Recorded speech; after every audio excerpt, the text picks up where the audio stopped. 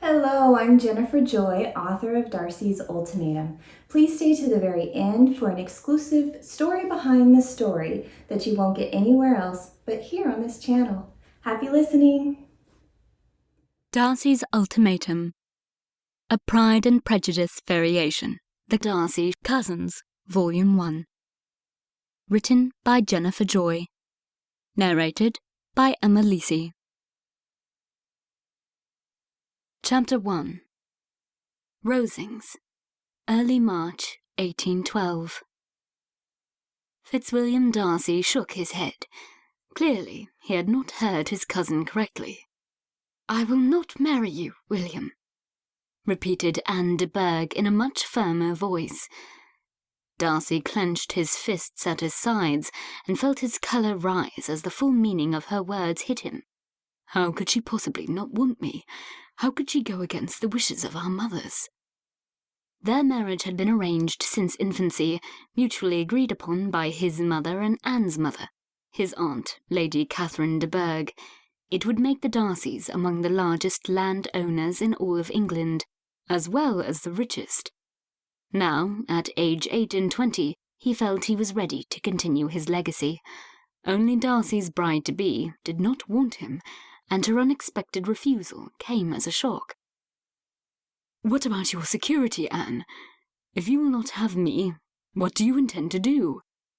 Aunt Catherine had ensured that Anne's only purpose in life was to marry. She had no accomplishments to speak of. Anne's eyes narrowed, measuring him. "I wonder why you would marry me when Mother has given you every indication that I would be a pitiful wife. The only accomplishment I have is the ability to catch every illness that passes through Kent." It was the same argument Darcy had heard multiple times from his cousin, Richard, and even his own father, who grew impatient for a Darcy heir to be born at Pemberley. Darcy did not want to hear it from Anne. He crossed his arms. In a voice scarcely above a whisper, Anne asked, "What confidence do you have that I am capable of giving you an heir? Pardon me, cousin, for speaking of such a delicate subject, but you know it to be true. I would only disappoint you." Her lip quivered and her voice shook. Darcy could not stay offended, try as he might. The blow to his pride would be great as the news spread through the family. His father, who had never understood why Darcy insisted on honouring the agreement made between his mother and Aunt Catherine so many years ago, would not make matters easy for Darcy. Relaxing his stance, Darcy asked, "You are determined, Anne. Is there nothing that would make you change your mind?" "I am determined, Darcy. I thank you for your concern for my welfare, and I hope you fall in love with a good lady who will deserve your loyalty more than I can." Anne stood a little taller as she spoke, and Darcy only hoped that Aunt Catherine would not make mincemeat out of her daughter for daring to go against her wishes. Darcy's injured pride mixed with pity and admiration for Anne. Finally, after a lifetime of weak-willed behaviour, his cousin had grown a backbone. Unfortunately, her timing had pulled the rug out from under Darcy's feet. Father would have preferred him to marry younger, but Darcy had always used Anne as his excuse to delay his marriage. He was comfortable with Anne. He was not comfortable meeting new people. The silence in the room reminded Darcy that his audience with Anne needed to come to an end. He had requested a private interview with her, as expected of a man asking a woman to marry him. But, now that the engagement was off, he felt uncomfortable standing in the middle of the elegant sitting-room in his aunt's house at Rosings. The sun poured through the windows, reflecting the beginning of spring.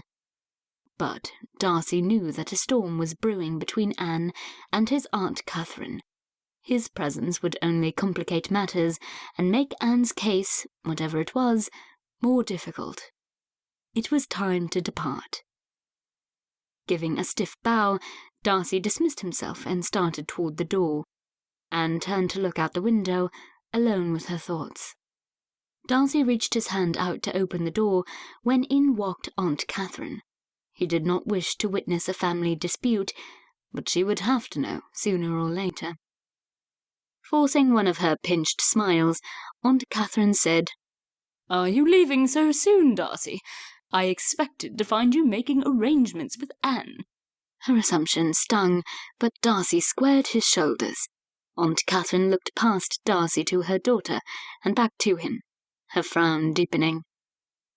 Unnoticed, another figure entered the room behind Aunt Catherine, a plain-looking young man slightly older than Darcy. He was dressed in his red army coat. He extended his hand out to Darcy as soon as he entered, patting him on the back too vigorously.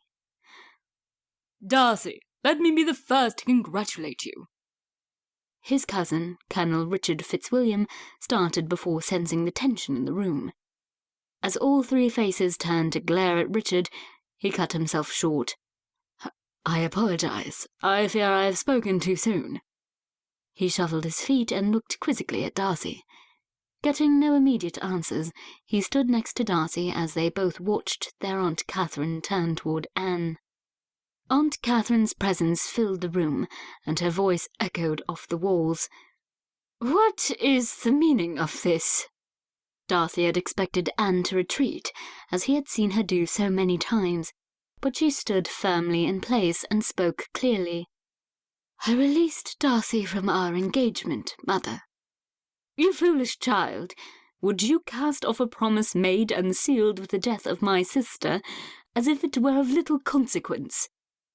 Darcy winced at the mention of his mother, but Anne stood fast.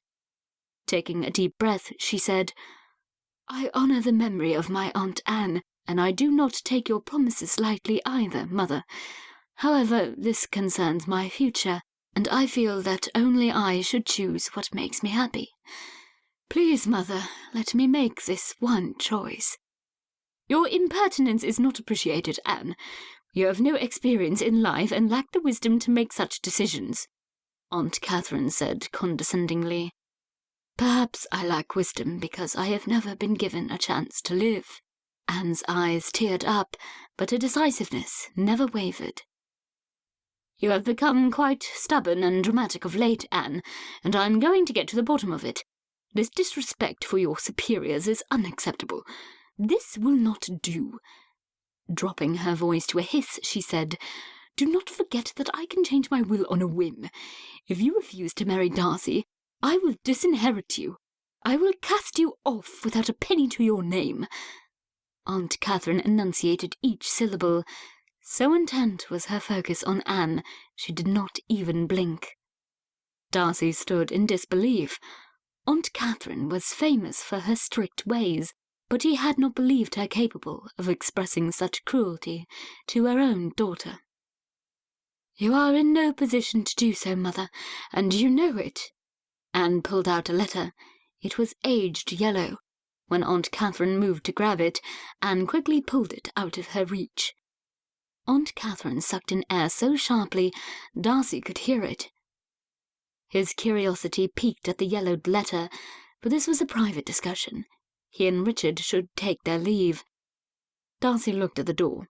It stood wide open, as if it were aghast at the scene between the ladies of the house. Aunt Catherine must have remembered the presence of her two nephews. She spun on her heels. "You two? Out! Out now!" she demanded as she ushered them out of the room, the door banging behind them. Darcy and Richard stood in silence out in the hallway. Richard, with a sense of bewilderment, said, "I do not know what Anne is about, but it had a strong effect on Aunt Catherine." Darcy had noticed the veins in Aunt Catherine's forehead bulging, and he imagined he could have seen her pulse. "Anne said nothing to me about the letter. I only hope it placates Aunt Catherine somewhat, though I doubt it," said Darcy. "That is very generous of you, considering she rejected your proposal." "Leave it to Richard to cut to the chase of an issue." Darcy grimaced at Richard's blunt words. "It is not generosity. Anne's refusal is inconvenient and will cause me no end of suffering when I reach Pemberley with the news. However, I would face the disapproval of my father 10 times over before facing the wrath of Aunt Catherine." "Like poking a tiger with a stick. I understand, Darcy. You know very well that I am not one to avoid a confrontation, but I would think twice before crossing swords with Aunt Catherine." Richard pulled at his sideburns, a grave expression on his face. They were stepping into the entryway when Richard asked the same question Darcy was asking himself. "What do you think Anne is up to? I cannot imagine what that letter could contain to put Aunt Catherine on edge." He paused thoughtfully, pinching his chin before continuing. "Maybe we have been underestimating Anne all these years. To think she has the nerve to use the contents of a letter against her overbearing mother." The awe in his cousin's tone was unmistakable. Darcy, too, was curious, but he had other problems to contemplate. Craving some fresh air, he said, "I need out of Rosings. Are you staying?" "I would like to go as far as London with you. It would save me time and is much more comfortable than the post-coach," answered Richard. "Excellent. I shall tell my coachman that we are to leave immediately.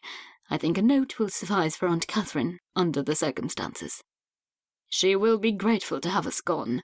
Truth be told, I am ready to be gone as well. There is far too much drama here for my taste. I get enough of that at the barracks." Darcy rolled his eyes at his cousin as they strode to the stables. Richard liked a good intrigue just as much as the next person, and he could be counted on to know the juiciest bits of gossip about town. "On second thought, maybe we should both take the post-coach home," Richard said, an unwelcome sight greeting them in the stable. Darcy remained silent, scanning his surroundings, too disappointed to speak. Pieces of his carriage were strewn about on every spare surface. Mr. Bowers, the coachman, approached them at the doors with a polishing rag and a spring in his arthritic hands. "Good evening, Mr. Darcy. Care to see how the stagecoach is coming along? It will be in fine condition in a couple of days. The apprentice lad is learning the workings of a coach and will be a better driver for it." His face shone and he stuck out his chest in pride over his hard work, though Darcy noticed he still would not address his apprentice by his surname. Darcy wanted to kick the bale of hay in front of him. Instead, he said between gritted teeth, "Mr. Green will lighten your workload, Mr. Bowers, and I trust you will teach him well. You have been hard at work, I see. Whose fine idea was this to dismantle the carriage?" "Why, it was your father who suggested it, sir." With a wink, Mr. Bowers added in a conspiratorial tone, "I think he did not want you to return too quickly to Pemberley, if you know what I mean, sir." His father. How thoughtful of him, he thought as he clenched his jaw. Why he would bother to delay Darcy's stay in Rosings when he disapproved of Anne as a wife was a mystery he would have to wait to solve on his return to Pemberley.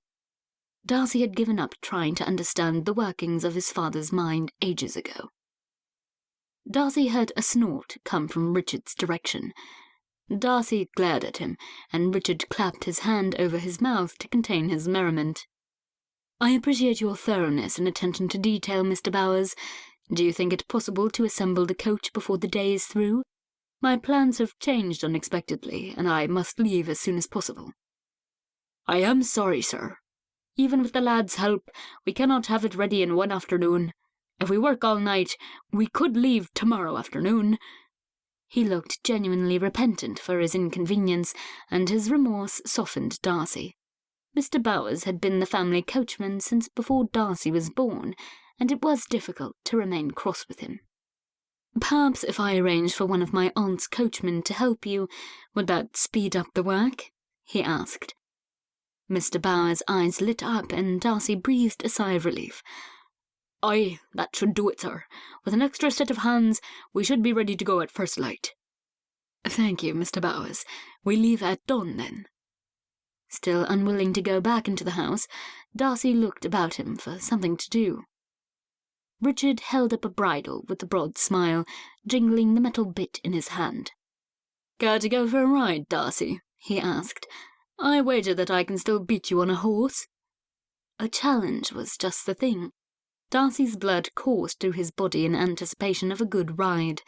His cousin would be difficult to beat, being an expert horseman, but perhaps life in crowded London had tempered his talent on a mount. Aunt Catherine believed that every family of rank worth its salt should be in possession of superior horseflesh.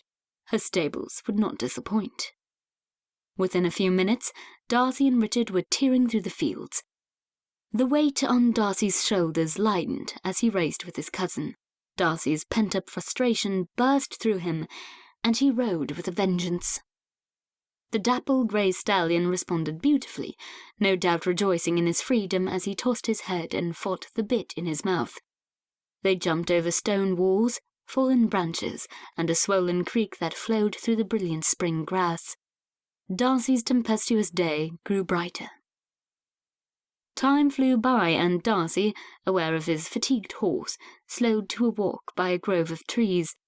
Some startled quail flew up and swirled round him. The air smelled sweet, and his eyes searched for the responsible blooms. If he closed his eyes, he could pretend he was riding his favourite bay horse over the hills at Pemberley. Home. The very home where his father would be waiting to hear his explanation for this morning's strange turn of events.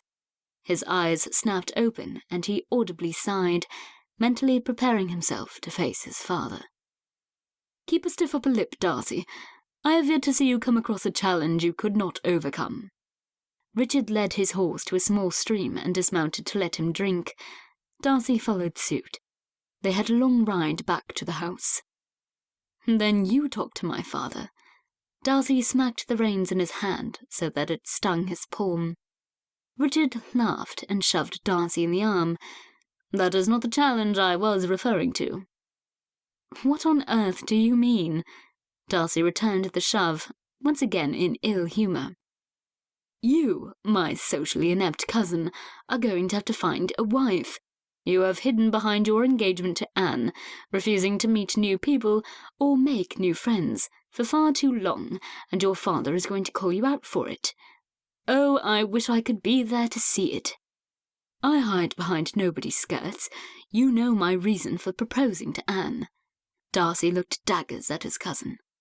I know. You want to honour the memory of your mother. What I do not understand is why you feel marrying a woman unsuited to you will honour her. Even Anne realises this and will not marry you." Darcy turned away from Richard before he punched his impertinent cousin in the nose. Nobody else, besides his father, spoke to Darcy in such straight terms. Richard chuckled and asked, "You don't suppose Anne would have me, do you? I am Aunt Catherine's second favourite nephew, after all, and her fortune would suit me nicely." He pulled on his coat lapels and stood taller as he spoke. Darcy knew Richard was attempting to lighten his mood. "Do not give yourself airs, Richard," said Darcy, his anger waning. He did hope his cousin would make a terrific match. As the second son, Richard had been forced into the army. His commission as colonel barely covered his needs, much less the needs of a family. It was necessary that Richard marry well. "We shall see about that. I am stationed in London during the season. With my connections and shiny uniform, I will draw some attention from the ladies at Almack's. Perhaps I shall meet the love of my life and marry before you do." "If it is love you search for, I highly doubt that," scoffed Darcy. "Why should I not seek love in a marriage? My parents are perfectly happy, and I would follow their example. Not every marriage is a business transaction. You ought to give it a go." "You read too many novels, Richard. Love is not a fairy tale." "What do you know of it?" Richard snapped. "Have you ever let yourself feel anything, or do you plan to spend the rest of your life moping in a miserable, loveless marriage?" "I think we had best return to the house." Darcy mounted his horse. Sometimes Richard spoke too freely, and any response Darcy thought of would only intensify the argument. The rest of the day and most of the night, Darcy brooded over Richard's words. What if he was right? Chapter 2. The next morning, Darcy woke before the sun, anxious to leave. The tension in the household was palpable. The servants, who were used to Lady Catherine's strong character and tended to sympathise with Anne, were warier than usual. Aunt Catherine had taken her dinner the night before in her rooms, complaining of a headache. Anne, too, was indisposed. Darcy dined alone with Richard and did his best to avoid personal topics. Richard took Darcy's hint, and they enjoyed a pleasurable, if not awkward at times, evening, discussing everything from the weather to the possible contents of Anne's letter. "I've been wondering all day, and I think I have it figured out," said Richard, as he swirled the wine in his glass. Darcy had been wrapped up in his own thoughts all day, so it was a reprieve for him to focus on the mystery of Anne's letter. "The way I see it is that Anne found a copy of Sir Lewis de Bourgh's will. It did not have the formal appearance of a will. To me, it seemed more like an aged letter," countered Darcy. "Very well, then. It was a letter which Sir Lewis wrote, informing Aunt Catherine that his property was entailed. If Anne were to make it known, Aunt Catherine would lose everything to the male heir." Richard sat back in his seat and sipped his wine, pleased with himself. Darcy knit his brows together. How could Anne blackmail Aunt Catherine with something that would affect her just as much? If Aunt Catherine loses everything, then so does Anne. Where is the benefit in that? I see your point. I spoke with Anne this afternoon." Richard paused, and Darcy knew he was waiting for a reaction. He also looked like he had some information he was bursting to share. Darcy settled into his chair and slowly sipped his wine, waiting with a sardonic grin. Patience was not Richard's virtue. It took about a minute before Richard burst. "Well, if you will not ask it, then I will tell you." Darcy's smile grew wider. It pleased him to push his cousin's polished buttons after his miserable and revealing morning. "You may laugh, but I know you are just as interested in Anne's future as I am. Yes, she brought you great inconvenience, but you would never wish ill fortune upon her." Darcy raised his glass to Richard. What he said was true, after all. "Anne is quitting Rosings to live in London. She desires independence, and Aunt Catherine forced it upon her when she threatened to disinherit Anne for not marrying you." Darcy cringed. "I would never make Anne marry me by force." "Of course not, but, finding herself unwelcome in her own home, she is packing her things as we speak, and will leave for London as soon as arrangements can be made." "Where will she stay? Does Anne know anybody in London?"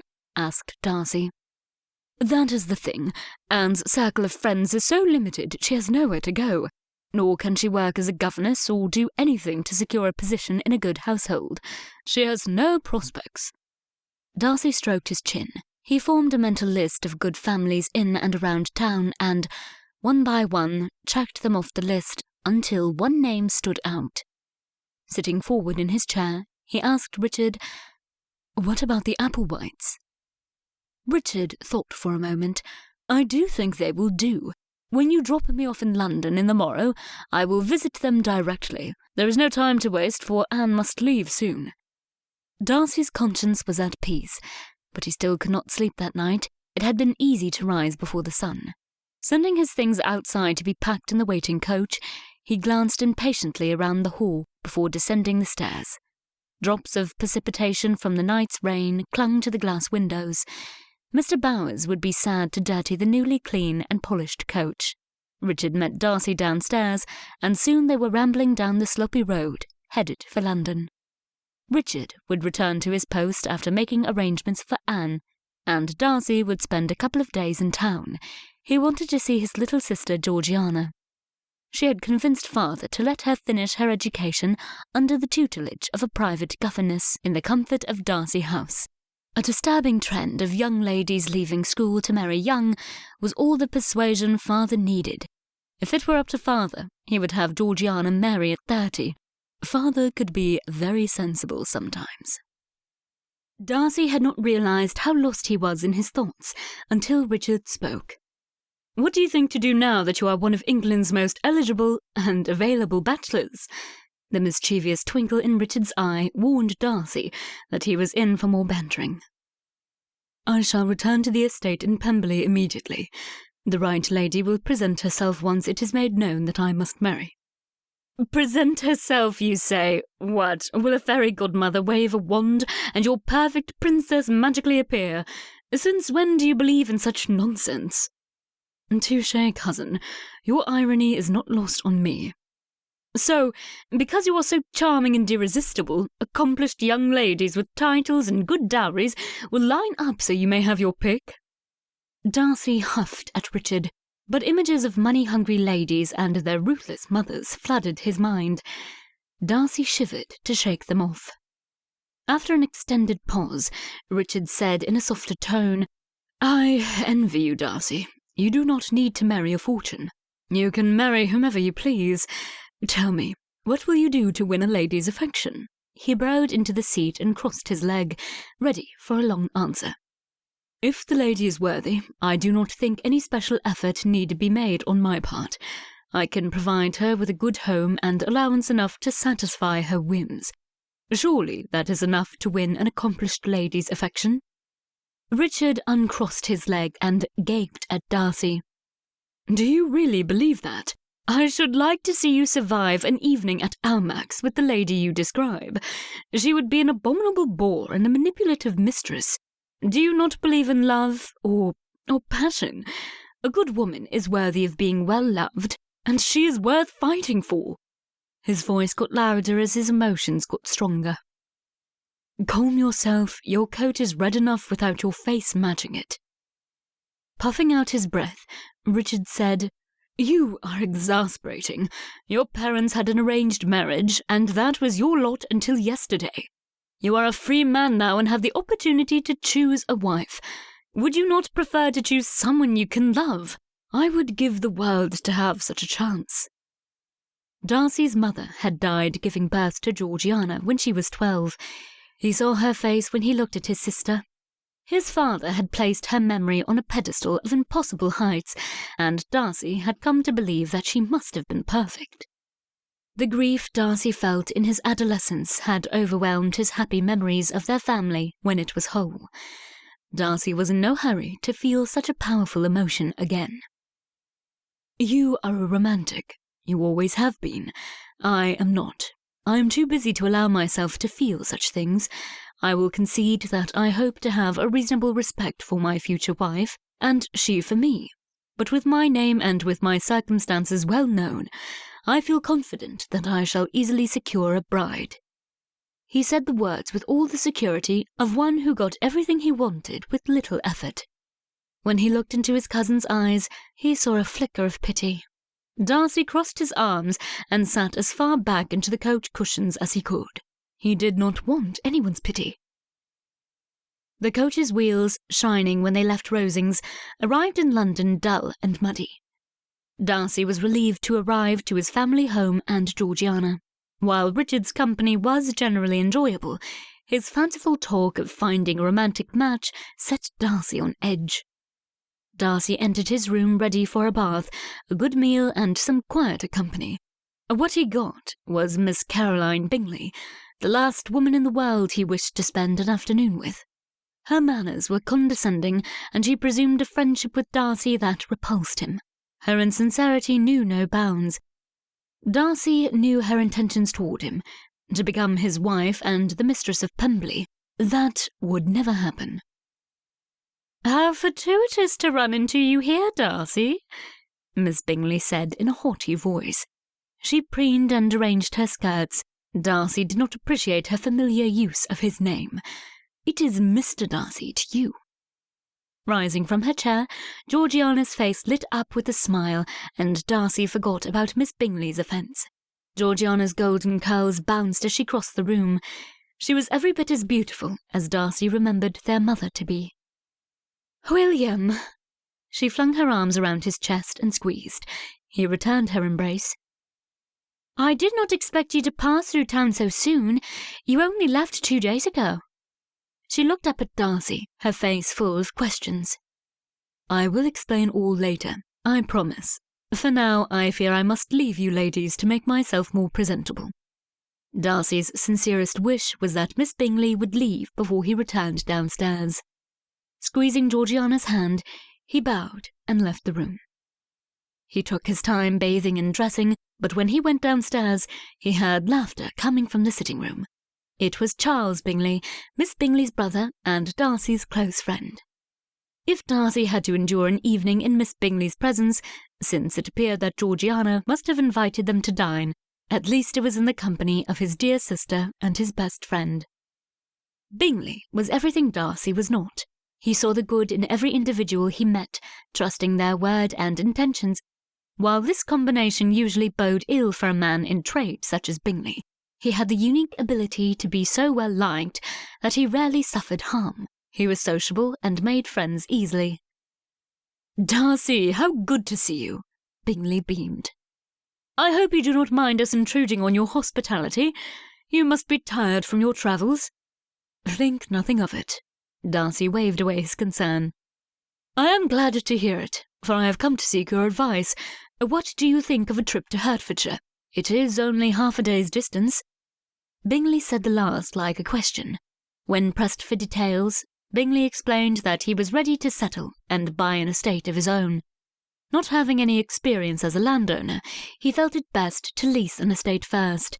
The most promising was a place called Netherfield Park in nearby Hertfordshire. "Please do say you will come with me. I trust your judgment far more than my own." The pleading look in Bingley's eyes made it difficult to refuse, and the next day Darcy once again found himself in his coach on his way to Hertfordshire.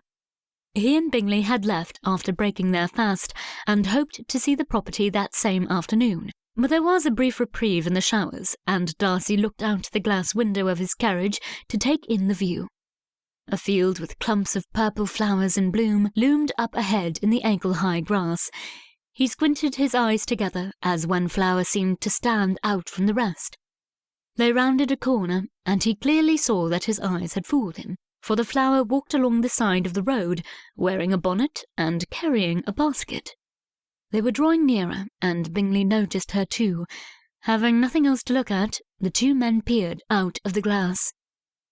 She turned her attention from the blooms in the field by the road and faced them. What a puzzle it was when a horrified expression showed on her face, and she frantically waved them away.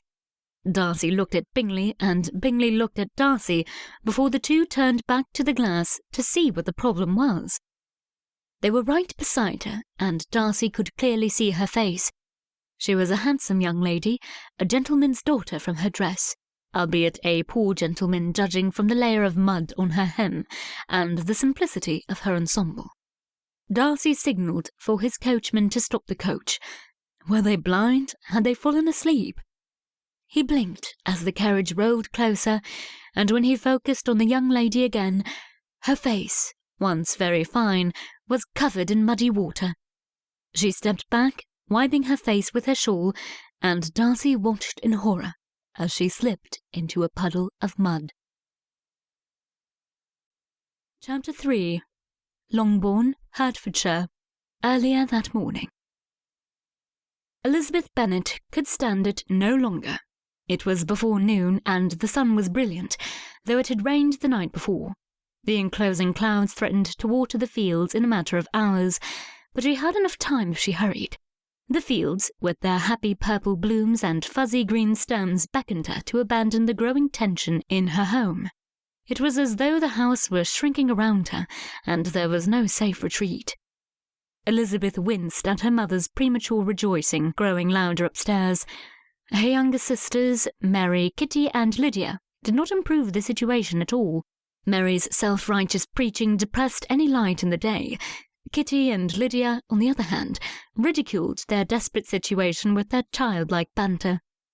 Jane, her eldest sister, sat embroidering a cushion, her needle stabbing the coarse fabric relentlessly. "Take care of your fingers, dear Jane," Elizabeth warned, strumming her fingers on the windowsill overlooking the glistening grass. Jane dropped her work onto her lap. "Why do things have to be so difficult? Would Mr. Collins simply release father from this horrid entail? I need not take out my frustration on this innocent cushion. You are not immune, Lizzie. Your pacing and finger-tapping are disconcerting." "I am sorry." And Elizabeth truly was. Her father had returned to Longbourn after a special trip to persuade Mr. Collins, his cousin and heir, to release them of the entail on their property. Elizabeth and her father had discussed it at great length. On one hand, any man would be a fool to sign over his inheritance, but therein lay their hope. for Mr. Collins was known to be a fool. They would lose nothing in trying. So, before Mr. Bennet lost his resolve, he travelled to Hunsford, the rectory at Rosings, where Mr. Collins edified his flock with the very sermons Mary was reciting this unfortunate day. Evidently, Mr. Collins was not as foolish as they had supposed. Taking the counsel of his patroness, Lady Catherine de Bourgh, he would arrive in 2 days hence to court and marry one of their household. Meddlesome biddy. Catching herself pacing about the room again, Elizabeth knew that only one thing would calm the anxiety she felt. She needed to go for a walk in the fresh country air. Grabbing a basket and a shawl, Elizabeth told Jane, "I will be back shortly." Jane nodded and continued piercing the cushion with her needle. Elizabeth put on her bonnet and stepped out of the house. A nice long walk to collect flowers would be just the thing. Jane's voice trailed after her. "It might rain." "I shan't go far," Elizabeth said as she closed the door behind her. Looking up at the clouds, she determined that she might have an hour before the rain came. That would be long enough. Elizabeth could not be certain if she heard Jane sigh or only imagined it. She was known for her love of long walks and had been caught in a shower before. In all probability, she would again, unless she kept track of the time and the clouds above her. The sweet breeze had a relaxing effect as Elizabeth breathed it in deeply.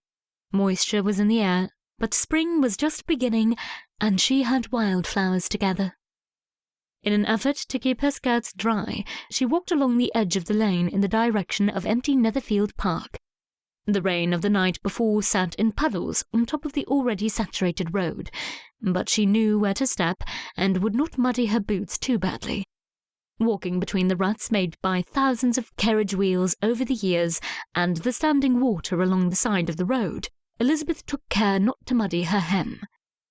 The hems of her dresses were a constant source of dismay for her mother. Elizabeth herself usually thought nothing of them until they needed washing. Then she had plenty from her mother, who oversaw the impossible task of keeping her careless daughter's dresses clean and presentable. Mrs. Bennet was convinced that Elizabeth would happen upon an available gentleman of fortune, only to have her daughter be seen with a dirty hem. La, the shame! Since the likelihood of such an occurrence was so slight as to not exist, Elizabeth worried little about the state of her hems. Nobody would be around the unoccupied property. Elizabeth found a bounce in her step as she thought about more pleasant things, next month's activities. Elizabeth's parents had decided it was time for her younger sisters to come out, yet she and her older sister, Jane, remained unmarried. Her understanding aunt and Uncle Gardner had invited her and Jane to spend the season with them in London. They had 4 young children of their own, and Elizabeth looked forward to seeing them. Emma, the youngest at 10 years of age, was her personal favourite. Elizabeth filled her basket with fragrant blossoms, walking from patch to patch down the road and skipping over the trench of muddy water to gather blooms when she could. The flowers were worth the effort. Their perfume was preferable to any fancy bottled concoction. Her pace quickened as she thought about spending a season in London. Though her uncle was in trade, he was wealthy, liked, and respected by many, and had already secured invitations to several private balls and card parties. After all, his nieces were daughters of a landed gentleman, never mind their absolute lack of fortune. There would be no welcome from Almack's, where ambitious young ladies with social aspirations sought to attend. But that suited Elizabeth very well. She much preferred the company of people who looked her in the eyes instead of down their noses. What started out as a pleasant topic soon became wearisome to Elizabeth as she thought of the reason. She and Jane needed to marry soon and marry well. The entail on their father's estate only allowed for a male to inherit. On his death, which her mother swore could happen at any instant, they would be cast out of their home and have insufficient funds to live on. The burden lay with Jane and herself, as it appeared that Mary, the next sister in age, would be a spinster or marry a clergyman. Most young men avoided her and her self-righteous ways. Kitty and Lydia were much like mother in character, and would surely marry very handsome, very poor young men who were equally as frivolous, preferring tassels and buckles to anything practical or necessary. Elizabeth sighed deeply and slowed her pace. She had not meant to walk as far as she had, but her thoughts had carried her away as quickly as her legs. Jane's warning of rain passed through her mind as the mist in the air thickened, and she knew she would soon hear the pitter-pat of sprinkles on her bonnet. Have I really been gone that long? Tightening her shawl around her shoulders, she turned back to go home. Her breath came out in puffs as she quickened her pace. The warmth of the sun hid behind thick clouds, and she grew cold as the breeze bit her cheeks. Behind her, Elizabeth heard the crash of wheels and horse hooves tromping through the mucky path. Just maybe she could get a ride. Chances were it would be someone she knew, for strangers did not often pass through. She turned to wave at the coach. In her haste, she paid no heed to her footing, until she took a step and her foot refused to budge. She was stuck ankle-deep in mud. Putting her basket down, Elizabeth noticed a deep puddle directly in front of her, exactly in the path of the oncoming coach. "Oh, blast!" she said out loud as she stood up and waved at the approaching coach while trying to restore some semblance of dignity. It was an elegant coach, unknown to her. Blast! What if Mother is right and inside is a handsome gentleman who will see me in this ridiculous predicament? To make matters worse, her hem was abominable. A trickle of cold puddle water ran down the inside of Elizabeth's boot as she finally released her foot from the pocket of mud and attempted to move out of the way of the puddle in the road. But it was too late. Elizabeth gasped in shock as the coach doused her with muddy water, splashing her from top to bottom. Drenched and temporarily blinded, she stepped back, trying to wipe her eyes with her shawl. Only nothing was there to step on. Down, down, down she went until she landed with a glorious splash in the trench of water along the side of the road. Elizabeth barely had time to gasp before she saw two gentlemen hastening toward her. The first gentleman was everything she imagined the hero in a novel to be: tall, dark, handsome, and superbly dressed. Mother had been right. The second gentleman seemed like a happy sort, with a shock of ginger hair. Trying to find her feet to leverage herself up, Elizabeth did her best to right herself without making a further mess. "Please, miss, let me help you," said the handsome, tall gentleman. Elizabeth extended her hands and the gentleman hauled her up to her feet and positioned her in a drier portion of the road.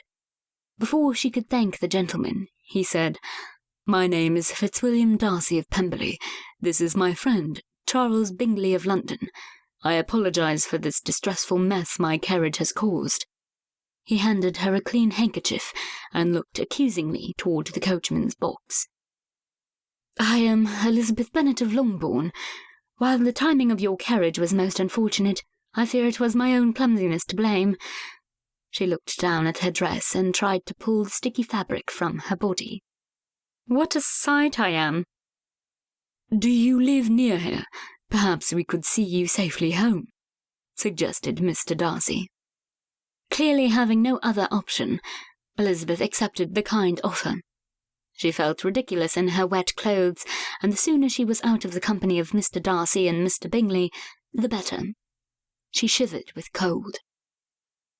"Please, you are shaking. We must get you home," insisted Mr. Darcy. Elizabeth squished with every step she took. Thinking of how her mother would react when she showed up looking a fright with two handsome gentlemen at Longbourn caused her to giggle. "Are you well, Miss Bennet?" asked Mr. Darcy. "I am quite well, except perhaps my pride. If you have ever made yourself to feel the fool in public, you would know how I feel." Elizabeth smiled and chuckled. "Better to laugh than cry, I say." Mr. Bingley smiled back at her, apparently understanding her meaning. What a charming gentleman. I cannot say I have ever experienced such a thing. Great care should be taken to never compromise one's respectability in society, Mr. Darcy said, a little stiffly, Elizabeth thought. Elizabeth felt her cheeks burn. How easily Mr. Darcy offended her respectability with his overly superior comment. A second glance at his profile convinced her that he was not as handsome as she had originally thought. His defined chin suggested a stubborn nature. The intensity in his eyes merely showed a judgmental aspect. His dark, wavy hair... well, that was perfect, and she could think of nothing negative except that maybe it would fall out in old age. Arriving at the door of the coach, Elizabeth peered inside. It was pristine. A sick feeling came over her. Oh, I could not. Look at me. Once again she attempted to pull her dress away from her legs, but the fabric only returned where it was, doing its best to trip her and take away any shred of modesty she possessed. Nonsense, Miss Bennet. Our only purpose right now is to see you safely home before you catch a cold, said Mr. Bingley with a comforting smile. Without a word, Mr. Darcy reached into the coach and pulled out a blanket. He dropped it over her shoulders, then said abruptly, "This should help. Please, cover yourself." Of course, he is only concerned with the state of his coach, thought Elizabeth. What a dreadful man! He would not even look her in the eyes. Not one to let another's comments demoralize her, Elizabeth wrapped herself up in the blanket and stepped into the coach. She sat straight, lifting her chin as Mr. Darcy and Mr. Bingley sat opposite. She may not look it at the moment, but she was a lady and would act like one. Mr. Darcy narrowed his eyes at her, and she knew he was criticizing her in his mind. "Where is Longbourn?" he asked. "My father's estate is only a couple miles down the road." There, now he knew that she was a lady, the daughter of landed gentry. As Elizabeth gave directions to Longbourn, she watched Mr. Darcy for a reaction. He only raised an eyebrow and repeated the directions to his coachman, who would no doubt receive a verbal thrashing for causing their current predicament. The coach travelled a short distance when it lurched forward, sending Mr. Darcy sprawling toward Elizabeth. He landed with both hands on either side of her head, and she could feel Mr. Darcy's breath on her face. His manner may be disagreeable, but he smelled good. I beg your pardon," he said as he hurried back to the other side of the carriage. Mr. Darcy spoke nary a word for the rest of the drive, but Mr. Bingley spoke easily, and soon put Elizabeth at ease. She almost forgot the muddy incident, causing her ride in a stranger's carriage, as Mr. Bingley asked her opinion of Netherfield Park, and explained his reason in travelling there. Elizabeth took advantage of the opportunity to mention some of Hertfordshire's fine points, and encouraged him to let the estate. "If a land agent were present, I should sign the lease at this very moment. What a charming place it must be! Are there no faults in Hertfordshire?" beamed Mr. Bingley. "The incessant rain and neglected roads," said Mr. Darcy under his breath. It was true enough, but Elizabeth could not permit an outsider to say such a thing against her home county. "I dare say Hertfordshire is not the only county in England to suffer rain and neglected roads. Surely it is preferable to the confined spaces of London." "You do not know London?" inquired Mr. Darcy, disbelief on his face. It must be shocking for him to hear of a lady who was unacquainted with the hub of society.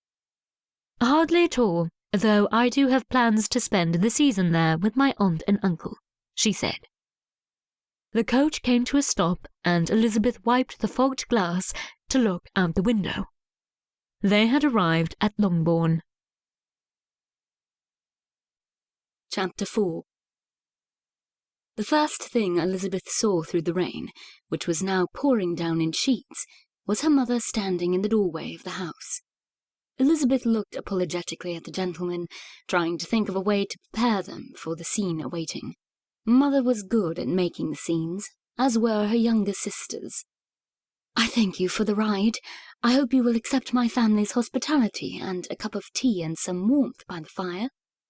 Both Mr. Darcy and Mr. Bingley were soggy, and Elizabeth would not have Mr. Darcy criticise her manners. Besides, Mr. Bingley was very friendly, and she wanted him to meet Jane. The whole Bennet family met them at the door, and Elizabeth quickly gave introductions.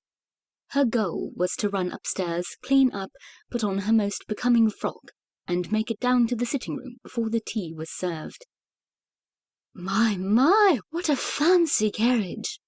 Mrs. Bennet said in awe, before the door closed her view of it outside. Elizabeth feared an impertinent question, but Jane and father saved the day.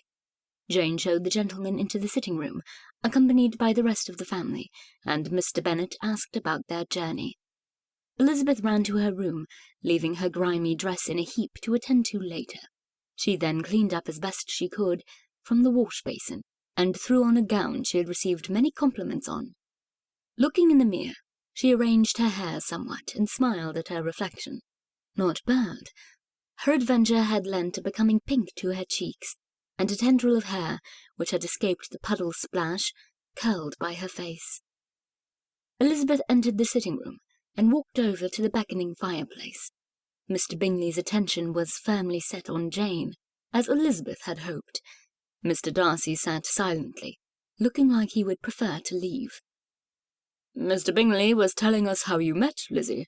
I must say, you know how to make an impression," said her father, an eyebrow raised. "Were it not for our presence, I dare say, no accident would have occurred other than Miss Bennet arriving home rather wet," said Mr. Darcy. He sounded so stoic, and Elizabeth could not decide if he was apologizing for the incident or chastising her impulsiveness in walking in the rain.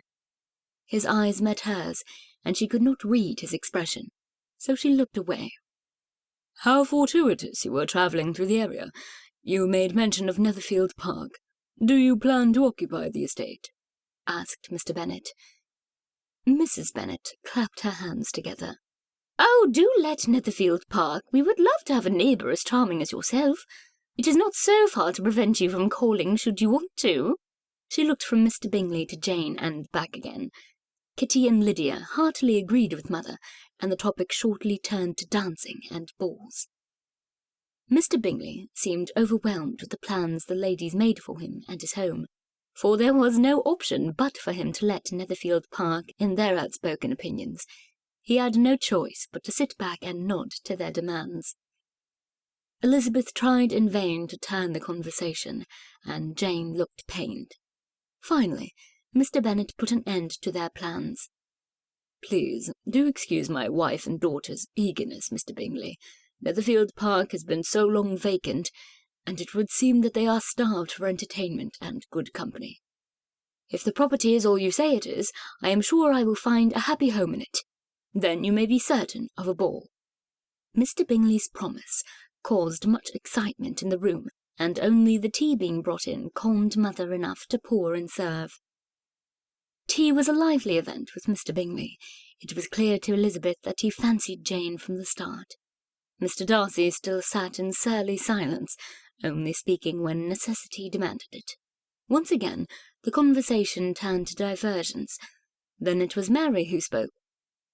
"We must not forget that we are all servants on this earth. Our purpose is to effect the will of God, praying and living in righteousness and moderation." Lydia threw a piece of ribbon at her pious sister. "La, Mary, you do speak such nonsense. I think that God wants us to enjoy life to the fullest. That is my purpose. Otherwise, why would he give us things that provide us with such pleasure?"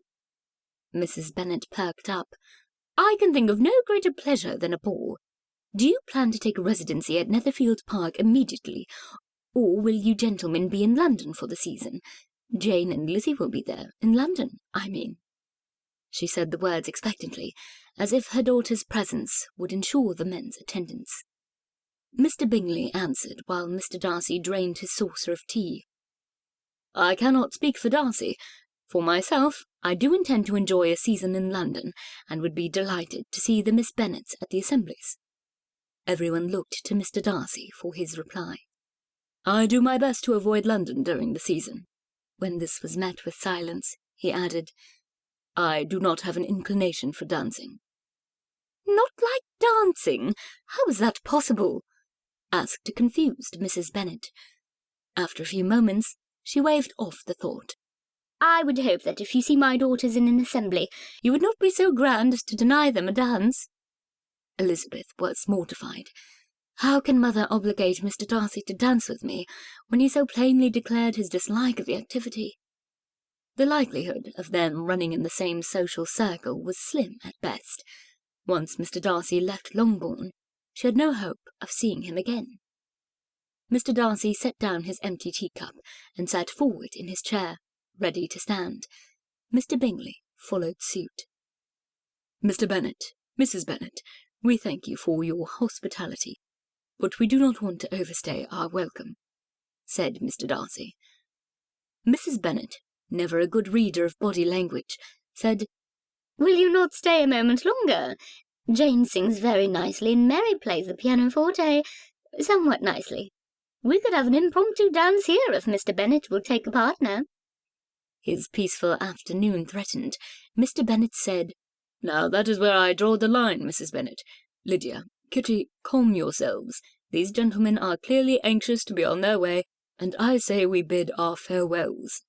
The relief in Mr. Darcy's face was obvious to anyone with a discerning eye.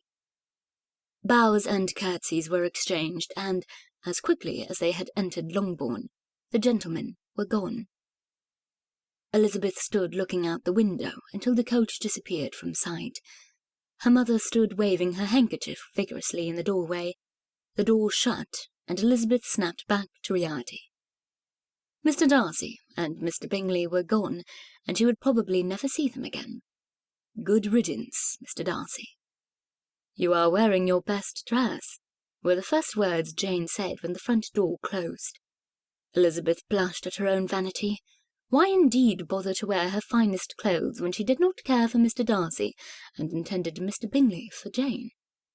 "Come with me. I have to tell you what happened this afternoon. It is every bit as horrible and shocking as it seems, but it is a good story, and I dare say it will make you laugh," said Elizabeth to Jane.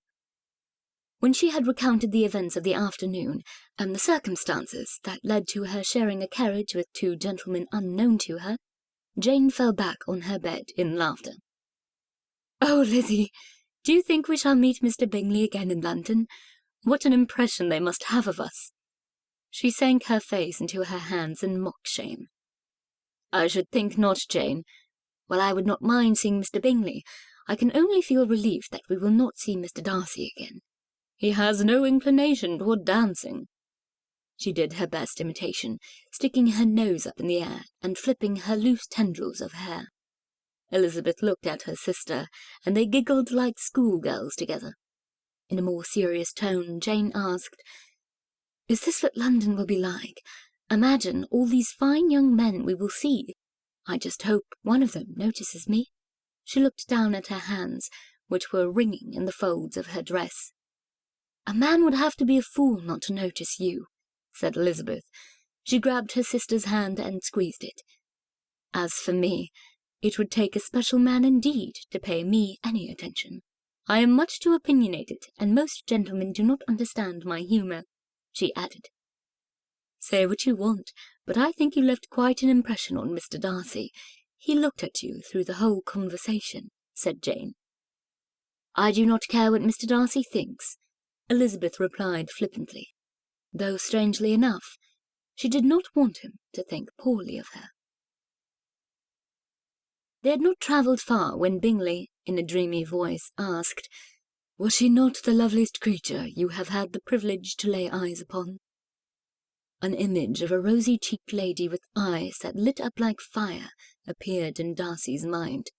His mind travelled downward to Miss Elizabeth's clinging dress, outlining her figure. Darcy cleared his throat to ask, "To which lovely creature are you referring?" "Miss Jane Bennet, of course. Even you cannot deny her beauty." Bingley sighed and looked out of the window. "No, I cannot deny it, and I believe her family noticed your partiality to her. You looked at no one else." Darcy had watched his friend's interaction with the lovely lady, and only felt relieved that Bingley had not noticed how difficult it was for him to peel his gaze from Miss Elizabeth Bennet. Darcy did not understand his attraction to her. She had taken offence at almost every word he had uttered, though that was not his intention at all. What a contrary young lady! Yes, her family. Well, I consider that her manners were impeccable. Try as you might, you could not find fault with her. Even Miss Elizabeth Bennet, in her unfortunate situation, acted the part of a perfect lady. Bingley paused to chuckle. Can you imagine Caroline sitting in a puddle of mud? Darcy smiled. Comparing the two women certainly made Miss Elizabeth's reaction perfectly serene. Though Miss Bingley tried to hide it, her temper was just as fiery as her copper hair. Would you have Mrs. Bennet as a mother, then, or the younger girls as your sisters? Asked Darcy in incredulity, thinking to distract Bingley's romantic inclinations before they took root. To his credit, Bingley thought for a moment before answering. Their manners were a bit coarse, and they would only bring embarrassment if brought into polite society. But what use do I have for society if I let it stand in the way of happiness, if indeed my happiness is to be found with Miss Bennet? Nor would I do her the grave injustice of denying her such a future, to placate those who have only held me in derision for my connections in trade. No, society be hanged. Although I would not be in a great hurry to take them to London. Perhaps a quiet life in the country would be best. Bingley's reasoning struck a chord with Darcy. How high did he hold society's expectations of his future bride? He had gone to great lengths to ensure a spotless reputation, and naturally expected the same of a wife. Before he was pressed to comment, they arrived at Netherfield Park. The rest of his afternoon was spent trying to convince Bingley to think rationally. He should not under any circumstances set up house in Netherfield Park, only to pursue his interest in Miss Bennet, which may prove to be a fleeting fancy anyway. But Bingley saw every defect in the property through a rose-coloured glass.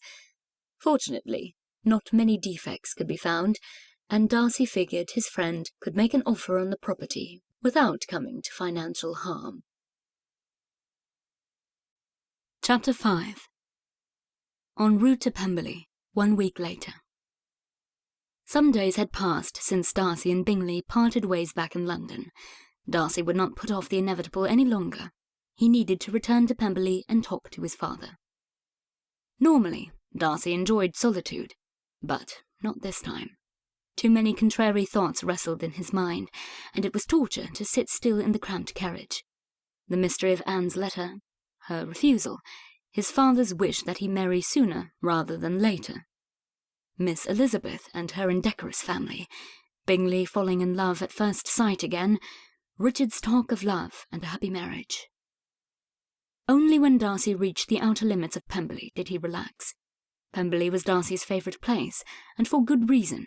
The late afternoon sun shone in welcome as it started its descent behind the forest of trees on the property. The fish pond sparkled, tempting Darcy to hop out of the carriage and swim as he had when he was a boy.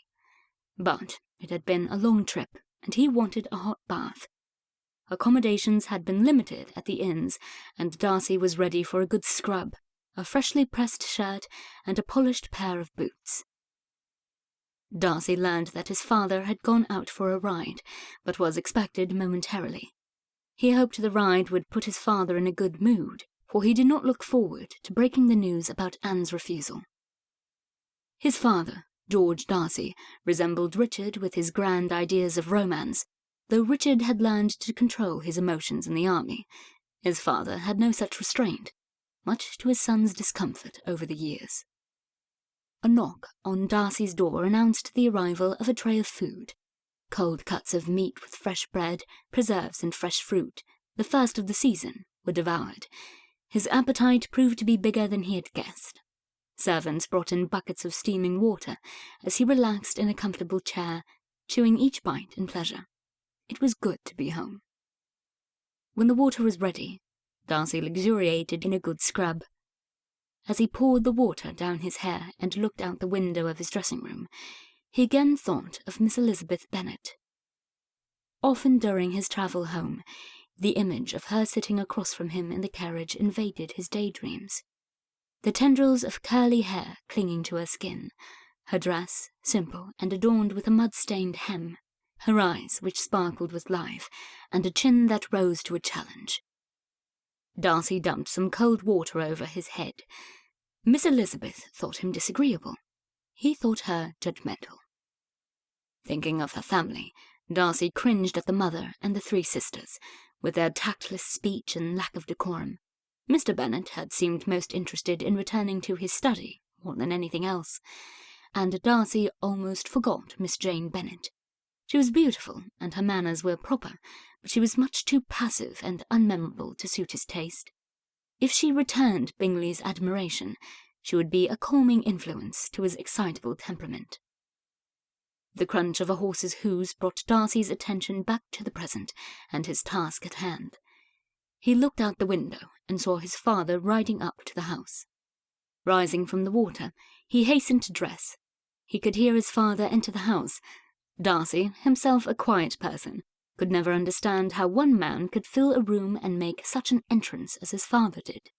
He heard his progress up the stairs until he stopped in front of Darcy's door. Then 3 solid knocks. Darcy walked into his room to greet his father. George Darcy was a tall man, just like his son, with a stoutness that came with age. His dark hair had a streak of silver at his temples, which had appeared upon the death of his beloved wife, Lady Anne. He smiled broadly when he saw his son. His father strode across the room, arms open. Darcy braced himself. His breath was squeezed out of him, and he endured 3 vigorous slaps on the back. His father sat in the chair next to the mirror, and Darcy tried to catch his breath. Even though Darcy had a tall, strong frame, it always took a minute to recover from one of his father's hugs. "So tell me, how did your trip go? Did you finally set the date?" He clapped his hands and rubbed them together excitedly. "I am eager to have some grandchildren running around Pemberley, even if it is Anne you choose to take as a wife," he said with an expectant smile that faded at his mention of Anne. His father thought Anne to be a poor choice for a wife, but Darcy stubbornly abode to his mother's wish that they marry. Darcy tugged on his cravat as he folded the creases into subjection. Best get this done with. Taking a deep breath, Darcy looked directly at his father and said, "I am afraid you will have to wait a while longer, father." Shooting up from his seat, George Darcy clamoured, "What do you mean, wait longer? You will be 28 this year. How much longer am I to wait for grandchildren, William?" He began pacing. "Father, please calm yourself," said Darcy, knowing full well that his next words would do anything but calm his father. "Anne does not want to marry me. She released me from our engagement." He clenched his jaw and waited for his father's reaction. It did not take long. "What?" he exclaimed as he continued pacing around the dressing-room. "She does not want to marry you? Why in heaven's name did she wait so long to say something? Were it up to me, I would have had you married years ago." He was standing facing Darcy, his arms gesturing wildly. Darcy stepped back to avoid getting hit, just to be safe. He had expected this. His father's face had a shade of eggplant purple to it, and he decided it best to remain silent until his father was done gesticulating. Finally, after a few minutes of ranting and raving, George Darcy sat down and put his head in his hands, shaking it. Darcy poured him a drink and, on second thought, poured one for himself. "I too am disappointed, though for different reasons. I do not love Anne, but I was content with the arrangement Mother made with Aunt Catherine." "Your mother?" Father started, but stopped short. Darcy waited. There were moments when he craved to know more about her. Although he was 12 when she died, his memories of her faded until he could barely remember the sound of her voice. Mr. Darcy swallowed his drink and said, "Tell me about your trip to Rosings. I cannot imagine Lady Catherine taking well to the news." Darcy told him about Anne's refusal, the letter, and Aunt Catherine's reaction to both. Father sat with his brows knit for a while. Evidently, he too was in the dark as to the contents of the letter. "I suspect I will get a letter in the post from Lady Catherine soon," said Father with a sigh. He began massaging his temples. You know, William, these past 5 years I have made it very clear my wish for you to marry. I have allowed you to put it off, letting you use your arranged engagement to Anne as an excuse to isolate yourself and dedicate your energies to the estate. You have amassed more wealth for our family than I have ever hoped. But of what use is money if you have no family or children to make you happy? Darcy had prepared an answer. I do not take lightly my promise or those made on my behalf. Anne has other plans which exclude me, but I can consider with pride how I honoured mother. What is done, and I will face the consequences of my loyal actions. After a long pause, where father sat contemplating Darcy, he said, Well, it is done. Slapping his hands on his thighs, father stood up and placed his hands on Darcy's shoulders. But now, we must move on. I need not remind you that the Darcy name rests solely in your hands. As my only male heir, it is your responsibility to ensure the longevity of our family name. I am well aware of my responsibility to our family, and I do not take it lightly. His father squeezed his shoulders and let his hands fall to his sides. He sat back down, clasped his hands together, and said, Good. Then you will understand my reasons in sending you back to London so soon after you return. You will stay in our house in town for the season. You will find a nice young lady to make your wife, and you will not grace Pemberley with your presence until you bring her home with you. Darcy felt the blood drain from his face, and his fingertips turn to ice. This was worse than he had expected. But, father, be reasonable. You cannot expect me to find a wife in 2 short months. The height of the season starts in just 2 weeks. Without batting an eyelash, George Darcy said, Then you had better start packing your things. I could not be more serious, Darcy. You have not inherited yet, and I swear on your mother's name that if you fail at this, I will cut you out of my will. He let the words sink in. As an afterthought, he said in a thoughtful tone, Richard is a good fellow. Maybe I shall give him everything. He is my favourite nephew, and he stands in need of a fortune. His voice was loud, and his meaning impossible to misunderstand. Darcy stiffened his spine in a burst of false confidence and said, Very well. In 2 months' time, I will return to Pemberley with a bride. He would show his father what he was capable of. Slapping his hands together as he rose from his seat, Mr. Darcy flashed a huge smile at his son and said, Now that is what I wanted to hear. It will be good for my Georgie to have her brother nearby. Do you suppose you will take her to the theatre or something nice while you are courting? She would like that. It was a mystery to Darcy how his father could go from being so fierce in determination to being so light-hearted. 1 minute he was breathing threats, next he was laughing and slapping him on the back. Darcy stood in grave silence as his father planned the next few days. They would ride over the property, talking with their neighbours and tenants, because it was of the utmost importance to know the goings-on and guard their trust. Darcy needed to write letters to be sent out to the next post, securing a voucher for Almack's and entry into other private gatherings. Generally, to inform the finer families in London of his presence in town and ensure a full social calendar. His friend, Charles Bingley, would be a good resource. With Bingley's happy character and Darcy's wealth and high birth, he was sure to be busy every evening. William, you have a lot of writing to do. I will leave you to it. We shall dine in 2 hours hence, so you have plenty of time. Darcy's physical reaction was to break out in a cold sweat, but for years he had trained his mind to control his emotions. As soon as father left the room, Darcy sat at his writing desk to make a list. He would write what he must do, and how best to do it. Having a plan of action would feed his confidence and ensure success. Failure was not an option. Pemberley, 1 week later. Darcy was mostly packed and ready to return to London. He would leave the next morning in time for the first ball to be held at Almack's on Wednesday evening, the first week of April. That was where the members of the ton mingled, and Darcy felt positive he would find the future Mr. Darcy among the elite there. Riding through the property with his father in the morning hours, The time flew by. The same could not be said of the afternoon, which crawled at a snail's pace. There was nothing left to do to prepare for his trip. Darcy had been efficient in his use of time. All he had to do was wait, and Darcy hated to wait. He went to his father's study to see if there was any business to conduct while he was in London. Not that he would be allowed to distract himself from his social obligations, but it was worth a try. When he entered the study, he saw his father sitting behind his solid oak desk, writing on a piece of paper. The study was the one room in the house his mother had not touched, though a painting of her hung above the fireplace. His father felt it was important to have a space all his own, free of feminine influences.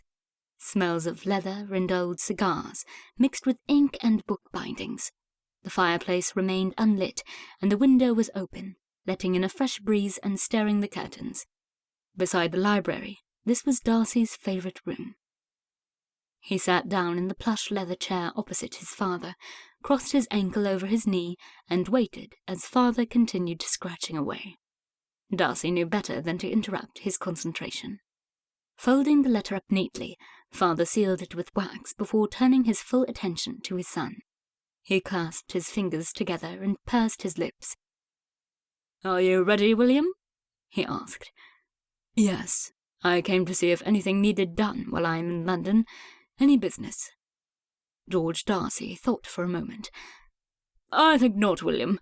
You have been invaluable to me in running this estate, but right now Pemberley is without a mistress, and that is your chief concern." He held up the letter he had recently sealed. "Just so you understand the importance of your task, I am sending this to our solicitor, Mr. Haggerston. The instructions within pertain to you. If you are successful and engaged to marry by the end of the season, then my current will stands. If you are unsuccessful and are not at least engaged, then I have given instructions for my will to be altered." "You are serious then, father?" Darcy knew as much, but wanted to nurse the thin thread of hope he still maintained. He was met with a cold stare. "I have never been more serious in my life." A knock cut through the tension in the study. The footman announced that Mr. Wickham was here to visit Mr. Darcy. "This day keeps getting better," said father with a bite. Darcy did not appreciate the sarcasm, but understood his feelings toward Wickham. The study door opened, and in walked George Wickham, his dark hair fashionable in a careless manner, his clothes of the finest cut. He sauntered into the room, filling it with his cologne. "Mr. Darcy," he bowed elegantly. "What brings you to Pemberley, Wickham?" father asked as Wickham took a seat next to Darcy.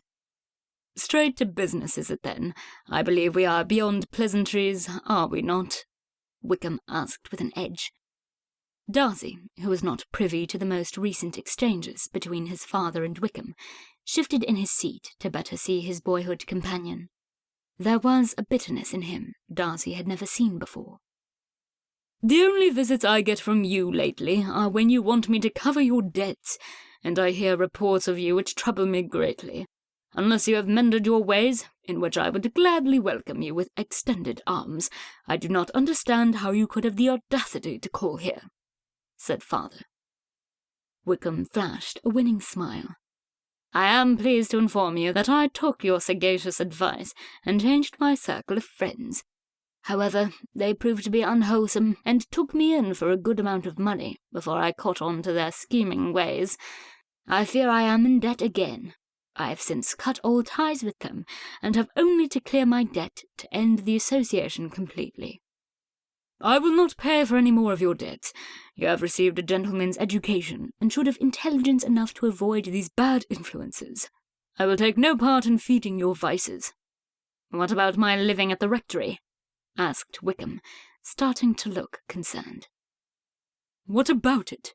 father snapped. "Would you deny me my living and cast me off without a farthing?" "Your living is where it has been since you finished your education, vacant, and waiting for you to occupy it." "You cannot possibly think the church is a suitable occupation for me," Wickham scoffed. "I would have you give me the value of my living and be done with it." I agree that a position in the church is ill-suited for one such as yourself, Father said in disdain. His hands were balled into fists on top of the desk. Fine. If you only seek money, I will give you a banknote for the living's worth and be done with you. Wickham, this ends our association. Father's breathing was coming fast, and his colour was up. Darcy remained silent as he read behind the accusations shooting back and forth between his father and Wickham. It seemed that the rumours they had heard about Wickham ruining a girl and a neighbouring county were true. Darcy doubted she was the only one. Having a daughter to protect, Darcy knew his father would withdraw all support of Wickham on the confirmation of such a detestable rumour. In this, he backed his father completely, and he looked with disgust at the man he had once considered a friend. "Mr. Darcy, let us calm ourselves and act like the gentlemen we are. You chose me as your godson because my father was your dearest friend. In honour of his memory, is there not a more agreeable way to handle this?" Wickham squirmed in his chair, his hands open in appeal. Looking directly at Wickham, Darcy said, "I fully support Father's decision to cut you off financially. I agree that the church is not a suitable occupation for such a man as you have become. Perhaps the army, with its opportunity for promotion within the ranks, would serve your needs and encourage financial independence. There is a recruitment office north of here, and if we buy you a commission and arrange for your outfitting, I should think you could do quite well." Darcy looked to his father, who saluted in approval. "That is all fine and good, but I will still be in debt. It will take me years to work at an officer's meagre pay to make good what I owe." Wickham's pleading manner turned to anger. Darcy's father, taking the idea and running with it, said, "How else will you learn to be responsible for your own actions? It is high time you learned. The discipline and structure of His Majesty's army will give you the opportunity to strengthen your character and make you a man your father would have been proud of." Father pulled out a piece of paper and started writing. "I am writing to my solicitor. He is to pay for your commission and cover your initial expenses. Nothing more." Looking at Darcy as he folded and sealed it, he said, "I shall send this in the post immediately, along with the other letter we discussed." He arched his eyebrow at Darcy, who understood his meaning all too well. How could he forget his inheritance? Wickham was not happy with the arrangement, but he accepted it in a way that put Darcy on edge. Had Wickham made threats and insults, it would have been better. Instead, he walked out of Pemberley with a cold look that Darcy hoped was resignation, not vengeance. Darcy's worries were only increased when he saw Wickham out. He bowed to the boy he had grown up with, hoping to see some look of understanding or acceptance. What Darcy got was a cold shoulder, as Wickham spun on his heels and left without a word, his hands clenched at his sides. Chapter 6. Mr. Collins was scheduled to arrive at Longbourn that afternoon, after a week had passed since meeting Mr. Darcy and Mr. Bingley, and still Elizabeth could not rid her mind of Mr. Darcy. It was disturbing how he managed to irritate her without even being present. Elizabeth had asked Father what Mr. Collins looked like, and how his manners were, and hopes that he would prove superior to Mr. Darcy in some way. Father had not been encouraging. Elizabeth had gone over the house and its grounds during the week, making sure everything was in good order and would give a favourable impression. She watched Jane do her best to calm their mother's nerves. Thinking that some activity would help pass the time, Elizabeth had suggested that Mrs. Bennet take Mary, Kitty, and Lydia into Meryton to visit Aunt Phillips, Mrs. Bennet's sister. A couple hours of gossip over tea and cakes would soothe their mother's spirits and provide some entertainment for her younger sisters, effectively getting them out of the house so she and Jane could tidy up. It was easier to arrange the sitting-room to its best advantage without so many others to disrupt it. Before Mr. Bennet could retire to his study, as he surely would, for he found great comfort in escaping the realities of life with a good book, Elizabeth pressed him about Mr. Collins. What is he like, father? Please do tell us something." Jane, too, stood attentively to hear his reply. You see, I suppose he... Well, that is a very broad question. What specifically do you want to know?" Mr. Bennet shuffled his feet and tugged at his whiskers. "Is he really as foolish as his reputation implies?" asked Elizabeth. "Oh, every bit of it. He fawns over his patroness, Lady Catherine de Bourgh, and views her opinions like some kind of oracle that must be obeyed. It was a struggle to converse with him. Of all my daughters, I think only Mary could interest herself with his views, and I am sceptical about that even." That was discouraging. "What about his looks? Is he handsome?" Elizabeth asked, grasping at straws. She needed to know if there was anything at all pleasant or redeeming about Mr. Collins, for he intended to marry one of the Bennet sisters. As the eldest, Jane stood in the greatest danger. After an extended pause, Mr. Bennet finally said, "I would not describe him as handsome, dear. It would do the word disservice. He combs his hair forward in such a way to make one suspect that he is hiding a bald patch. His second chin folds over the top of his collar in an astounding manner. I was hard-pressed not to stare at it." "What is left?" Elizabeth threw her hands up in the air, giving up. Jane, looking as desperate as Elizabeth felt, asked, "Is there nothing nice to say about Mr. Collins? Nothing encouraging?" "He bows exceedingly well. That, my dears, is the extent of Mr. Collins' charm as far as I am concerned."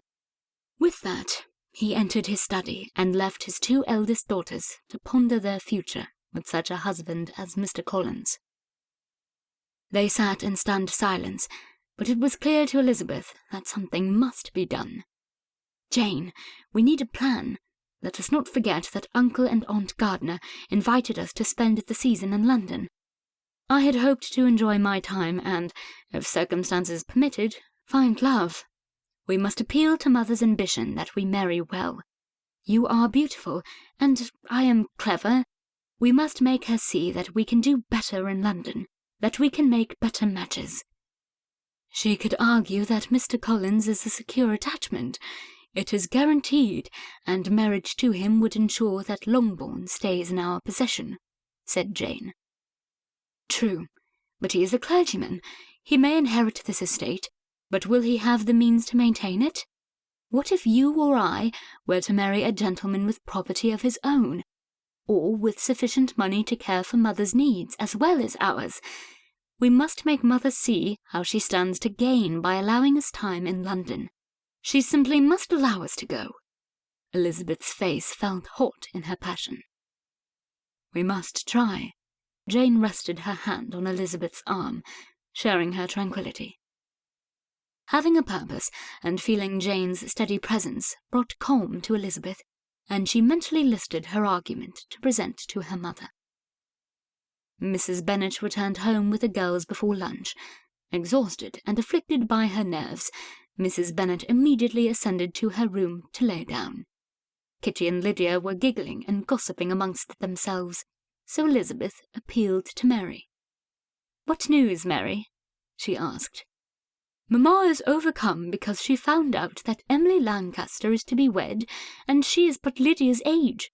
I think it is immoral for one to marry so young." Her opinion stated, she marched out of the room. Elizabeth inwardly groaned. It would be more difficult to persuade Mother to allow Jane and herself to find their own husbands in London, with Mr. Collins, whose sole objective was to marry one of them, on the way. Lydia hugged Jane and said, "It is so romantic, is it not? I should love to marry young." Kitty bounced up and down and started dancing around Jane and Lydia. "Shall I throw rice or flowers at your wedding, or be your maid of honour?" she asked of Lydia. "Silly goose, you know father would never approve," interrupted Elizabeth, wanting to change the subject. Everyone settled into their routine. Mother rested upstairs, fanning herself and complaining about her upset nerves. Kitty and Lydia chased each other around the house and fought over dresses and ribbons. Jane embroidered. Elizabeth read a novel she had borrowed from Charlotte Lucas, her best friend and neighbour. Elizabeth had attempted to gain entry to speak to her mother about her and Jane's plans, but she had been refused. Mother's nerves were too disturbed, but Elizabeth grew impatient. Time was running out. She needed to convince her mother before Mr. Collins' arrival. From a distance, the clip-clomps of a team of horses and sound of turning wheels in the now compact dirt made Elizabeth look up. Could Mr. Collins be here already? Her heart sank, and she crossed the room to look out the window. Jane was equally attentive. Without saying a word, they waited together by the door. Elizabeth grasped Jane's hand. Mother joined them and promptly inspected all 5 of her daughters standing in a line by the door.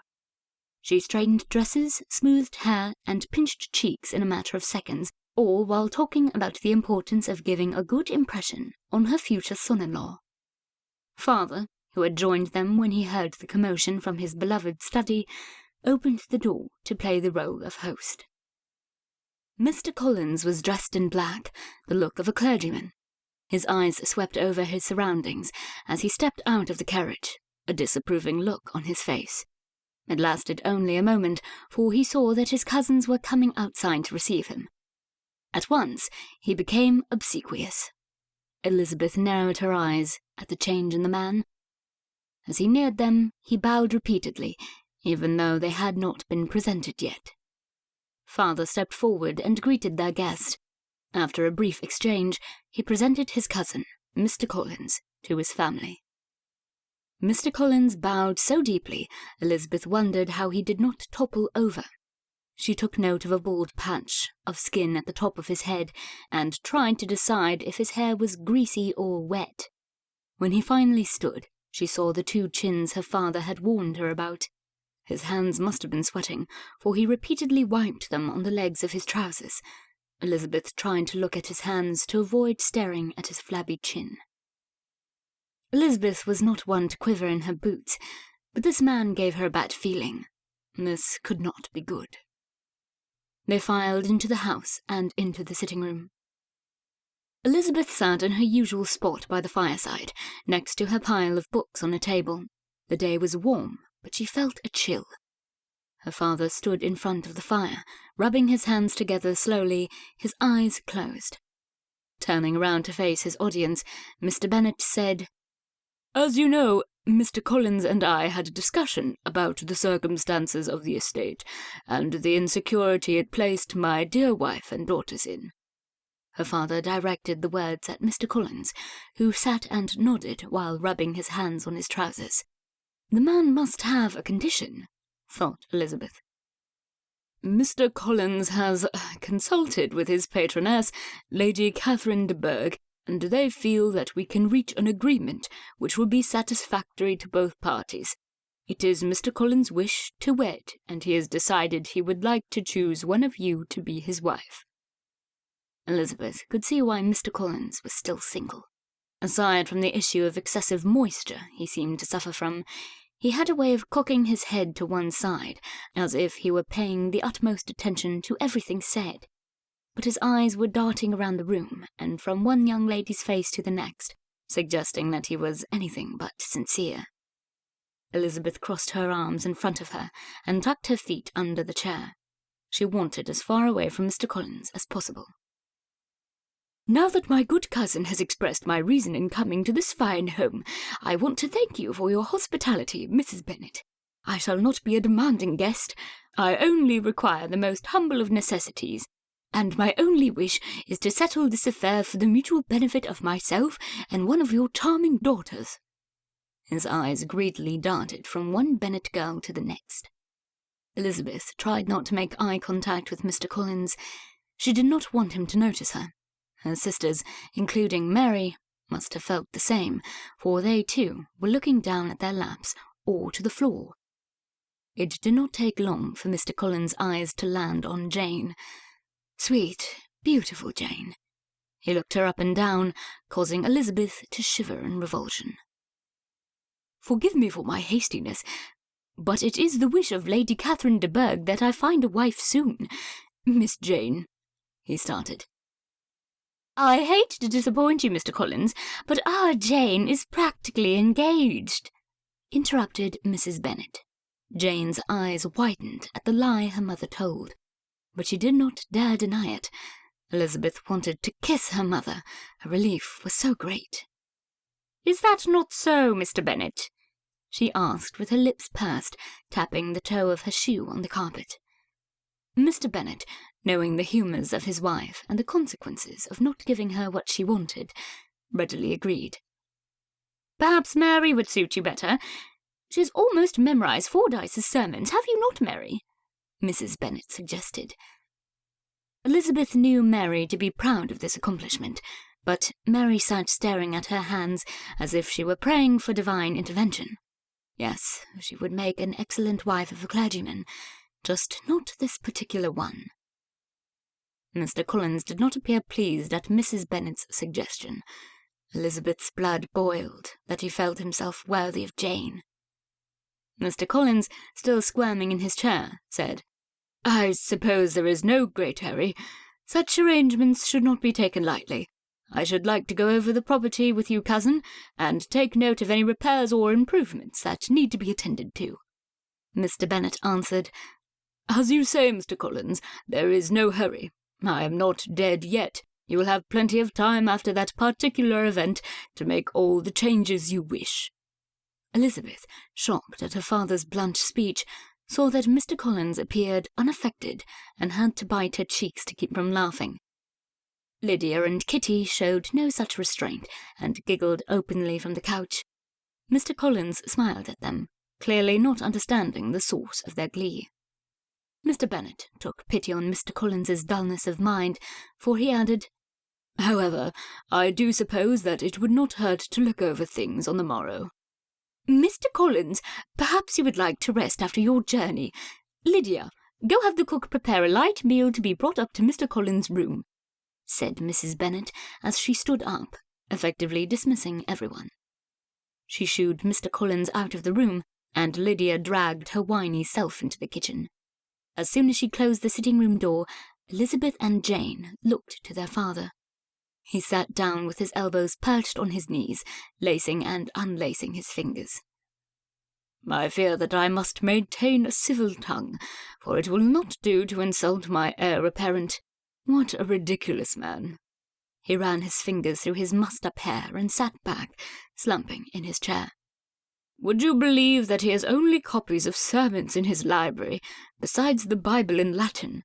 I had ample time to peruse his shelves while he consulted with his patroness." He scoffed and shook his head in disgust.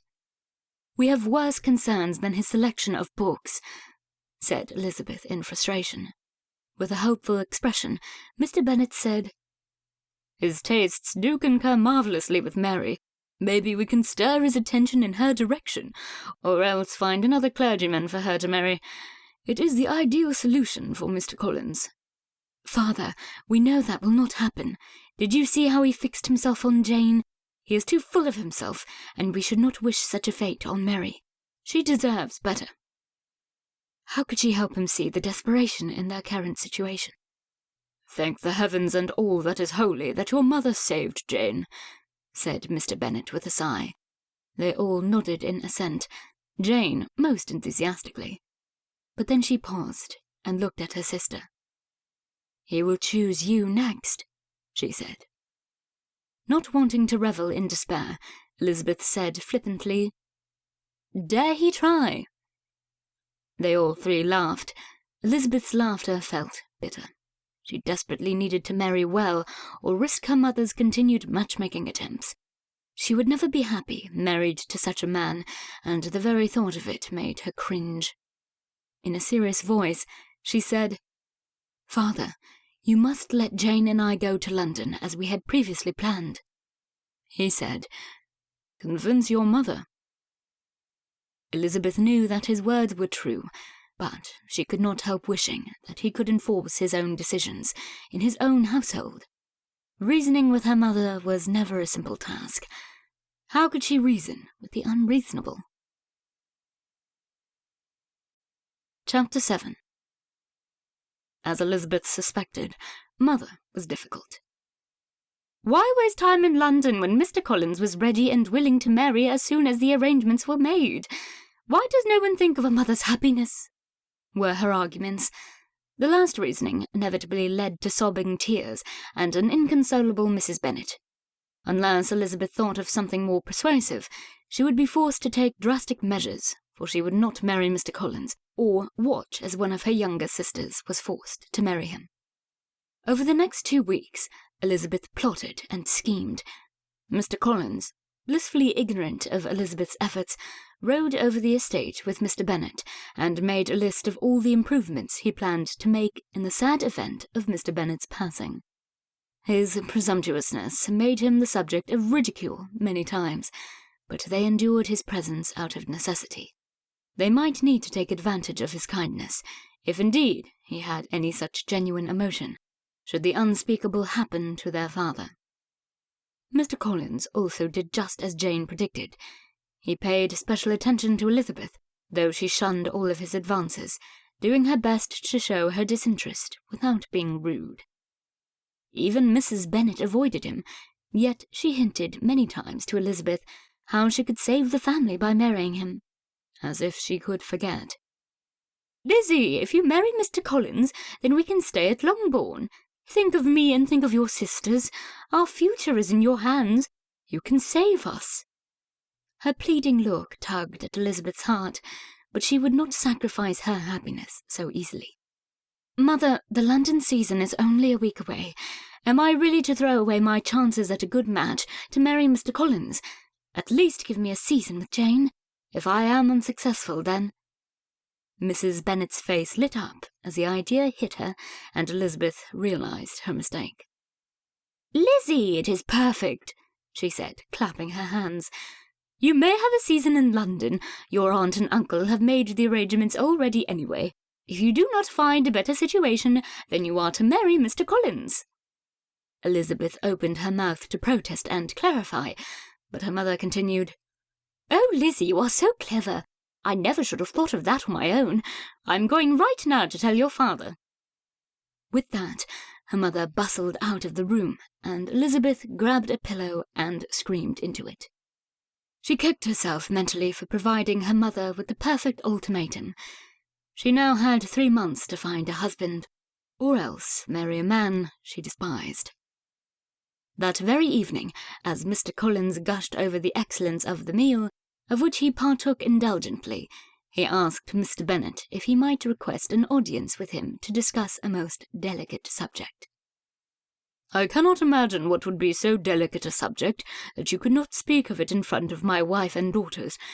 You have made no scruples of expounding on the improvements needed on the estate not only to me, but with anyone who would hear you. I see no reason to keep any other subject secret." He smiled nicely at Mr. Collins, though his voice was hard. Mr. Collins squirmed in his chair at the uncomfortable situation he found himself in. Elizabeth was sitting immediately to his right, and Mary to his left. He turned to his right and opened his mouth to speak, when Mrs. Bennet said, "I do hope, Mr. Collins, that you have enjoyed your time with us in Longbourn. It is a relief to my mind to know that Mr. Bennet's heir is so detailed in his observations, and so generous with his time, so as to spend 2 weeks of it with us. Is that not right, Mr. Bennet?"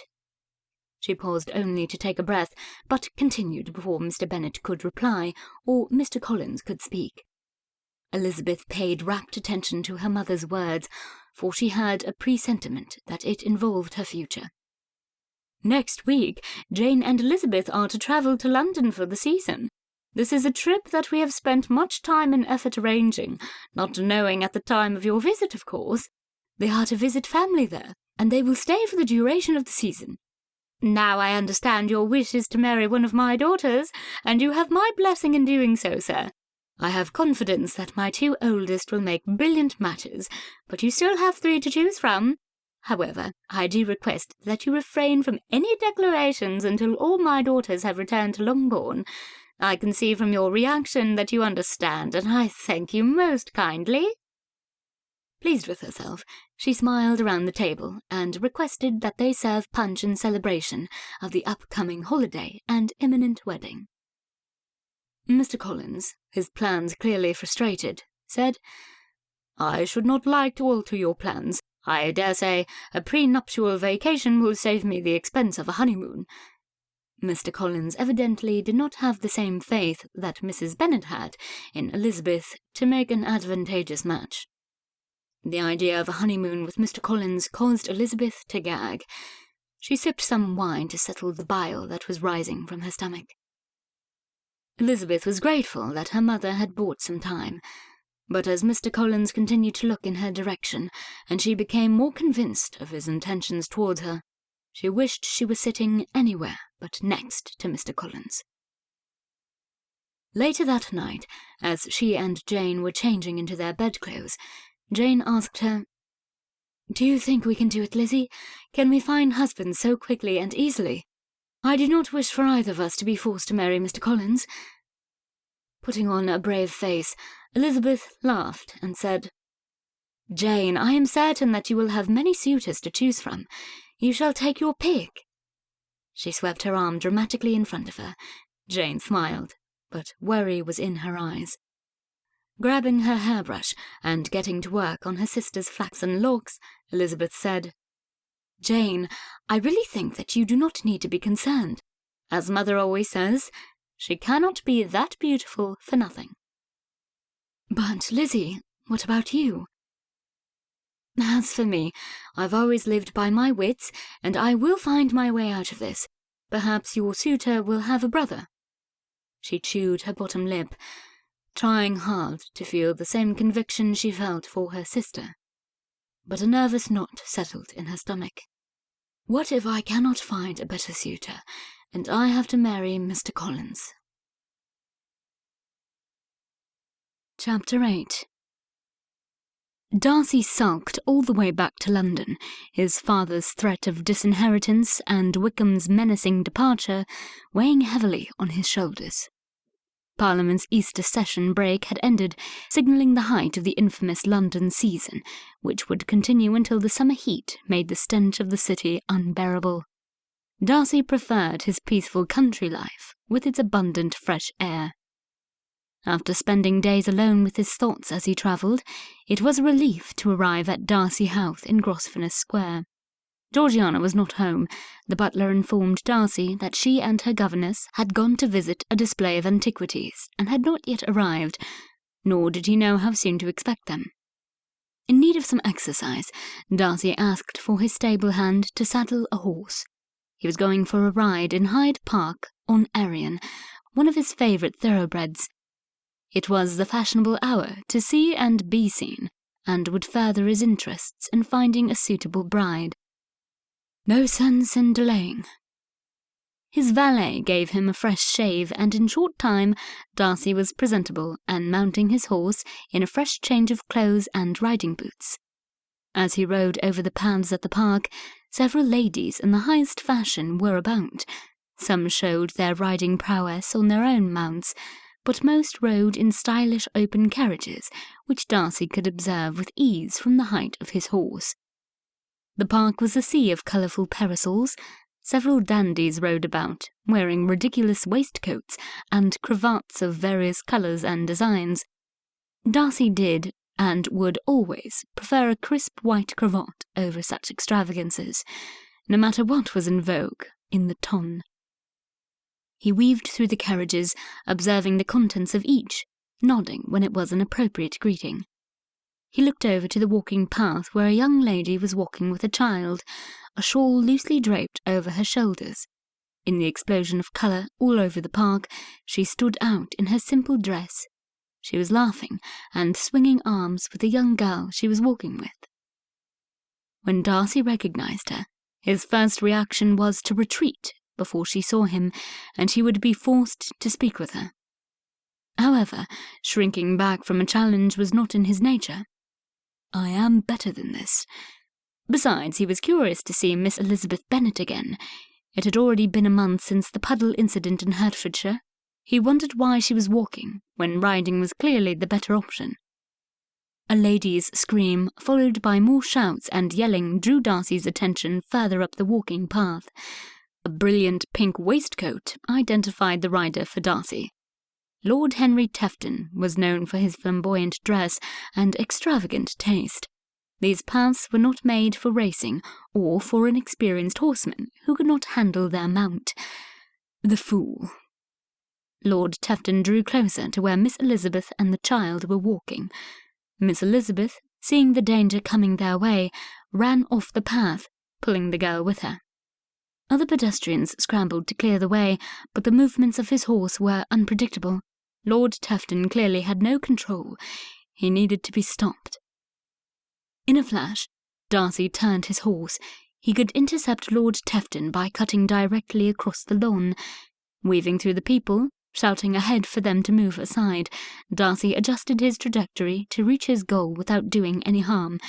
He had to close the gap to Lord Tefton's horse before it got out of reach. Lord Tefton was now close enough for Darcy to see the panic on his face and the wild look in his stallion's eyes. Darcy jabbed the sides of his horse for one final push, aiming for the head of Lord Tefton's mount. He had to get close. He reached out to grab his horse's bridle when they hit. The impact shook him, but he braced himself for it. Lord Tefton had not. As Darcy grabbed the reins and spoke in a low voice to calm the beast, which was frothing at the mouth, Lord Tefton flew off the side of his horse and landed unceremoniously on the ground. He soon righted himself and huffed over to Darcy to reclaim his horse, a whip in his hand. "I say, what is the meaning of this?" he blustered as he waved the whip in the air.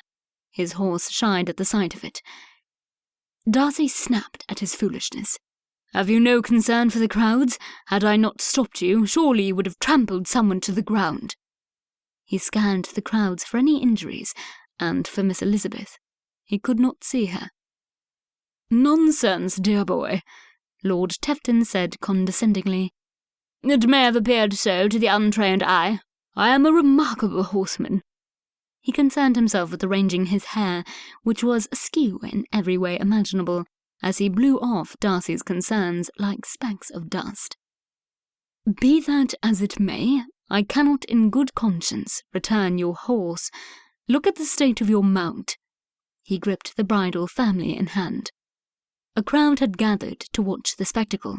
Darcy was angry and doing his best not to lose his temper and embarrass Lord Tefton further. In the distance, he saw a young man come riding toward them. He hoped it was Lord Tefton's groom. Turning back, he asked, "Did you ride with the groom today?" "I am perfectly capable of returning to my home with my own horse," the lord hissed. "Were it not for your presumptuousness, I would have been halfway there by now." "I doubt that," Darcy said to himself, chafing at the lord's verbal attack. "I challenge you, Darcy. A race, here and now, at Rotten Row." Lord Tefton huffed the words out, looking as excited as his horse had minutes before when Darcy caught the bridle. "You know as well as I do that galloping is frowned upon. I think it best that we continue about our business and forget this unfortunate incident," Darcy replied. Would the groom never arrive? Darcy was getting impatient, and Arion could sense it, shifting his weight and pawing at the ground. "If you are too cowardly to meet my challenge, let these people serve as witness that you forced your help upon me when it was not needed." He waved his hands to include the crowd, and laughed at his own cleverness, though his whip almost knocked a lady's bonnet off. Darcy tensed at the insult. He opened his mouth to reply when he found her. Their eyes locked for a moment. She looked as irate as he felt. For a moment, Darcy was speechless. Finally, the groom arrived with his head hung and looking at nobody. When Darcy lifted his arm to hand him the reins, the young man flinched back. The young man's reaction made Darcy's blood boil toward Lord Tefton, who, in Darcy's mind, should be horsewhipped and stripped of his title. In a voice loud enough for Lord Tefton to hear, Darcy said, Please see my master safely home. Should he lay a hand on you or his horse, he will answer to me." The groom nodded, looking grateful. Then he helped his master mount and took the reins of the now exhausted horse. Darcy looked on as they headed back the way from which they had come, the groom leading the way. With nothing more to see, the crowd dispersed. Darcy looked back to where Miss Elizabeth had been standing. She was still there. The young girl who had been with her stepped out from behind her, the threat of danger gone. He rode over and dismounted. "Miss Bennet." He bowed and looked toward the girl she was with. "Mr. Darcy, this is my cousin, Emma Gardner. Jane and I are staying with our family this season." The little girl curtsied deeply, her eyes wide and adoring. Emma favoured her cousin in appearance, and Darcy imagined how a 10-year-old Miss Elizabeth had looked. Darcy greeted Emma, saying how pleased he was to make her acquaintance. "I had not thought to see you in London, Mr. Darcy."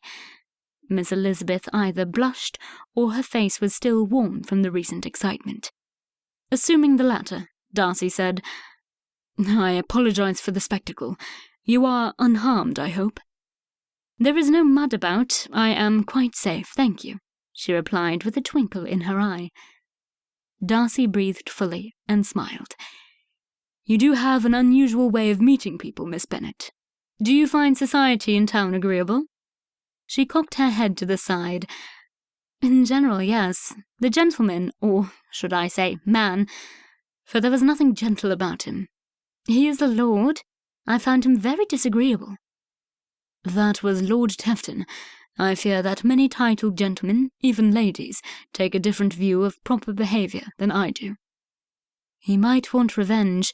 He did not take kindly to your assistance, and he may think you made him appear foolish, although he did a fine job of that on his own, I think." "What would you have me do? Accept his challenge, or stoop to apologize?" Once again, Miss Elizabeth managed to take offence with his actions. I can see that apologizing does not come easily to you." "I have not had the occasion to do so very often." "You never make mistakes. Perfection is a heavy burden, sir." "I have had the advantage of learning from others' mistakes. I have no need to experience them for myself." It came out sharper than he had planned, but Miss Elizabeth did chafe him so. He must be just as big a fool as Lord Tefton, for he stood rooted to the ground when he should leave. "I cannot disagree with you on that, though I am tempted to try. It is the course of wisdom to learn from others. You do take yourself very seriously." She squinted her eyes as she looked at him. He felt like a bug under a magnifying glass. He did not want her to scrutinize him. Miss Elizabeth seemed intent on finding his faults. How she could agree and make a virtue sound like a flaw in the same sentence confounded Darcy. Miss Elizabeth spoke before he had to answer. "I would have wished to react much as you did, I think. With such ill treatment of his servants and his horse, I would have horsewhipped him and stripped him of his title. I apologize for speaking so frankly, but injustice should never be tolerated." Her hands were clenched at her sides, and her nostrils flared. Darcy was grateful her wrath was directed at Lord Tefton and not himself. It was easy to overlook Miss Elizabeth's improper comment when she had complimented him so well. Miss Elizabeth looked at the young girl, Miss Emma. She was still gawking at Darcy and his horse. Miss Elizabeth had to shake her hand to get Miss Emma's attention. "Emma, we should head home." She looked at Darcy. He knew he should leave, but his mouth spoke faster than his brain. "I will walk you home," he said, as he mentally kicked himself. He should have left while Miss Elizabeth still held a high opinion of him, but he was curious to know where her family lived. She smiled at him, and Darcy wondered if maybe it was the better choice, after all. Darcy looked at Miss Emma. She appeared to be about 10 years of age, the age Georgiana had been when father gave her her first horse. "Miss Emma, would you like to ride my horse? I will lead." He stooped down to read her expression. She jumped up and down, clapping her hands. "Oh, I would love to," she said in excitement. "What is his name?" "His name is Arion." Miss Emma approved of the name and immediately stepped forward so Arion could sniff her extended hand. She stroked the soft velvet of his muzzle. "That is a big name for a horse to live up to," commented Miss Elizabeth. "You are familiar with Greek literature?" Darcy was surprised.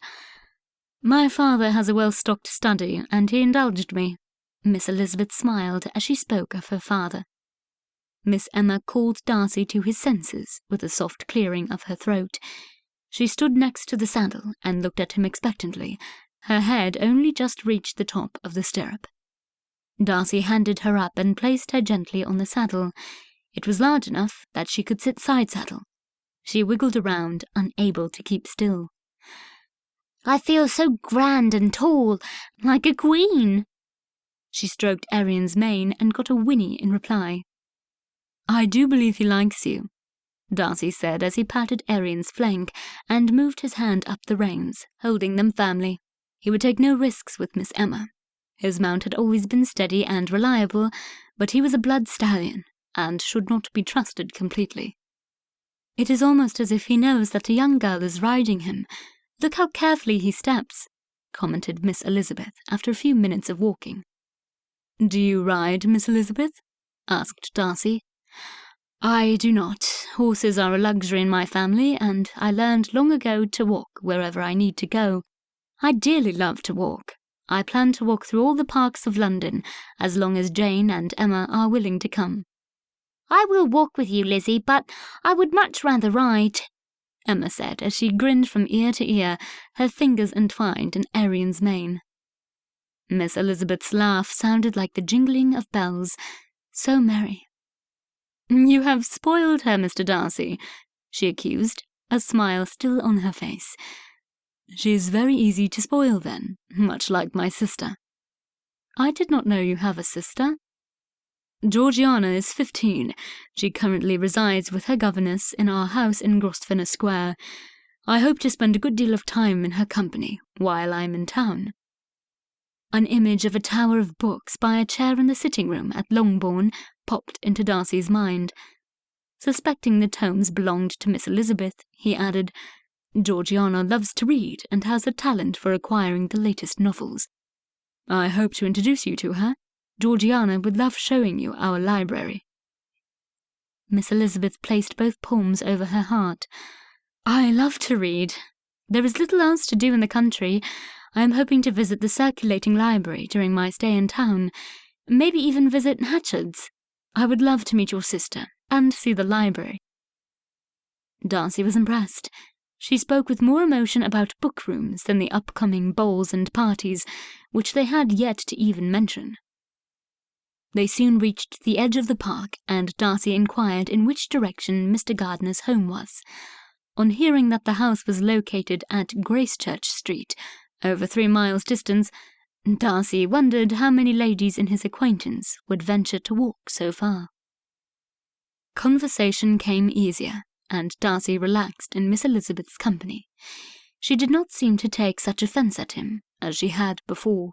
Darcy could not help but notice how every now and again she would look at him as if she were seeing him for the first time. He hoped he was making a better impression than he had at Longbourn. Darcy did not stay long at the gardener's, the master of the house having been called away momentarily. He greeted Miss Jane Bennet and gave them his card so that Mr. Gardiner might call at Darcy House and create an opportunity for his nieces to meet Georgiana. With that done, he returned home. That evening, after dining with Georgiana, Darcy went over his strategy for the season. He felt confident in his ability to win a bride in the short months ahead. He heard stories of such things happening all the time. But Darcy was uneasy. He had no interest in meeting anyone. His voucher for Almack's lay on his desk. He would go there tomorrow night, where he would be presented to the cream of the crop within the ton. Darcy's presence in town was welcomed by many families who sent gilded invitations to various events over the course of the season. A stack of them awaited replies. Darcy wondered when he would have occasion to see Miss Elizabeth again. Chapter 9. Darcy awoke the next morning ready to conquer the tasks at hand. The large stack of letters and calling cards awaited him on the top of his desk. He'd also planned to spend some time with Georgiana. Maybe he could accompany her to an exhibit or listen as she practiced the pianoforte. Then they would dine before Darcy continued to Almack's assembly rooms. He had gone to gatherings there before and was appalled at the lack of food and drink. Even the building and decorations were unimpressive for such an important place to meet and mingle with the ton. Darcy glanced over at Georgiana. They were sharing the morning paper over tea in the study, a habit they had formed whenever together. Folding his napkin, he placed it on the table and drained his teacup, signalling that he was ready to trade sections. "Just a moment, William. The scandal in the paper is the stuff of novels," Georgiana said, without lifting her head from the column. As long as no mention was made of himself or Lord Tefton, Darcy was satisfied. Surely Georgiana would have said something had it been in the paper. Someone knocked on the door, and Darcy had a good idea who it was. "You had better hurry if you want to finish your story, Georgie," suggested Darcy. The doorman let their visitors in, and Darcy strained his ear to catch snippets of the voices in the foyer. A male, then a sharp female voice, were followed by a door closing in the sitting room. Darcy breathed deeply. Such a mixture of pleasure and dread filled him every time Bingley called with his sister, Miss Bingley. She would question Darcy's presence in town during the season, knowing his aversion to social obligations with strangers, and Darcy was not about to make known the urgency of his finding a wife before the season's end. That was a secret he kept from his best friend, Bingley, for Darcy knew very well how manipulative Miss Bingley was with her brother. She would have it out of him in no time, using it to her advantage. Miss Bingley was not a good match. The difficulty lay in convincing her of that. Darcy stood, straightened his waistcoat, and rolled his head from shoulder to shoulder in preparation for battle. When the footman came to announce the Bingleys' call, he was already leaving the cosy study, with Georgiana next to him. Bingley was fidgeting in front of the window, and Miss Bingley was preening at her reflection off the glass in a gas lamp she sat by. "Bingley, Miss Bingley, how good of you to stop by," Darcy said as he entered the room. Bingley cast an apologetic look, jerking his head in his sister's direction. Darcy understood very well. Miss Bingley had made it very clear over the years that her ambition was to marry Darcy. In her desire to stake her claim, she had overpowered her brother and dragged him here so that she could pursue her prey. Does she really believe she could manipulate me as easily as she can her brother? "We heard that you were back in town and, being such good friends, decided to call," she said with a smile that did not reach her eyes. "I know you are only recently settled in your house, Georgiana, but you are welcome to call any time you like. I adore your company and should love to hear you play the pianoforte." Georgiana paled. Though she was an accomplished player, her shyness prevented her from performing to anyone but her father and brother. "I plan on keeping Georgiana busy while I am in town. It is hard to believe she will be coming out into society soon, and will have no more time for her older brother." Georgiana smiled at him, but had no time to say anything before Miss Bingley chimed in. "You must take a wife soon before she does, Darcy. She will need someone to guide her through the season. A lady's reputation depends on it." Bingley's face turned red at her implication, but Darcy knew how to quiet her. "Then I will have to trust the Lady Patroness of Almack's. Lady Jersey was a close friend of Mother's, and I am certain she would guide Georgiana well. Perhaps I will speak of it to her tonight when I see her at Almack's."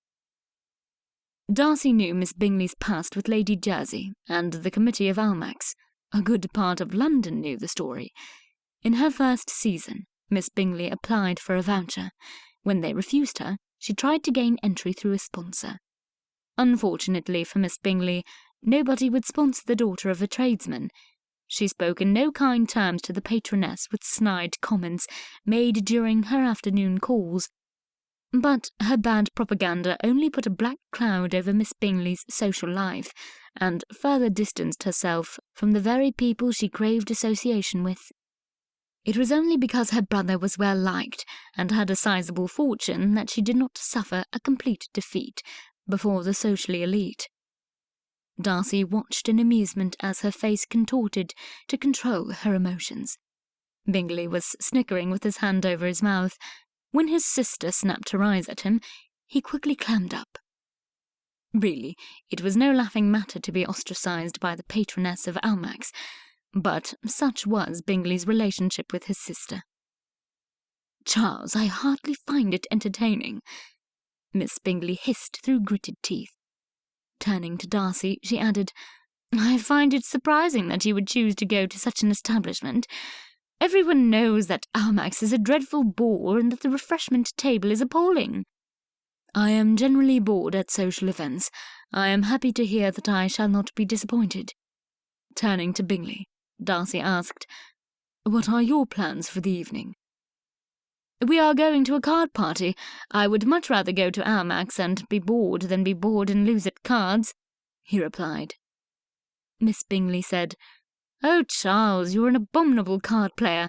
If you would get your head out of the clouds, you would play better. I, on the other hand, never lose." Darcy felt her eyes on him, but he chose to ignore her. Bingley sighed. "If only I knew who her uncle was, so that I might try to arrange an opportunity to see her." "To whose uncle are you referring?" he asked. "Miss Jane Bennet's, of course. She is staying with an uncle, but I do not yet know who he is.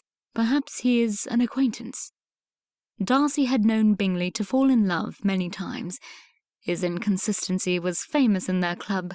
That he should be thinking of Miss Jane Bennet almost an entire month after meeting came as a surprise. "Oh, Charles, enough. You have been moping about, and I should think from what you described that you may never see Miss Benton again."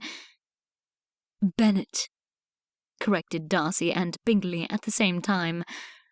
"Well, whatever her name is, I hardly think we run in the same circles," Miss Bingley said, nose in the air. "Miss Bennet is a gentleman's daughter. Does anything else matter?" retorted Bingley. Darcy, who had been thinking the same of Miss Elizabeth, remained silent. "Charles, you have a responsibility before society. You must marry an accomplished lady who will bring honour to our family's name, as well as a sizable dowry."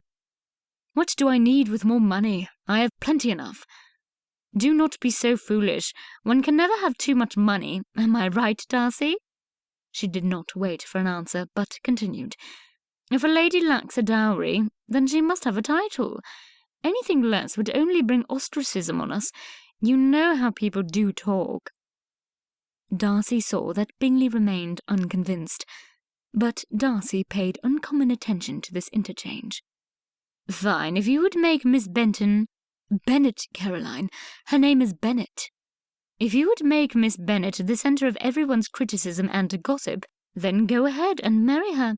The influential within the ton will drag her through the coals, and you will make her miserable.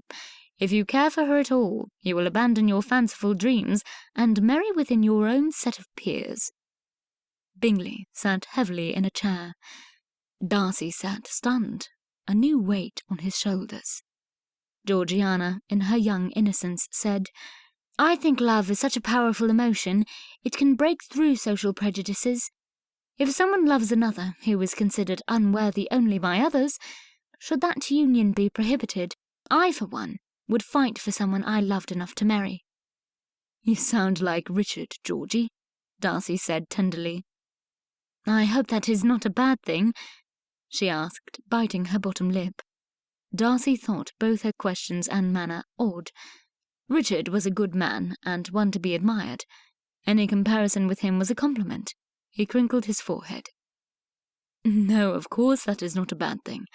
Only that both of you are romantics, whereas others see things in a more practical light." He hated to group himself with Miss Bingley, but in this they were in agreement. Darcy would do his best to put Miss Elizabeth out of his mind. He would go to Almack's that very evening, and he would search in earnest for the future Mrs. Darcy. Darcy arrived in style to the unimposing building which housed Almac's assembly rooms. Lady Jersey greeted him the moment he stepped in. Darcy knew she took her responsibilities as a patroness very seriously and could be counted on to make introductions when needed. In contrast to the simple decor of the room, Lady Jersey was elegantly dressed. Ostrich feathers protruded from her hat, and jewels sparkled against the rich silk of her dress. "Mr. Darcy, we are honoured to have you with us this evening. There is someone I should very much like you to meet," she said as she steered him through the crowded room, not wasting a moment's time. The rooms were already full of gentlemen and ladies, with their mothers seeking a match. Many of them Darcy knew. He thought he spotted Richard drinking a cup of lemonade. He would have to find him later. They stopped in front of a fair young lady with blue eyes and blonde hair. Lady Jersey presented her as Lady Henrietta Tefton. Darcy started at the name, for it was only yesterday that her brother had made a fool of himself at Hyde Park. He quickly recovered in time to hear that this was Lady Henrietta's first season in London, her previous being spent in Bath. Her mother hovered over her, but did not wear the common look of desperation that so many other mothers wore. She could not have been more opposite to Mrs. Bennet had she tried. Darcy tried not to judge Lady Henrietta by her brother's poor behaviour in the park the previous day, but they looked so much alike it was difficult for him to separate the two. Perhaps she and her mother were not privy to the incident. "I went to university with your brother, Lord Henry. Just yesterday I chanced upon him in Hyde Park," said Darcy, testing the waters. "He spends most of his time at his gentlemen's club, and I am kept busy on various committees. We do not see each other very often. I trust your meeting was pleasant?" She looked up through her thick golden lashes. Her eyes looked genuinely concerned. Her mother pursed her lips. Lord Henry's antics must be a heavy burden to his family. Darcy reassured the women and relaxed in his knowledge of their ignorance. Lady Henrietta smiled sweetly, and the relief on Lady Tefton's face was visible. "I'm glad to hear it. Do you go often to Hyde Park?" asked Lady Henrietta. "Not as often as I should. It is dreadfully crowded and makes riding in earnest difficult." "My father gave me a perfect open carriage with a set of matching greys. My favourite jumper is out of commission, so I must content myself with my carriage, though I long to ride." "Do you not have any other horses?" Darcy asked. "Oh, yes. I could have my pick of the stables, but Esperanza's my favourite horse, and I would feel disloyal riding another." Darcy understood the feeling and commended her sensitivity. So far, her company had been pleasant, and everything proper. Lady Henrietta was exactly the kind of lady his mother would have approved of. A dance was about to begin, and it occurred to Darcy to ask Lady Henrietta to join him. She gracefully accepted, and they talked about horses, the weather, and the entertainments of London. Lady Henrietta danced elegantly, and Darcy was aware of more than a few heads turning their way, whispering in their gossip.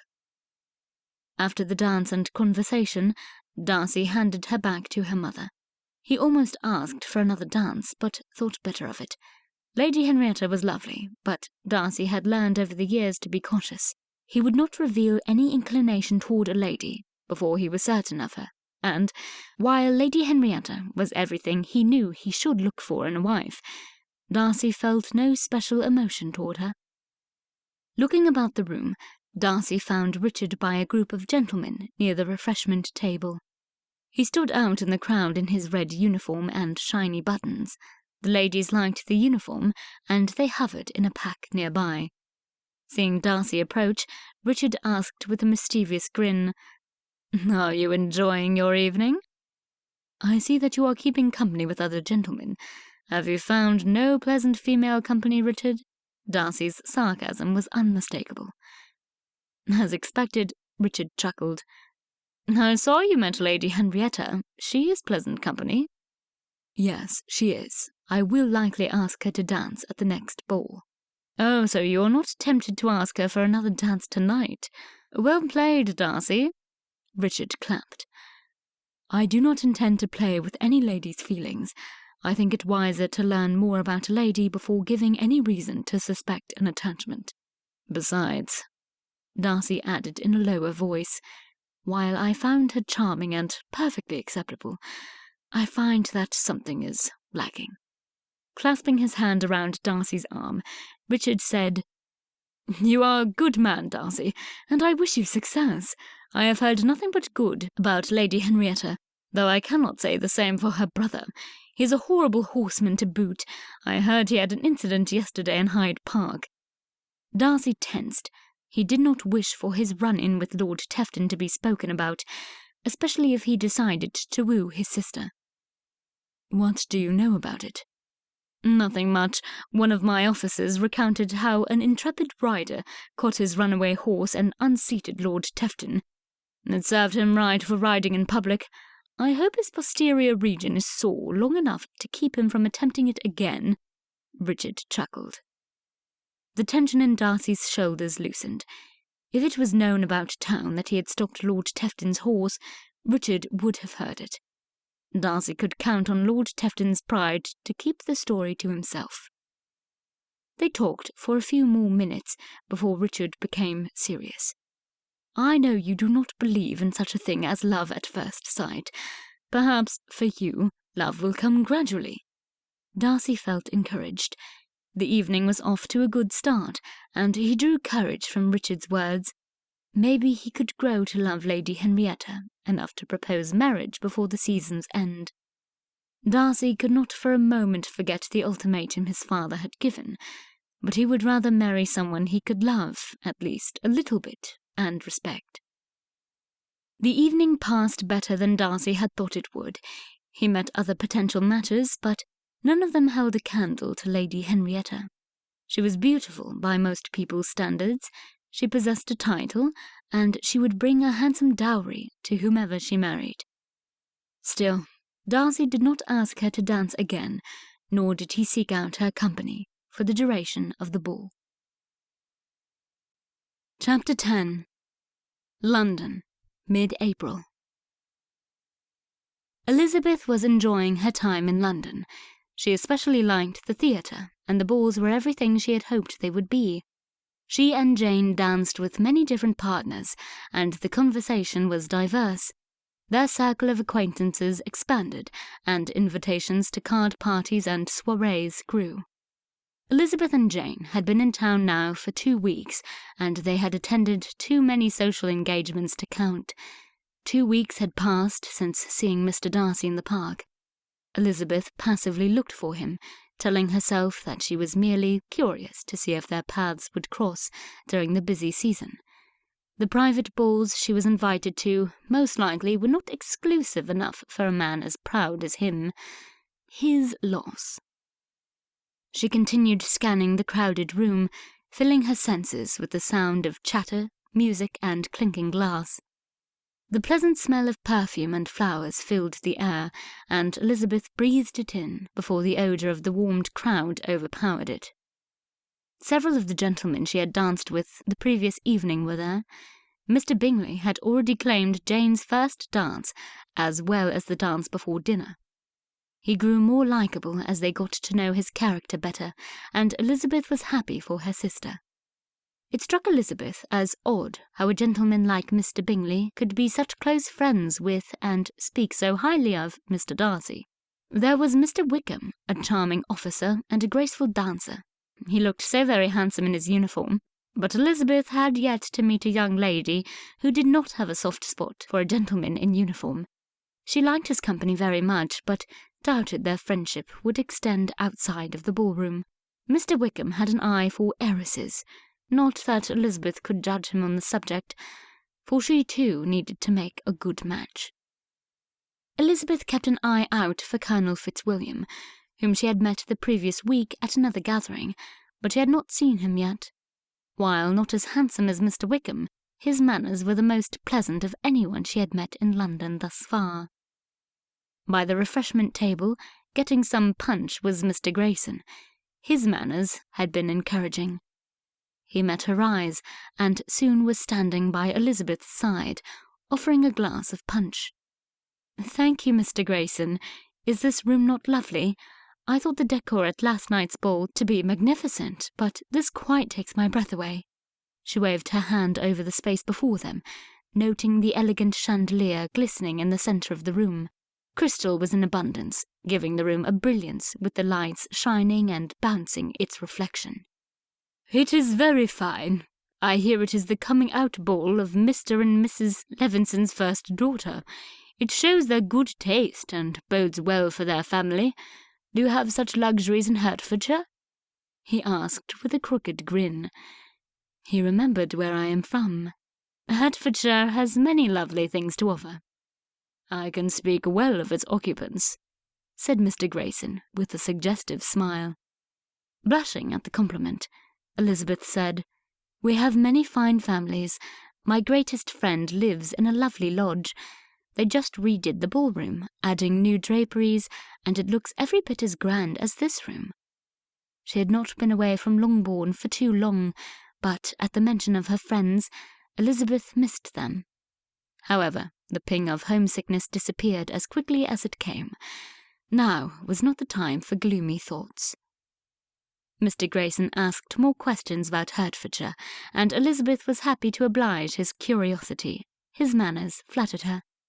She was not surprised when he asked her to dance, and she accepted eagerly. His friendly conversation made Mr. Grayson easy to talk to. He held similar opinions to her own, agreeing with everything she said. Elizabeth wondered if he was merely being polite, but he was so pleasing in every other aspect, it was easily overlooked. Elizabeth met her Aunt Gardiner's eye as they danced down the line of couples. She thought she saw her aunt wink at her. Feeling light on her feet, Elizabeth danced better than ever. Maybe finding a husband in the short month and a half ahead would not be as difficult as she had anticipated.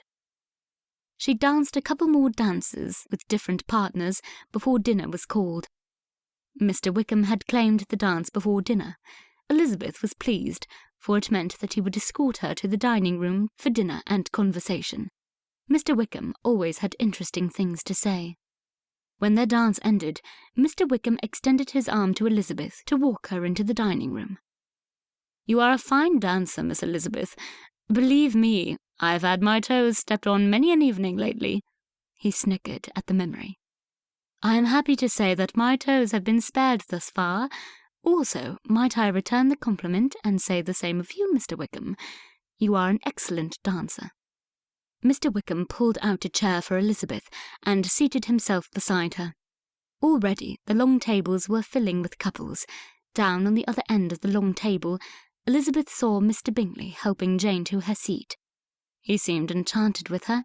"What a delightful evening, and how fortunate we are! What a wonderful respite from the monotony of doing drills. Drills in the morning, drills in the afternoon, drills in the evening. I declare life in the army to be nothing but one drawn-out drill." Elizabeth smiled at the humour behind the words. She herself would despise a life with no variety. Still, it was the life he had chosen.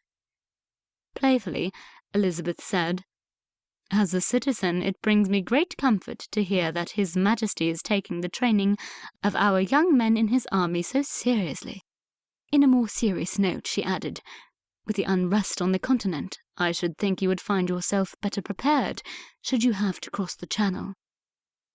"I hope that day never comes. I say, let the French solve their own problems and leave good old England out of the mess. But nobody asks my humble opinion."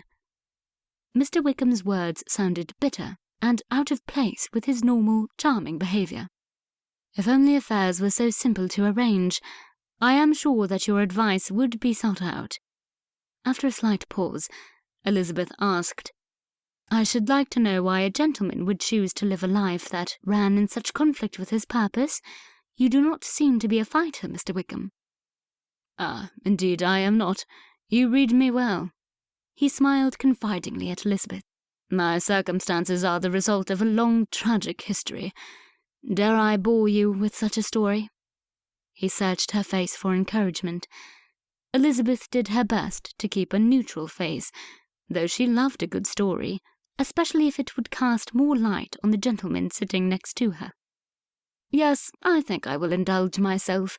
It would help ease some of this burden from my shoulders to confide in someone with delicacy. I believe you can be trusted?" Intrigued, Elizabeth listened. "I am the son of a gentleman who managed an estate in Derbyshire. Pemberley was its name." Elizabeth sat back in her chair, shocked to hear the name. "Pemberley? I have recently met a gentleman from there. Was it the Darcy's estate that your father managed?" "The very same." Again, Mr. Wickham looked thoughtful. "Tell me, Miss Elizabeth, what impression did you get of Mr. Darcy? I take it you met the son? He and I are very close in age." Elizabeth felt uncomfortable answering such a question about Mr. Darcy. His social skills were lacking, but he had a reputation of being an honourable gentleman with a deep sense of responsibility. At least, that is what she had been told by Mr. Bingley, and even observed for herself in Hyde Park. "I think that perhaps Mr. Darcy spends much of his time alone. He seemed awkward in social setting." "Awkward?" Mr. Wickham sneered. "That is one way to describe it. You are too kind, Miss Elizabeth. I, however, do not feel kind toward the Darcys, for they have treated me most unjustly. I grew up very close to the family, even being named after Mr. George Darcy. It was my father's wish that I receive the gentleman's education and improve my prospects. He did not feel that land management would suit me, and, together with Mr. George Darcy, they decided that an occupation in the church would be the best.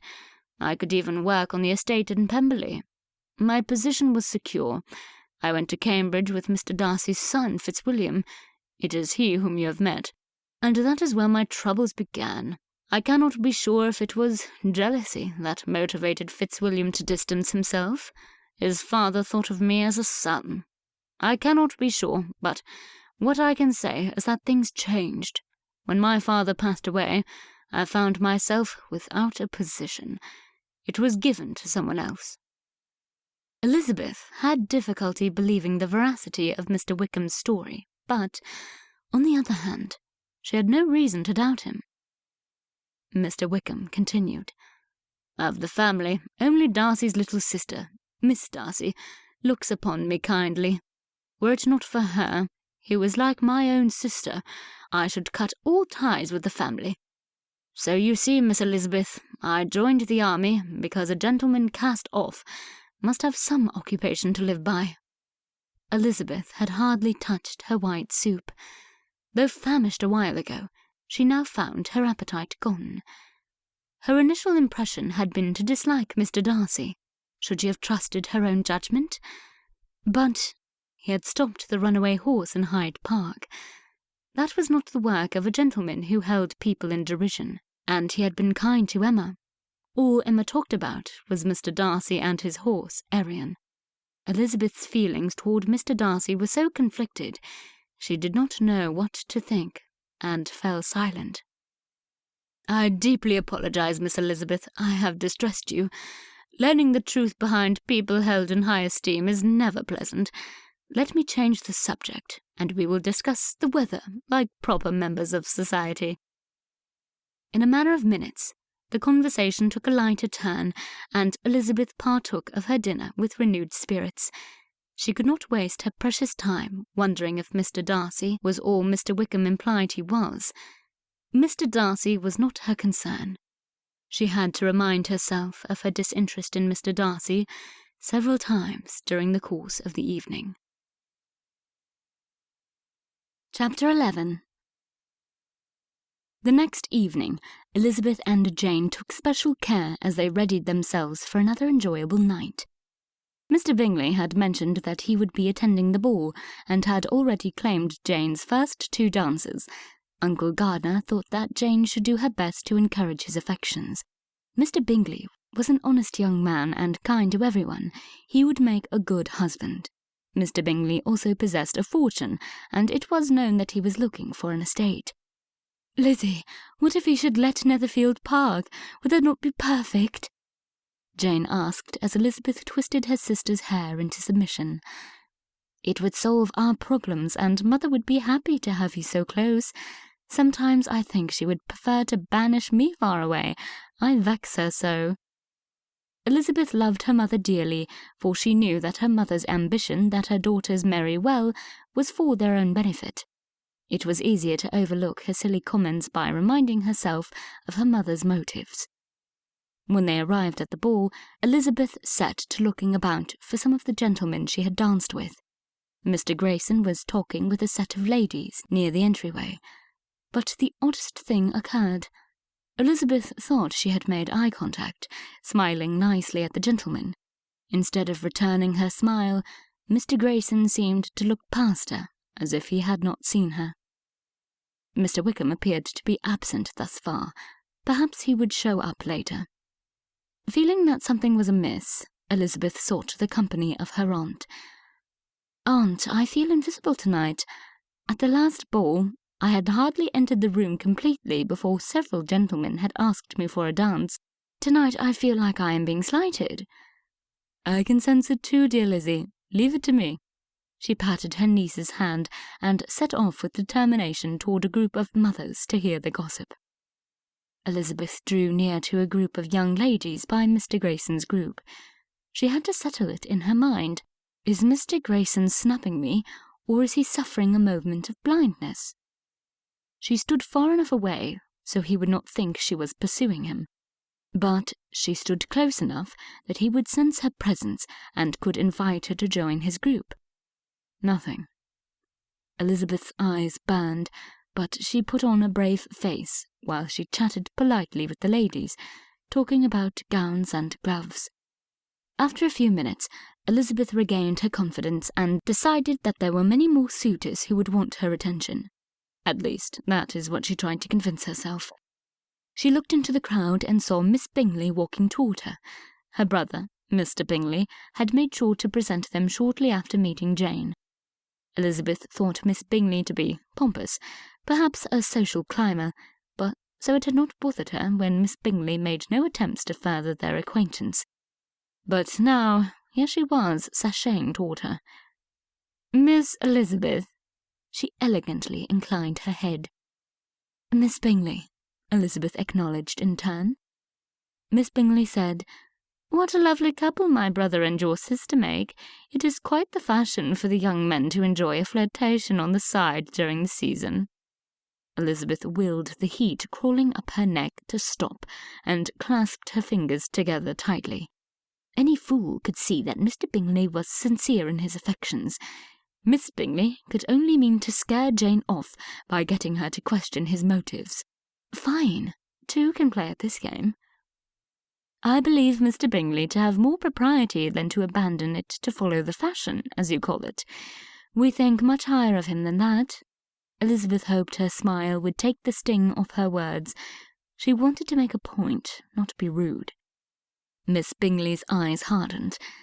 "Charles has the best of manners. In fact, he is so amiable in his conversation, many a young lady has mistaken his graciousness to mean much more than intended. I hope that my meaning is clear." "She is evil." Smiling with her lips only, Elizabeth said, "I understand your meaning perfectly, Miss Bingley, and I thank you." Miss Bingley glowered at her. I need to warn Jane. In no way would Elizabeth allow Mr. Bingley's sour sister to ruin Jane's chance for happiness.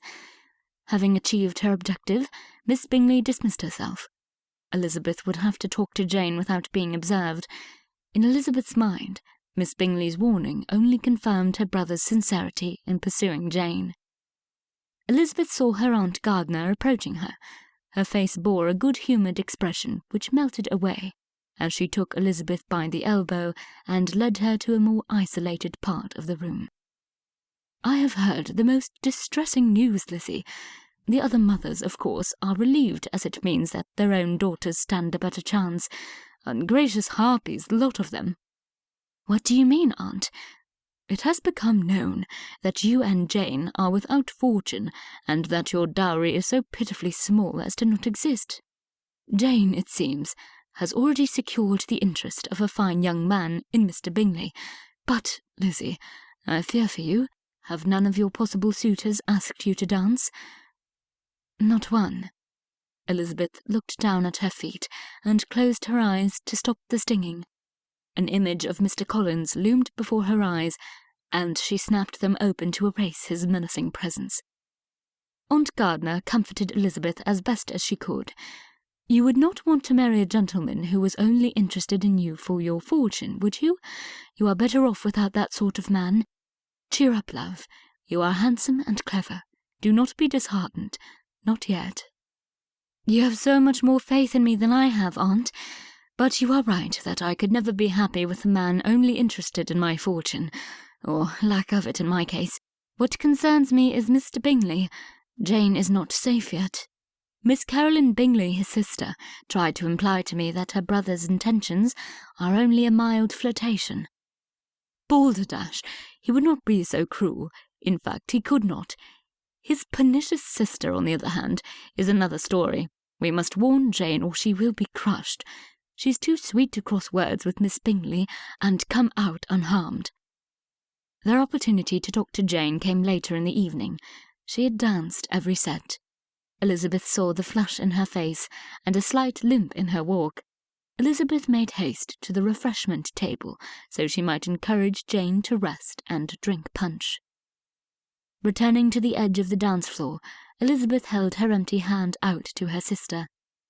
My dear Jane, you look fatigued. Please come and sit with me so you can drink some punch. Jane agreed enthusiastically. Jane groaned when she sat. These slippers are pinching my toes dreadfully. I shall have to hobble through the rest of the night.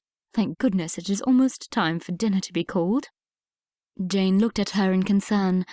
I have not seen you dance much tonight, Lizzie. Is all well? I shall be fine. What I have to say concerns you. Be watchful of Miss Bingley. I do not think she approves of you for her brother. She attempted to warn me so that I might discourage you just minutes ago. The hurt in Jane's eyes was immediate. Elizabeth needed to help her understand. Miss Bingley would probably settle for nothing less than a duchess for her brother. You, Jane, have nothing to fear from Mr. Bingley himself. You are deserving of his affection. His intentions seem earnest, but you need to be on guard from his jealous sister. I see. Jane was quiet for a few minutes, and Elizabeth gave her time to think things through. When Jane came to a decision, she grasped her sister's hand and looked at her with a ferocity Elizabeth did not know Jane possessed.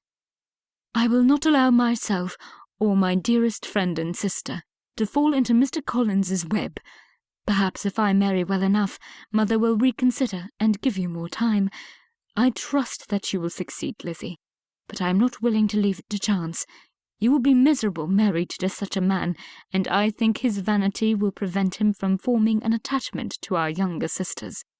He will want you for a wife, and I cannot allow it. She squeezed Elizabeth's hand in her firm resolve. In a softer tone, Jane said, Now, I must be cautious not to be too eager with Mr. Bingley. That would set some tongues wagging, but I can give him some encouragement. It would not be difficult for me. He is everything a gentleman ought to be. Elizabeth grew warm in happiness and pride for her sister. Jane was going to be just fine. Over the next week, Elizabeth accepted every invitation given and made calls with her aunt and Jane. She felt silly doing it, but she pinched her cheeks and bit her lips to enhance them, just as she had seen Lydia do many times. Jane experimented with Elizabeth's hair to find the most flattering style. Still, the only gentleman to call at the gardener's home was Mr. Bingley for Jane.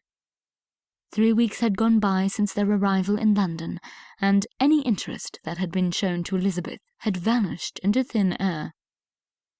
I feel like I have the plague, Aunt. What more can I do? Elizabeth stood in the sitting-room, where her aunt sat calmly, reading after the long previous night. She looked tired, and Elizabeth felt guilty to drag her relations all over town. Her uncle had left for his office after lunch. He had taken to drinking coffee instead of tea. Aunt Gardner put the book down, encouraging Elizabeth to continue. What if this is a waste of time? You and Uncle are exhausted, and it is such an expense. I will stop you there, Lizzie. For such a plucky girl, I am surprised to hear you so defeated. Almost 2 months still remain, and anything can happen in that time. I will not deny that it is draining to attend so many events, but I would have it no other way. Your uncle and I have always wanted to give you and your sisters some advantage. This is our choice, and we are happy to do it." "Thank you, Aunt. You've always been so kind to us. I am discouraged, but I shall not give up hope. There must be someone here who would have me, who is not a complete and utter toad." "Anything is better than Mr. Collins, my dear. You may have to lower your standards a touch." Aunt Gardner smiled as she said it, but Elizabeth knew that maybe there was some truth to her words. Elizabeth had dreamed of a tall, dark, and handsome suitor to come and sweep her off her feet. Someone similar to Mr. Darcy in looks, and Mr. Wickham or Colonel Fitzwilliam in charm. Closing her book, her aunt rose from her seat. "You had better get some rest. We have another ball to attend this evening, and you need to look your best. Mr. Bingley told your uncle that he is bringing a friend. Perhaps he shall be as agreeable as Mr. Bingley, and all your troubles shall be solved." She gently touched Elizabeth's cheek, then left the room. A friend of Mr. Bingley's? Filled with curiosity, Elizabeth marched dutifully upstairs to attempt to take a nap. Chapter 12. Darcy stood in front of his mirror while his valet perfected his cravat. Over the past 3 weeks, he had been to many society events. He had met young ladies with titles and large dowries. He had danced with ladies of remarkable beauty. Yet, he had not found a woman he would choose to attach himself to for the rest of his life. The females of the ton, with their long list of accomplishments, had not appealed to him thus far. Something was lacking, or perhaps my standards are too high. Even his feelings toward Lady Henrietta never arose above the level of platonic. Undoubtedly, the ladies he had met were qualified to join the Darcy family, but they were so stifled by society's expectations and rules of proper deportment, they only spoke of superficial matters and placidly agreed with everything Darcy said so as not to offend. I might as well talk to my horse. After 3 weeks of what had become to feel like torture, for meeting new people had never been easy for Darcy, he was relieved to attend a private ball with Bingley. It was to be a grand affair, the ball of the year. There would be a wider audience in this ball than the more exclusive soirees Darcy had attended on his own. It was hosted by the Vermeers, a well-established London family with high connections, to celebrate the coming out of their second daughter, Miss Charlotte Vermeer. Bingley, being a man of business, had heard some rumours about the Vermeers, which he shared with Darcy. Apparently, their wealth had been greatly diminished in recent years. To Darcy, this explained why someone with such an old and respected family name would include gentlemen with close ties in trade to attend their daughter's coming-out ball.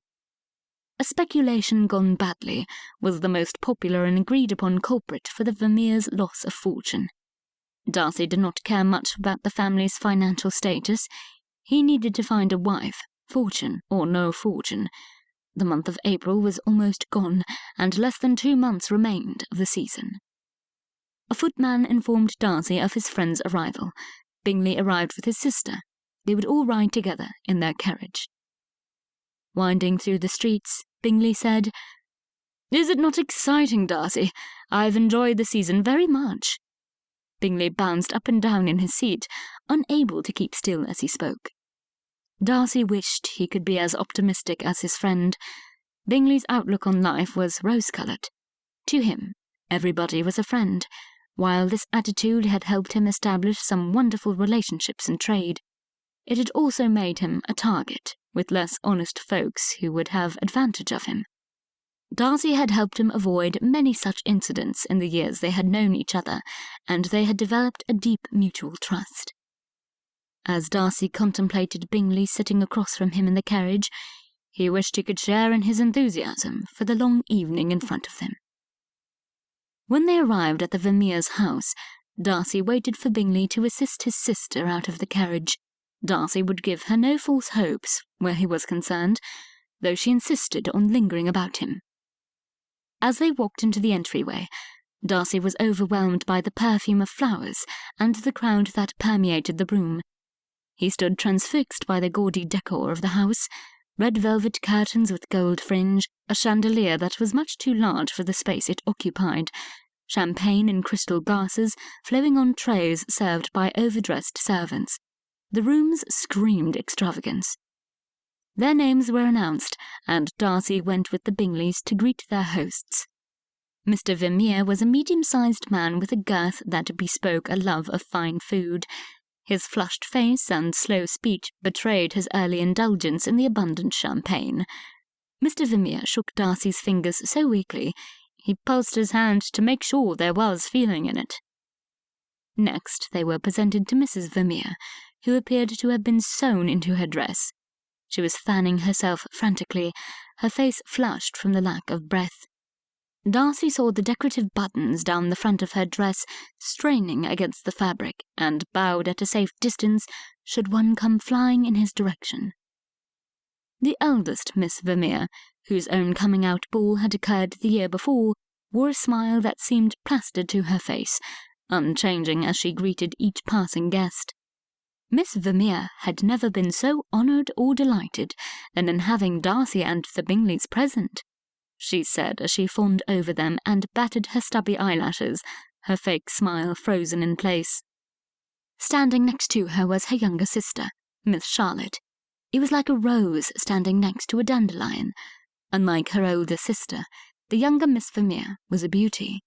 Several young men were buzzing around her in hopes of securing a dance or two. Darcy considered asking for a dance. After all, the ball was in her honour, and it would show good manners. But then Miss Charlotte spoke. Mr. Darcy of Pemberley, I have heard that your estate is the largest in Derbyshire. I have never been to Derbyshire, as I prefer to vacation in Ramsgate or Bath, she said in a high-pitched, whiny voice. Have you had occasion to dance the waltz, Mr. Darcy? Father forbid it at first, saying it was too scandalous, but I told him that I would rather not have a ball at all than one without the waltz. It is all the rage on the continent, I hear, she said as she blinked up at him, her sensual lips now looking like a fish's mouth. Any lady who would declare in public how she had manipulated her father to suit her own needs was displeasing to Darcy. I think your father was sensible to forbid such an intimate dance. England is not ready for such a thing yet, and it is the wise course to avoid offence on such an important occasion for yourself and your family. She pouted at his difference in opinion, sticking out her lower lip like a toddler. Fortunately for Darcy, more guests arrived seeking introductions, so he bowed and took his leave. Miss Bingley stayed behind, admiring the eldest Miss Vermeer's horrid gown. Bingley followed Darcy across the room. I wonder if they already know our worth. I say, I did not take kindly to the Miss Vermeers. Bingley spoke as they entered a quieter area. Darcy was pleased that his friend was not blinded by the lady's beauty when her conversation was so selfish. I am sure they could find such things out. Every mother in this room knows our worth, Bingley, and you would do well to remember that. I found Miss Charlotte's lack of tact and uncultured voice grating on my nerves. I do believe you are right. Marrying a fortune is of the utmost importance to them. Otherwise, she should not have commented on the size of my estate. I'm determined to keep my distance from the Miss Vermeers. Well, I wish you the best with that. Miss Charlotte will likely chase you, and you shall spend all evening running in circles about the ballroom or hiding behind these enormous flower arrangements. Bingley laughed at this image, but Darcy could only manage a swag. What he thought would be a long evening would feel like an eternity when it was finally done. Is this how my season will be? How can I possibly find a wife, much less affection, among such foolishness? Bingley had taken 2 steps away to observe the crowd when he stopped cold in place. He was still close enough for Darcy to hear him say, "It is my angel." Bingley reached behind himself blindly, trying to get Darcy's attention without taking his eyes off the apparition before him. "See her? She is wearing a pink gown and her hair is like gold. Her eyes are the colour of the Mediterranean Sea." Darcy rolled his eyes and followed Bingley's gaze. He saw Miss Jane Bennet. She was indeed the most handsome lady in the room, and standing next to her, smiling brightly, was her dark-haired sister with the fine eyes, Miss Elizabeth. He had not seen her since his first day in town 3 weeks ago. It was a pity Georgiana was not here with him. Darcy very much wanted her to meet Miss Elizabeth. Miss Elizabeth looked up, and their eyes met across the room. He had thought her handsome before, but she looked radiant in her white evening gown. His breath caught in his throat. Never before had he been so drawn to someone so violently, like a bee to honey.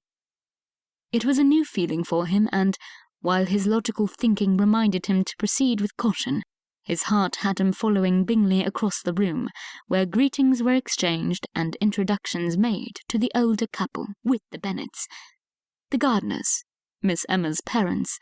They were delighted to finally meet the gentleman with the horse. Perhaps the evening is not ruined after all. "Mr. Darcy, it is a pleasure to see you here. We did not know that you would attend," Miss Elizabeth said with a crinkle in her eyes. "I had not thought to come, I assure you. I am not very fond of dancing, as you are aware," Darcy admitted, suddenly at a loss for words. Remembering himself, he turned to Bingley. "But I come accompanied by a good friend who is, in fact, very fond of dancing." Bingley swooped his most elegant bow in recognition of the compliment, never taking his eyes off the fair-haired sister. "Of that fact we may attest, and we are the merrier to see you here, Mr. Bingley," said Miss Elizabeth, while Miss Bennet blushed. "Yes, I believe my dear wife danced a cotillion with you, and, in consequence, I am to dance this evening," said Mr. Gardiner, who stood with Mrs. Gardiner's arm folded up in his. She beamed at him. "I know it is not fashionable for a man to dance with his wife, but there is no other woman I would rather dance with, my love." Mr. Gardiner patted his wife's hand, which was curled up in his arm. "I hear that there is to be a waltz tonight. If it were not so scandalous, I would further offend fashion and waltz with you, my dear," said Mrs. Gardiner. Darcy instantly liked the Gardiners. Curious to know more about these people, Darcy asked Bingley, "Have you only recently met, or do you enjoy a deeper acquaintance?" "Our acquaintance goes back many years. Mr. Gardiner has a reputation for being a most diligent and honest tradesman. I myself have done business with him in the past, and have been pleased with the results. Had I known, sir, that you had such lovely nieces, I should have begged their acquaintance long ago," Bingley said mostly to Mr. Gardiner than to Darcy. Darcy internally applauded his friend for his compliments, so smoothly expressed. When nervous, Bingley had a tendency to garble his words. "My wife, Mr. Darcy, grew up very near Pemberley, in Lambton. She has always spoken very highly of your family," said Mr. Gardiner. "How is your father's health, Mr. Darcy? He is well thought of in Derbyshire. You have a younger sister as well, do you not?" asked Mrs. Gardiner. "My father is well, thank you. My sister Georgiana is 15 years of age, and currently resides in our house in town. I hope to spend more time with her during the season. She would love to meet you, I think." "We would be honoured to make her acquaintance. My nieces would be pleased to make a new friend," said Mrs. Gardiner. Darcy fretted in his mind. The contrasts between Miss Elizabeth and Lady Henrietta were striking. On one side, Miss Elizabeth had an uncle in trade, and a family with atrocious manners. Since their first encounter 6 weeks ago in Hertfordshire, Darcy had repeatedly tried to banish her from his thoughts. On the other side was Lady Henrietta. Her manners were impeccable, and the only blemish on her family was her fool of a brother. She had a title and wealth of her own. Over the past 3 weeks, Darcy had to remind himself of Lady Henrietta's accomplishments and merits whenever thoughts of Miss Elizabeth invaded his mind. Darcy needed time to think. It would not do to express interest in a young lady unless he felt himself at liberty to do so, and he did not have the freedom to choose any lady he was attracted to. He had a family name to uphold, and high expectations to meet. Then the music started, announcing that a dance would follow. Mr. Bingley claimed a set with Miss Bennet. When Darcy looked at Miss Elizabeth, He knew what he must do. Extending his hand and bowing slightly, he asked, "Miss Elizabeth, may I have the honor of this dance?" Chapter 13. Miss Elizabeth looked down at the floor. Not a good start. Darcy shuffled his feet and clasped his hands behind his back. After what felt like an eternity, she looked back up. There was a look in her eyes he could not read, but finally she said, "Yes, you may, Mr. Darcy," and placed her hand on his extended arm. Now Darcy understood why such a fuss was made over dancing. The physical contact struck him like a bolt of lightning, and he felt a warm buzzing through his entire body. It was a new sensation for Darcy. It was terrifying and glorious at the same time. They found a place on the floor and the music began. Miss Elizabeth felt a slight flush to her cheeks. Her eyes sparkled like a chandelier. Darcy tried not to look into her mesmerizing eyes and fell silent for most of the dance, in his efforts not to look too closely at his dancing partner. He wanted to impress her with his intelligent conversation, but he could not for the life of him form a cohesive thought. She was handsome in a way that made him want to loosen his cravat. He opened his mouth to speak when they drew close, but then they would have to touch hands, and he would forget what he was going to say. "Come on, Darcy, pull it together. Since when has it been this difficult to carry on a conversation with a lady?" The dance was nearing its end, and Darcy was desperate to say something. What must she think of me, a gentleman asking her to dance and seemingly refusing to speak with her? Finally, he asked, "Are you enjoying your stay in London?" It was the best he could do. Her nostrils flared slightly as she answered, "London is a diverting city, but I find that some of its occupants lack in good conversation." Miss Elizabeth's temper looked charming through her scolding. Darcy cleared his throat. "What do you consider good conversation?" Darcy dared to ask, feeling like he was at a fencing tournament at his club. "Too many topics to enumerate. It takes great skill to develop. A worthy example to imitate is your friend, Mr. Bingley, should one desire to learn such a fine art." She said this with her chin inclined at an angle and an arch in her eyebrow. Darcy imagined that her toe would tap at him if they had not been dancing. Match one in their verbal fencing contest went to Miss Elizabeth. "I do apologize, Miss Elizabeth. I am not good at meeting new people.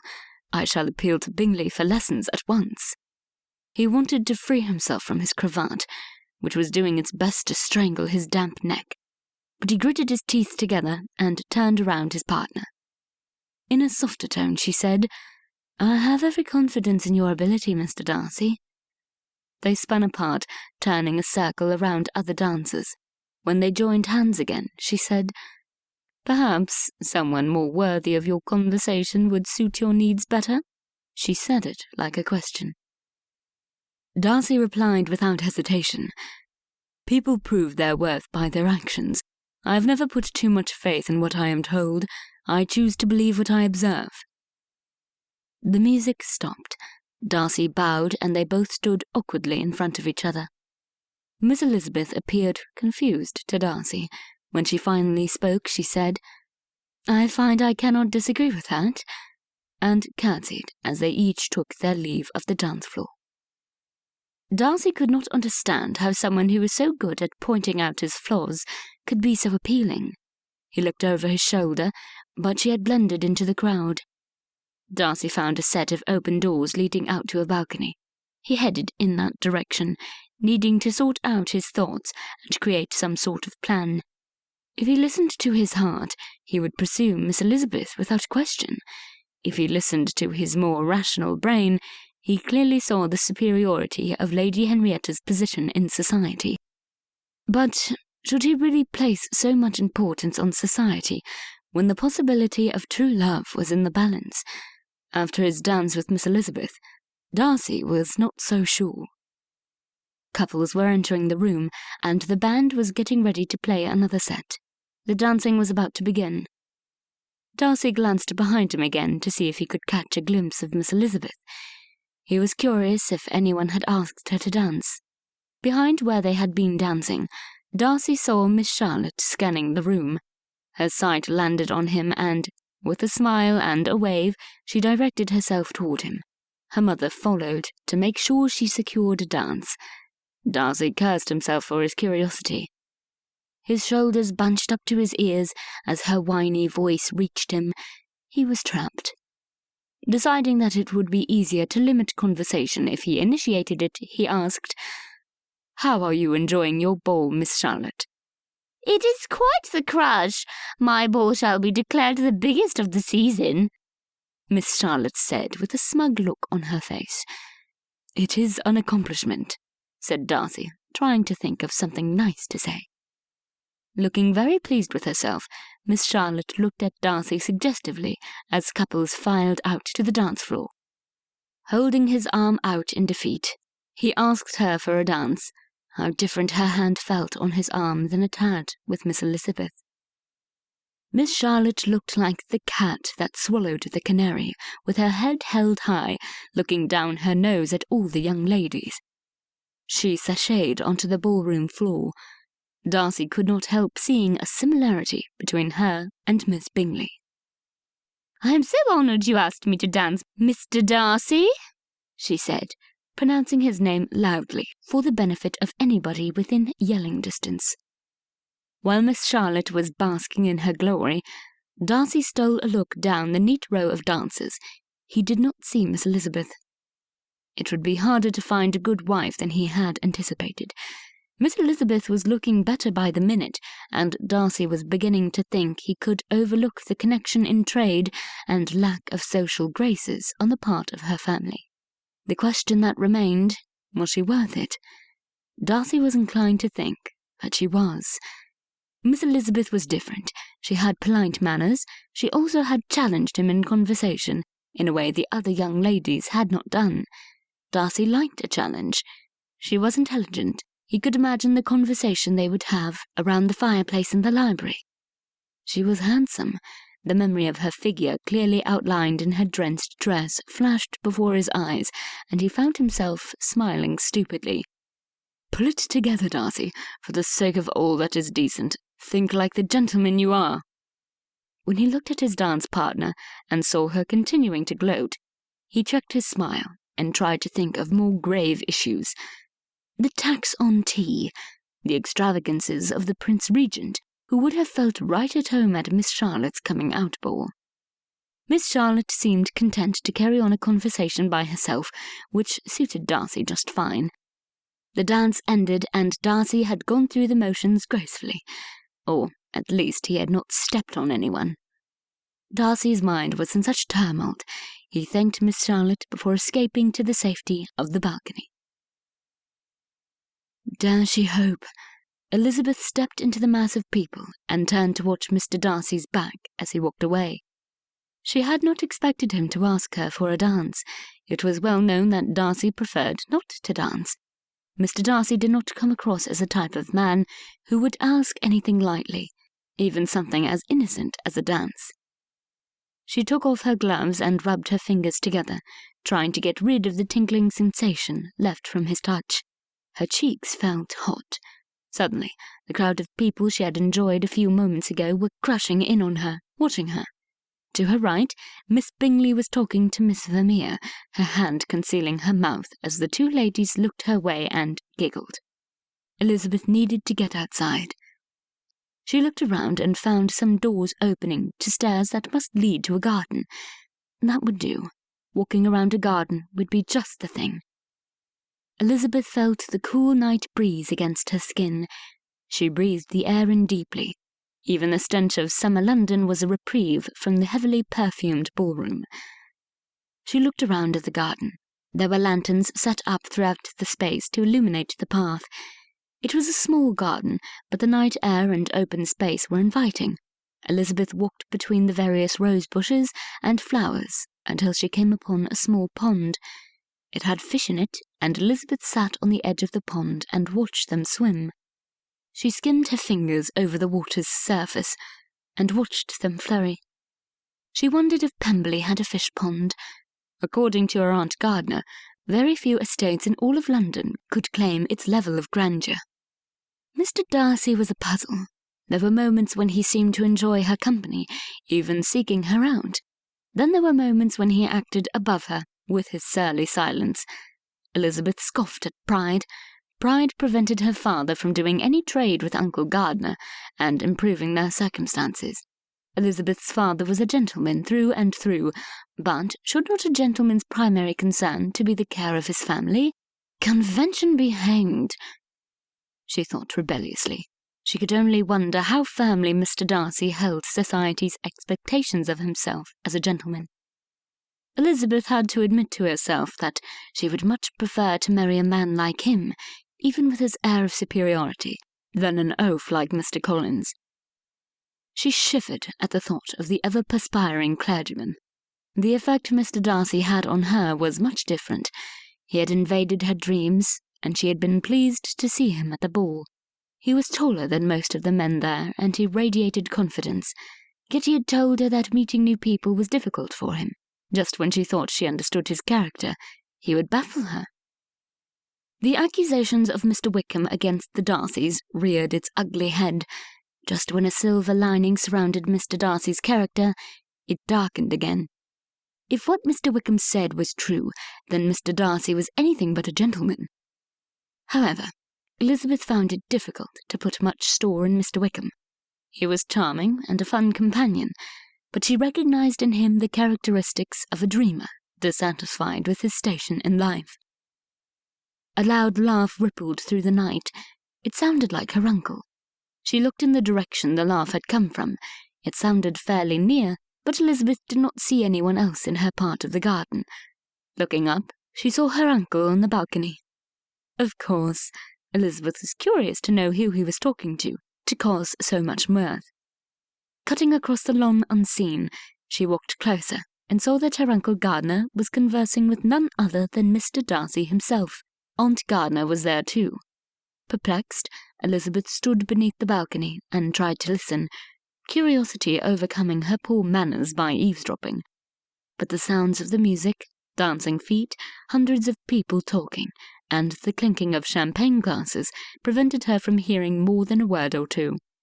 Unsuccessful at her attempt at spying, Elizabeth returned to the garden, feeling like a silly goose.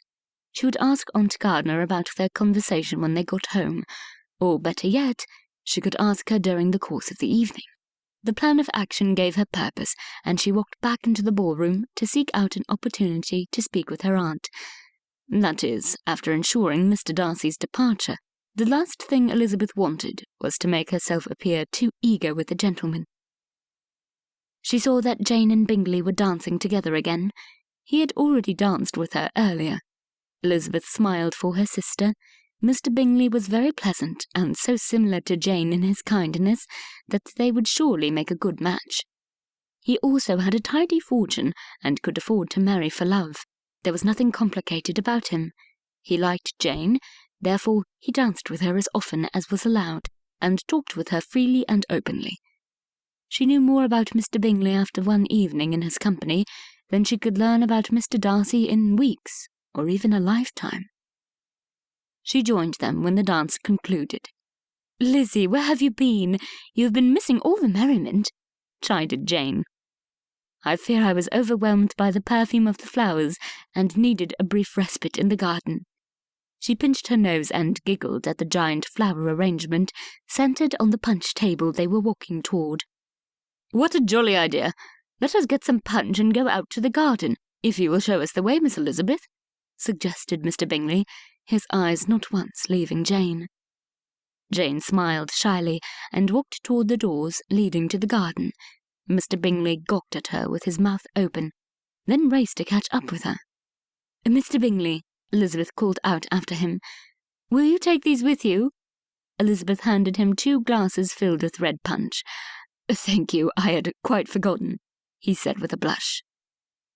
Aunt and Uncle Gardner had only pleasant things to say about Mr. Bingley as a businessman. Of course, her aunt also had pleasant things to say about the Darcy family. However, Elizabeth knew from her own experience in her family that she could not judge one family member based on the others. Both she and Jane were different from their parents and sisters, but she was aware people judged them.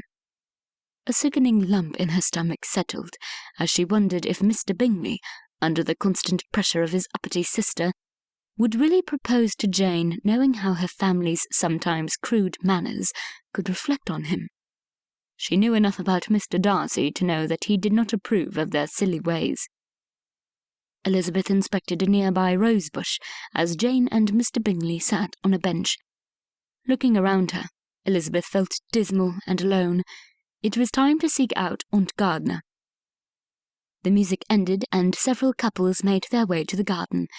Mr. Bingley soon had a crowd of friends surrounding Jane and himself.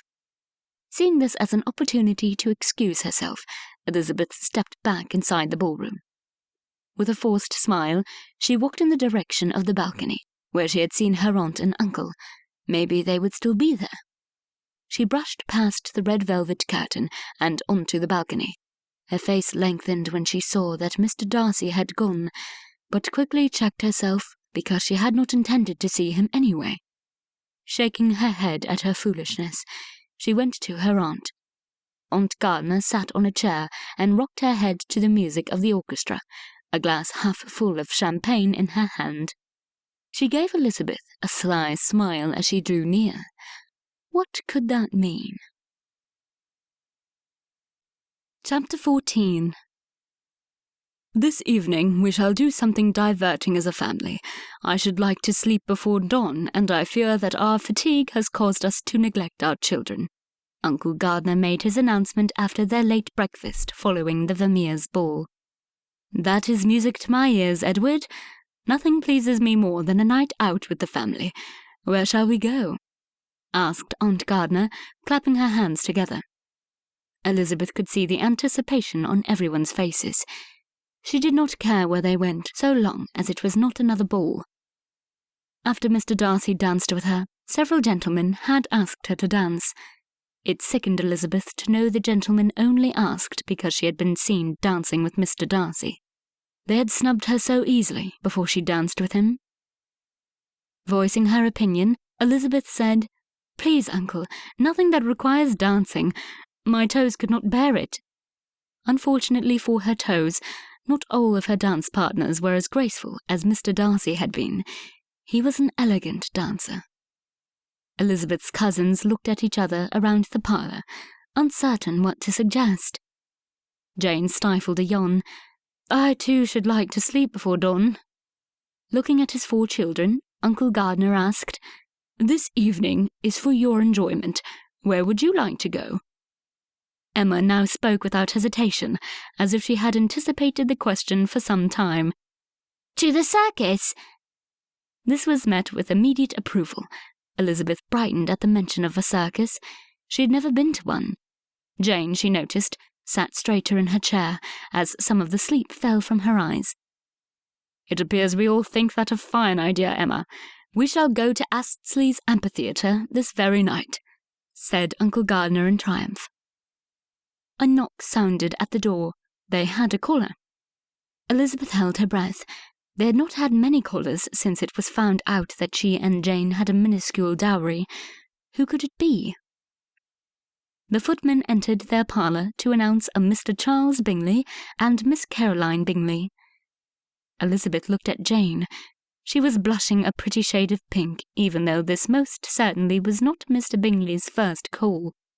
Elizabeth squeezed her sister's hand, and when they looked at Aunt Gardner, the 3 ladies shrieked in delight as they did every time he called. Elizabeth and Aunt Gardner made sure Jane was presentable, smoothing hair and straightening ribbons.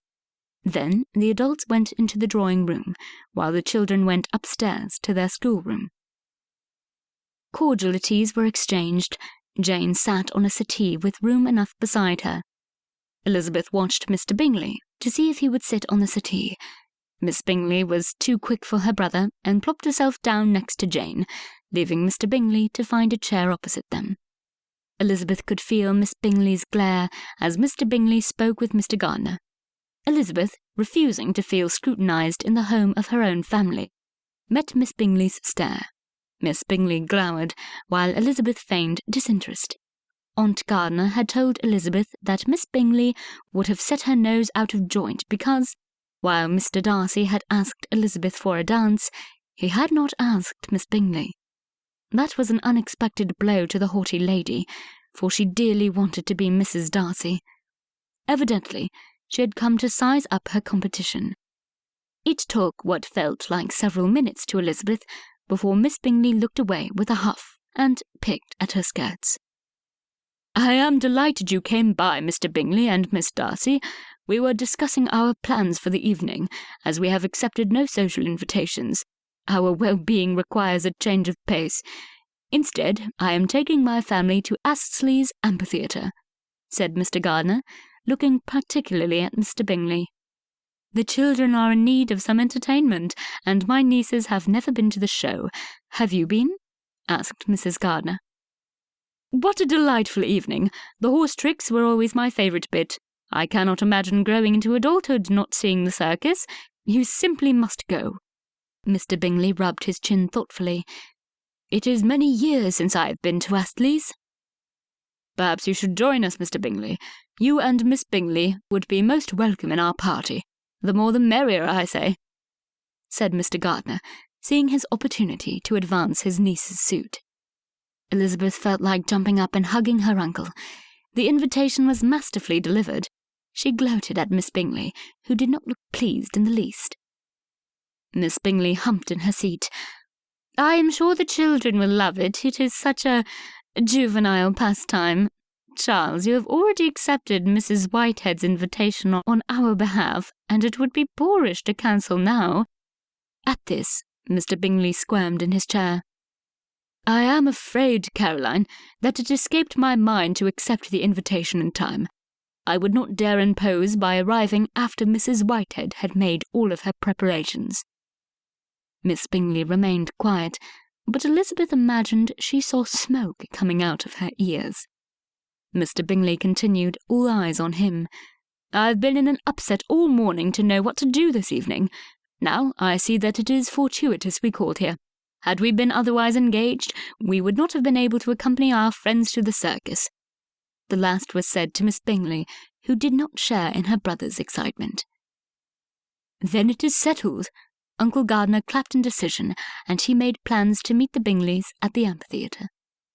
"Charles, since we will be joining the Gardners and the Mrs. Bennets for the evening, I think it is wise to depart. We do not want to impose on their time." Miss Bingley's smile attempted to be sweet over her set jaw. "It is no imposition at all.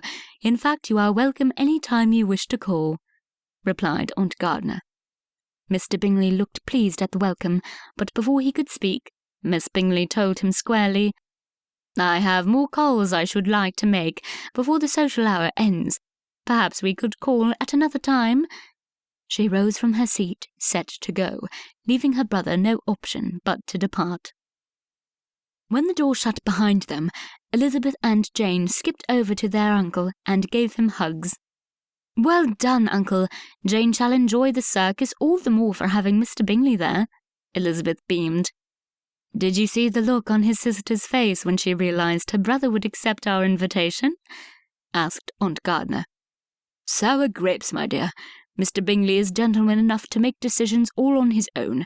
If he allows himself to be manipulated by his conniving sister, then he does not deserve our Janey anyway," said Uncle Gardner. Not feeling as tired as she had earlier, Elizabeth said in high spirits, "I am certain that it was Mr. Bingley himself who decided to call this morning. If his intentions were uncertain, he would not act so, especially against the will of Miss Bingley. I think Miss Bingley wanted to see who she was up against for Mr. Darcy's attentions. I would not take her too lightly, my dear," warned Mrs. Gardner.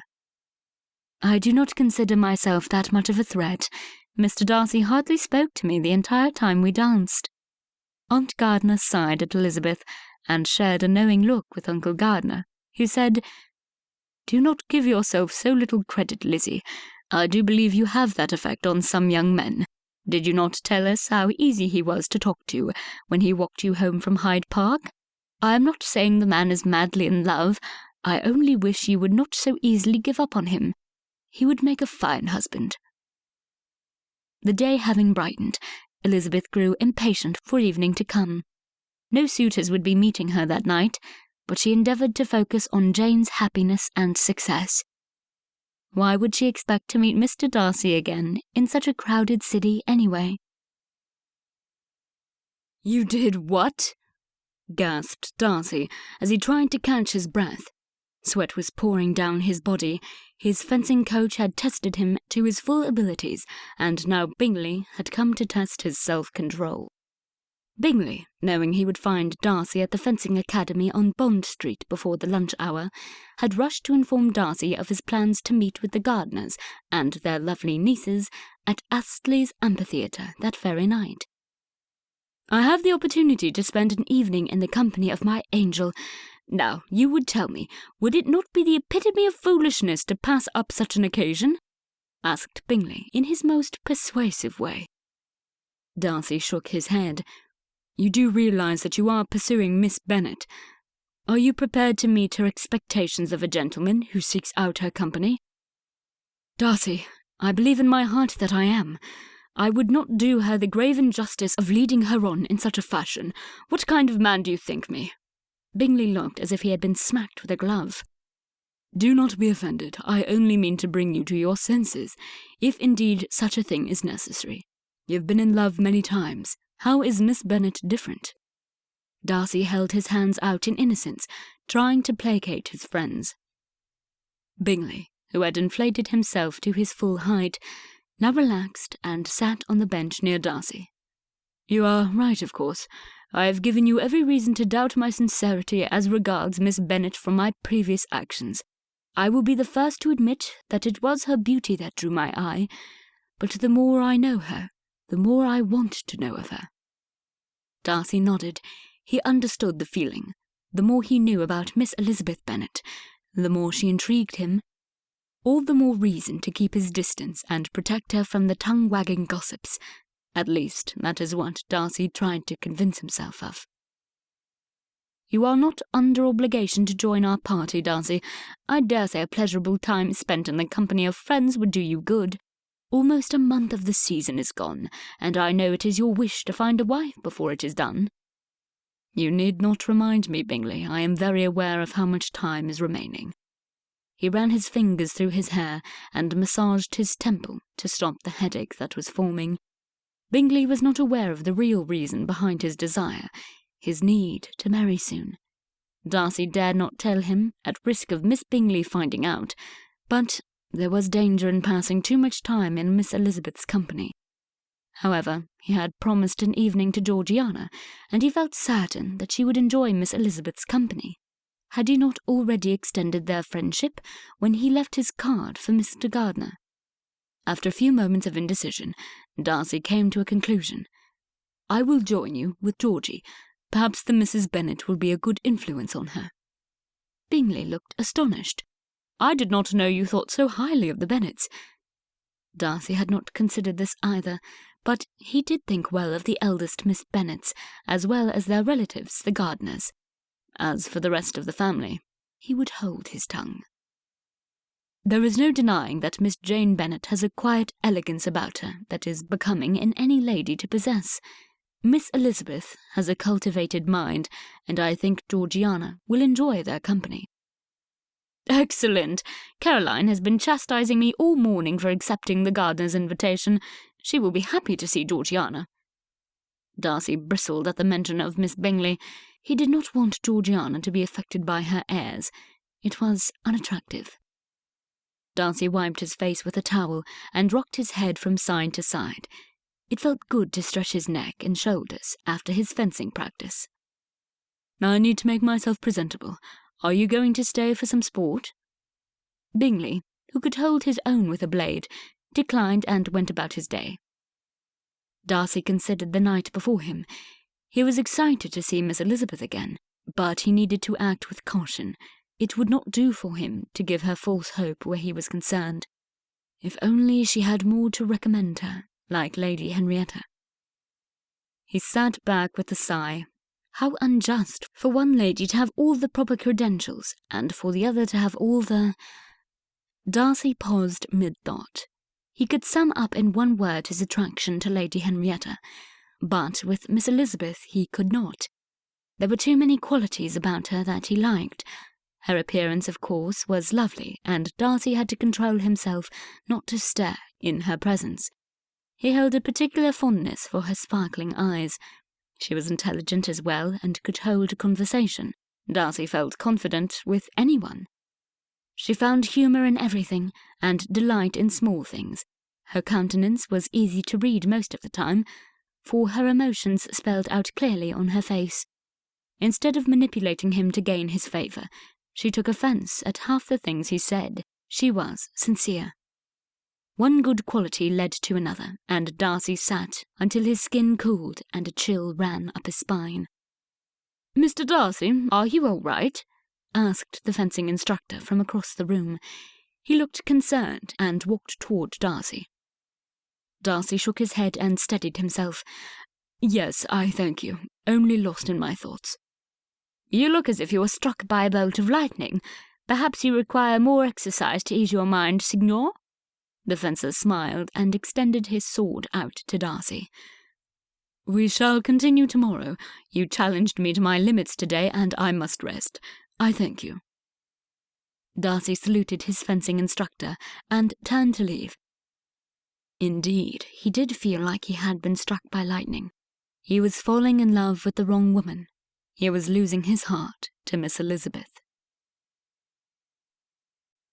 Chapter 15.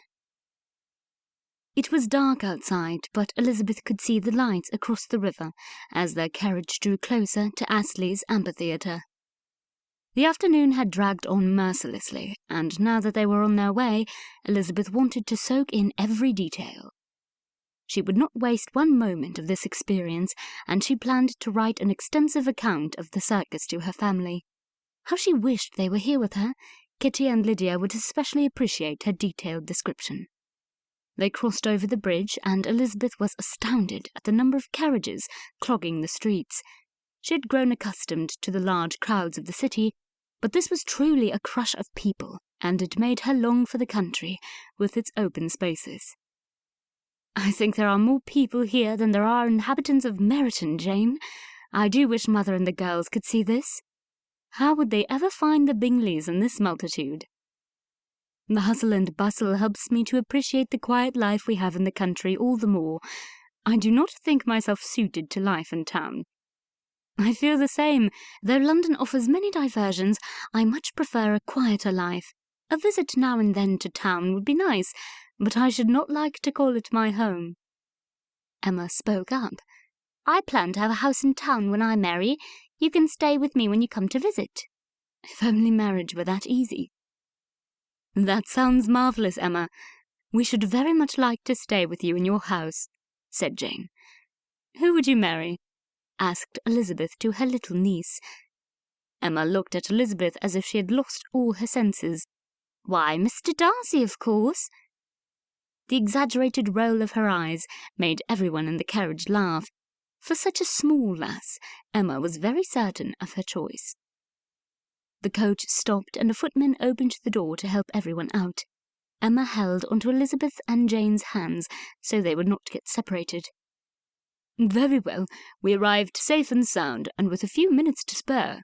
Uncle Gardner squinted his eyes at his pocket-watch before tucking it away. "I hope we see Mr. Bingley in this mass. It would be a shame not to meet up." Elizabeth felt Emma let go of her hand and looked just in time to see the little girl dash into the crowd, disappearing from sight. "Emma!" Elizabeth started in the direction her little cousin had gone. She had not taken 2 steps when she heard Emma's voice. "I saw him, father. How should I miss when he is so very tall?" Elizabeth looked up to see, not Mr. Bingley, but Mr. Darcy, a pace behind Emma. Emma looked behind her to ensure that he was following. Elizabeth's heart slowed down as she steadied her breathing. Emma was safe. "Emma, you gave us a scare," Elizabeth said, her hand still over her pounding heart.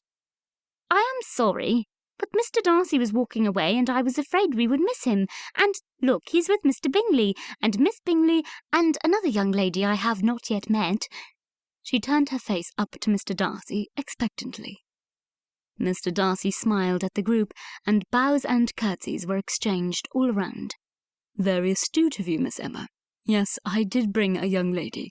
She's my sister, Miss Georgiana Darcy. Like you, she enjoys the circus." Darcy introduced his sister to the group. Elizabeth's ears burned red as she breathed a sigh of relief at her pointless jealousy. Miss Darcy, who towered in height next to little Emma, leaned down. "I am particularly delighted to meet you, Miss Emma. My brother tells me you are the finest judge in horseflesh, and have taken a liking to his favourite stallion, Arion." Elizabeth decided she liked Miss Darcy. She had so easily made friends with Emma. Miss Darcy had flaxen hair and a sweet innocence about her. She smiled and seemed genuinely pleased to meet them. What a contrast to Miss Bingley, who stood as far off to the side as she could, doing her best to appear bored, and succeeding at it. Elizabeth had to bite the insides of her cheeks to keep from laughing out loud as she observed Miss Bingley stifle a fake yawn while looking to see if Mr. Darcy noticed. "Shall we enter?" suggested Mr. Gardiner. Elizabeth walked in with Miss Darcy, and the young lady proved to be equal to her conversation. Elizabeth could not help but notice how Miss Bingley struggled between staying close to the Darcys and avoiding Elizabeth or Jane. The problem was that the Darcys were not walking together. Emma had laid claim to Mr. Darcy and was chattering away between him and Uncle Gardiner. Miss Darcy walked with Elizabeth. Then Mr. Bingley walked with Jane. Emma seemed to repel the fine Miss Bingley, so she locked arms with Miss Darcy's free arm as their group walked into the theatre. What awaited Elizabeth took her breath away. She stood in awe at the sight in front of her. It was much larger than she had thought it would be. She could not count all the people there if she tried, so numerous were they. When they drew closer to the arena, she gasped in wonderment when she saw the chandelier. It must have had thousands of candles, or thousands of happy flames dancing to illuminate the elaborate paintings on the ceilings. Elizabeth even thought she could smell the wax. The painting was so elaborate and grand, she had not yet seen its equal in any art museum she had visited. "You seem in awe, Miss Elizabeth. Have you never been here before?" asked Miss Darcy. Elizabeth closed her mouth. She had not realized that her jaw was open. "No, I have not had the pleasure. We do not often get such entertainments in Hertfordshire, and this is my first visit to London." "How charming to be such a country bumpkin," said Miss Bingley, who still clung to Miss Darcy's left arm. Her words dripped with sarcasm. "Indeed, Miss Caroline, I could not agree more, hailing from the country myself," replied Miss Darcy, one eyebrow arched up. Miss Bingley, put in place by a girl of 5 and 10. Elizabeth liked Miss Darcy more with each passing minute. Turning away from Miss Bingley, Miss Darcy asked Elizabeth, "Have you visited the Lake District? Pemberley is often visited by travellers interested in the lakes." "I fear the extent of my knowledge of England is confined to what I have read in books. How I should love to see the things I have read about with my own eyes." This led to a conversation about books and favourite authors that continued even after they had found their seats. Miss Bingley tried to participate, but Elizabeth thought she must not enjoy reading much, for she limited her comments to general views. Soon, Elizabeth and Georgiana were begging the other to be called by her Christian name. "Your cousin, Emma, has taken a liking to my brother. He appears quite taken with her too, I must say. Of course, he has always liked children." Through Georgiana, Elizabeth was learning that Mr. Darcy had a softer, more approachable side, a side that Emma had naturally recognized. She looked further down their row of seats, where indeed Emma had placed herself between her father and Mr. Darcy, on the other side of Georgiana. It took her by surprise that a man like Mr. Darcy would have the patience to listen to a child, but that was what he was doing. Mr. Darcy was full of surprises. "I would not have thought that Mr. Darcy enjoyed the company of children, though he has been a good sport with Emma," Elizabeth thought out loud. Miss Bingley, who sat beside her brother and Jane directly in front of them, said, "You do not have the same intimacy of friendship some of us are privileged with. Mr. Darcy has many admirable qualities." "I am sure you are right, Miss Bingley, though you might embarrass Mr. Darcy if you listed them in detail." Miss Bingley's spirits improved when she noticed they had finally caught the gentleman's attention, and she tried to include Mr. Darcy in their conversation. "Do you not think this is to be droll, Mr. Darcy? Once you have seen the show, it is hardly worth fighting the crowds to see again." "I think everyone should see the spectacle at least once. I remember the first time my father brought me here, and I think it is charming to accompany someone who is seeing it for the first time." He looked at Elizabeth. Mr. Darcy's defence caught Elizabeth off guard. She thought it more likely that he would find fault with her, or, worse, remain silent, as he so often did. Miss Bingley audibly humphed and turned to face the arena. "If she disliked me before, surely now she hates me." The show began, and Elizabeth was happy to have a break from Miss Bingley and her snide comments. "At least she is not attempting to ruin Jane's happiness." She looked at the happy couple chatting in front of her, and knew she would endure weeks of hurtful remarks to help her sister. Elizabeth could hear Emma's squeals of delight as the actors performed tricks on their horses. Elizabeth let herself get caught up in the excitement and exclaimed her enjoyment as well. Her voice caught in her throat as she saw a woman in a bright costume stand on the backs of 3 horses, with only the reins to hold on to. When she started galloping around the ring, Elizabeth stared in amazement, her hands over her mouth. Next was a reenactment of a battle scene that left Elizabeth feeling overwhelmed in her senses. The smell of gunpowder and horses mixed with the sounds of the shouts of the actors and the audience, the flashes of scarlet coats dashing around the arena. Even the horses performed well with their piercing neighs. Turning to Georgiana, Elizabeth said, "I think if my heart beat any faster, it should jump out of my chest." "That used to be my favourite part, but my heart belongs to the gentlemen in the army. I mean, my family, of course, not just any gentleman. What I mean to say is, my cousin is a colonel in His Majesty's army, and I worry for his safety." She spoke quickly as she twisted her hands together.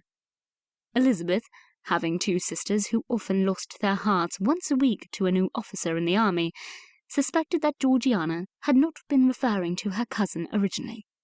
But her new friend's unguarded comment seemed to embarrass her, so Elizabeth did not press her. Nobody else had heard. Several times during the night, Elizabeth felt Mr. Darcy's eyes on her. Before that evening, she would have thought it was to scrutinize her actions and words, but now she was not so sure. Elizabeth dreamed of horses and acrobats, waking with a smile the next morning. It felt good to be rested. A card party awaited them in the evening, and she had some calls to make that day with Aunt Gardner and Jane. It would be another busy day, but she felt up to it.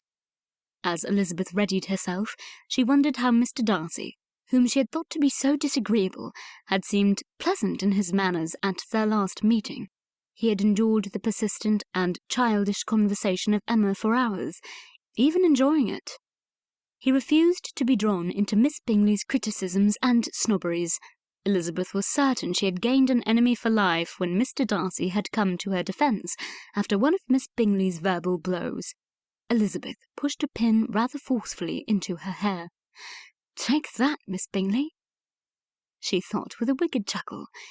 It was rare that Elizabeth disliked any person so strongly, but she did not envy Jane, her future sister-in-law, if Mr. Bingley was to propose.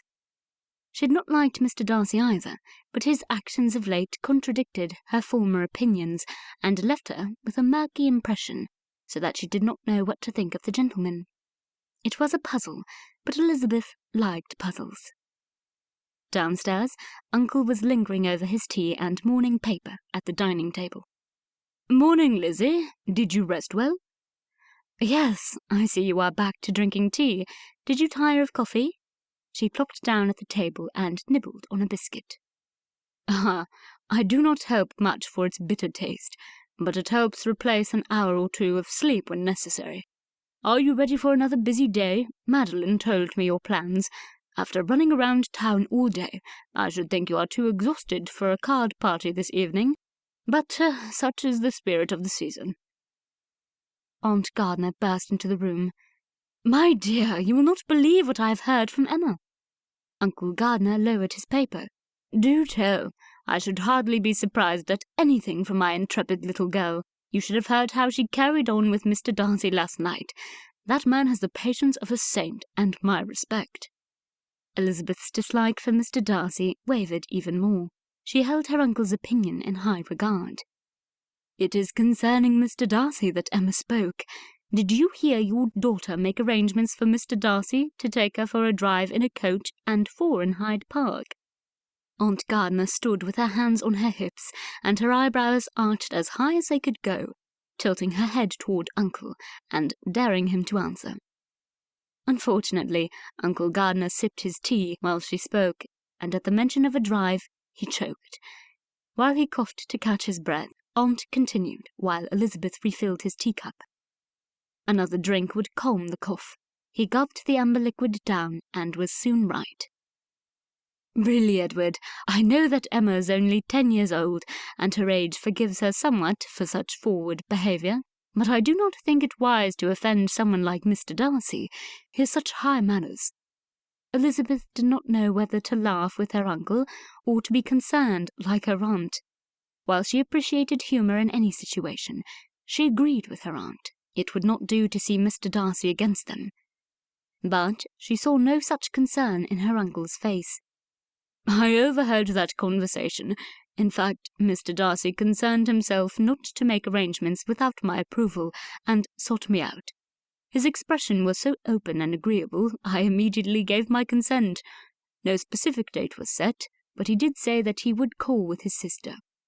Emma had accomplished in one short evening what Elizabeth had yet to attain, an invitation to ride in a gentleman's carriage.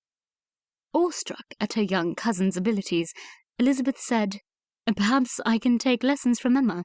She would have me engaged in a week." Aunt Gardner came around the table and sat next to Elizabeth. Clasping her hand, she asked, "How is the season treating you, Lizzie? Is there anyone who might make an offer?" Elizabeth stared at her plate with her half-eaten biscuit. Her aunt squeezed her hand. "I see. Now I do not want to give you hope where there may be none, but I continue to wonder at Mr. Darcy. If he had no interest in you, why would he ask you to dance when it is known that he avoids dancing, and why would he accompany Mr. Bingley to Astley's to meet us? Surely he knew you would be there. He was very agreeable, very different to how you had described him, dear. I must say, Lizzie, you did Mr. Darcy a grave injustice. Perhaps you are not such a good judge of character as you take pride in." "Dare I hope?"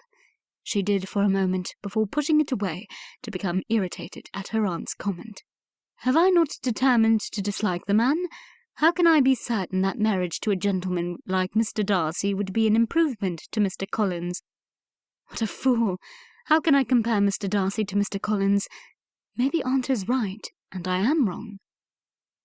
Realizing how her thoughts had wandered, and afraid to linger on such a delicate subject, Elizabeth said, "I forget that you knew his parents. What were they like, Aunt?" "Lady Anne was very much how you described Mr. Darcy to be. I cannot speak freely about her, for, truth be known, I was too intimidated by Lady Anne to attempt to befriend her. She was above my company. Her husband, Mr. Darcy's father, was quite the opposite. He had, and I suppose he still does have, a reputation for generosity and kindness. His tenants are loyal to the Darcy family and, in my opinion, speaks volumes about his character. It should not be surprising that his son reflects these same qualities. His mother died when he was a boy, and he spent most of his time with his father on the estate." Uncle Gardner, who still sat with his paper hovering unread over his teacup, eyeglass in place, spoke. "Lizzie, Mr. Darcy is a true gentleman. If he is interested in you as a wife, he will soon make his intentions known. He is not one to trifle with a lady, or give cause for false expectations.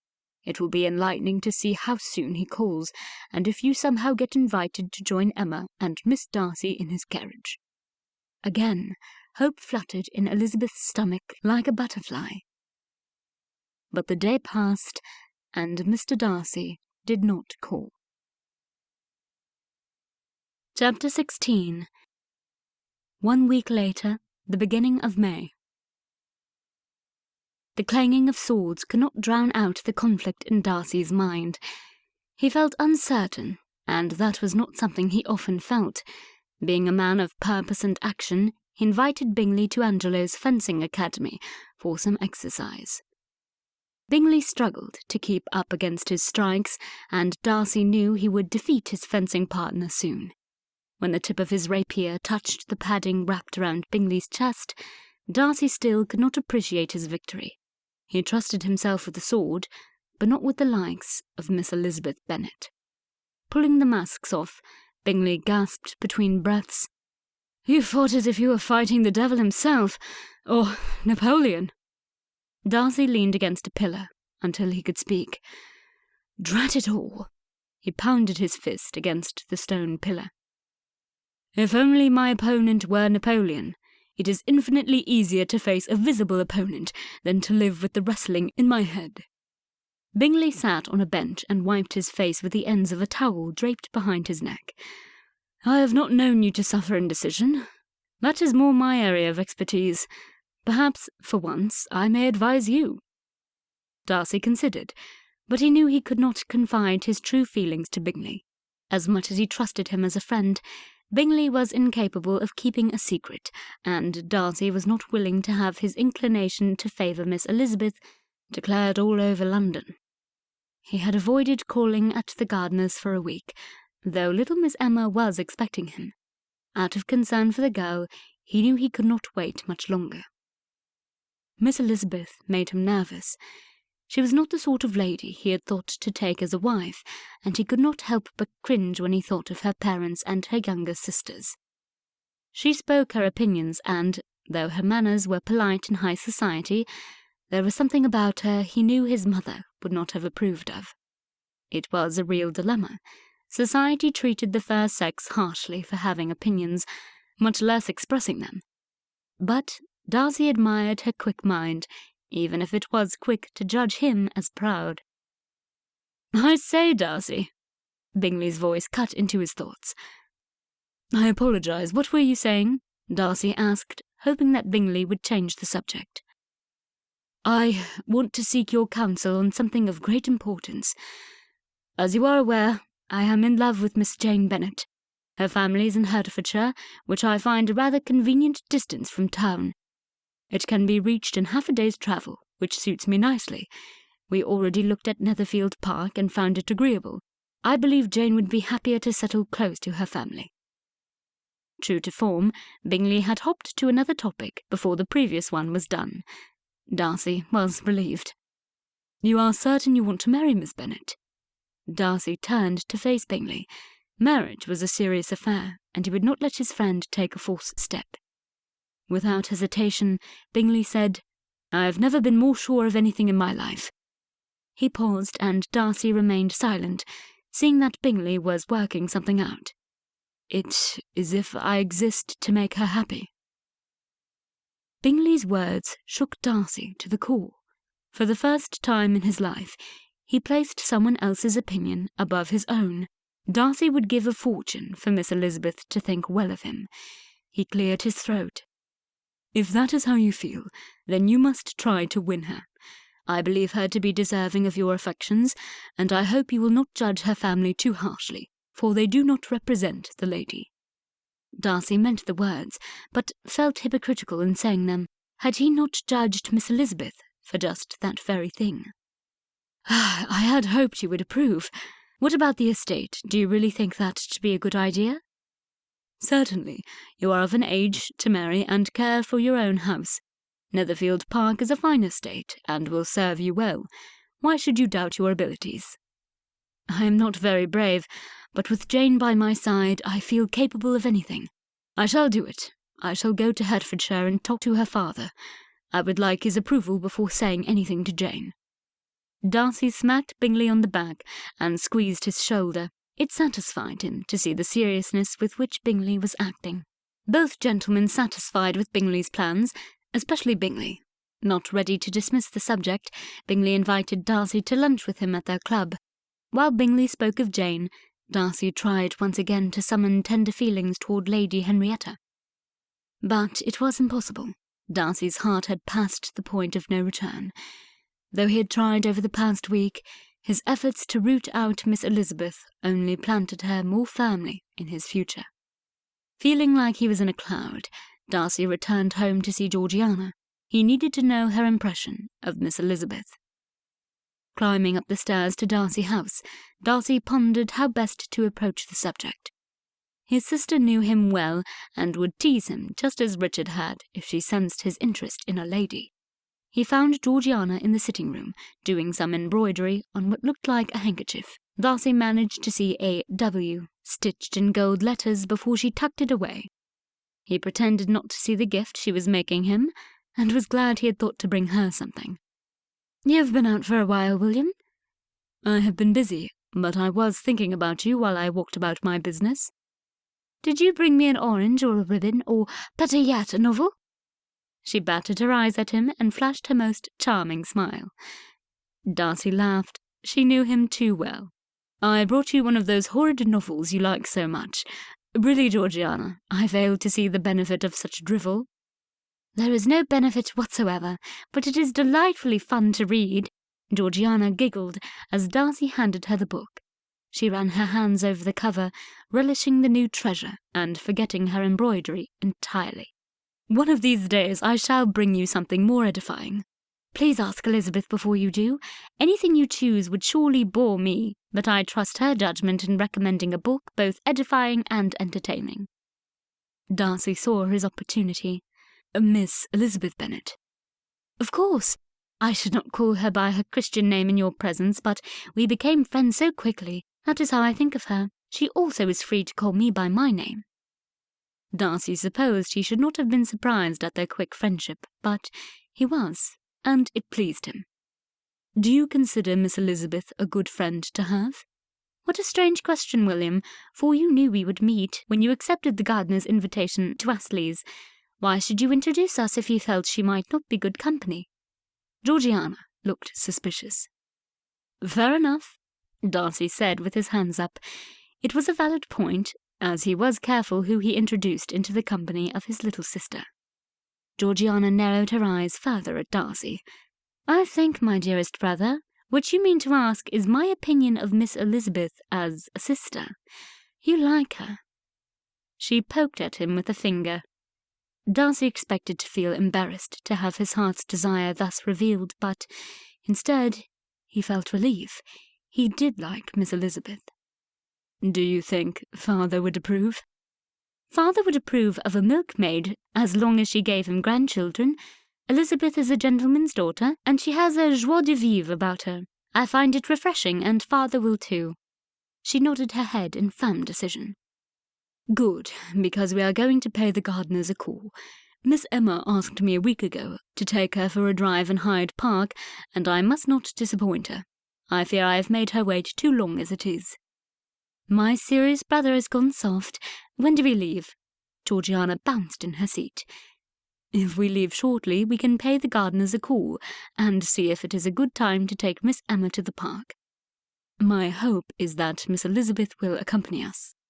"William, you do realize that you will be declaring your affections by taking Miss Elizabeth to the park during the fashionable hour?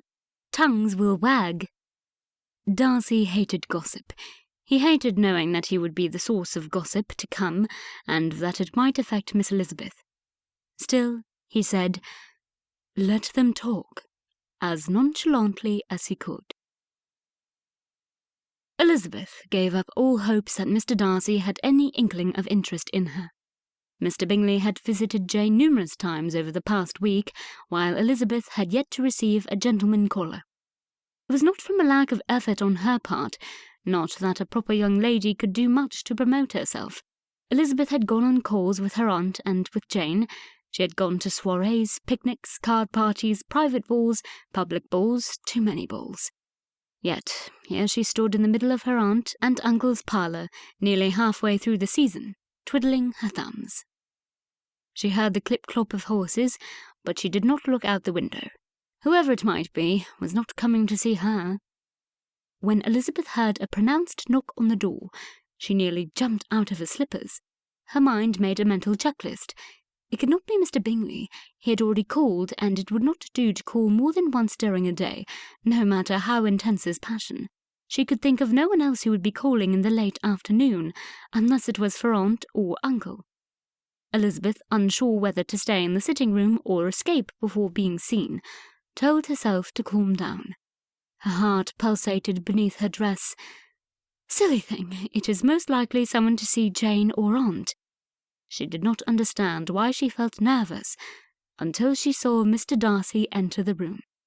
He was accompanied by Georgiana. The fair-haired girl's presence relaxed Elizabeth somewhat. Elizabeth curtsied. "How pleased I am to see you, Georgiana, Mr. Darcy." She moved them toward the seating area.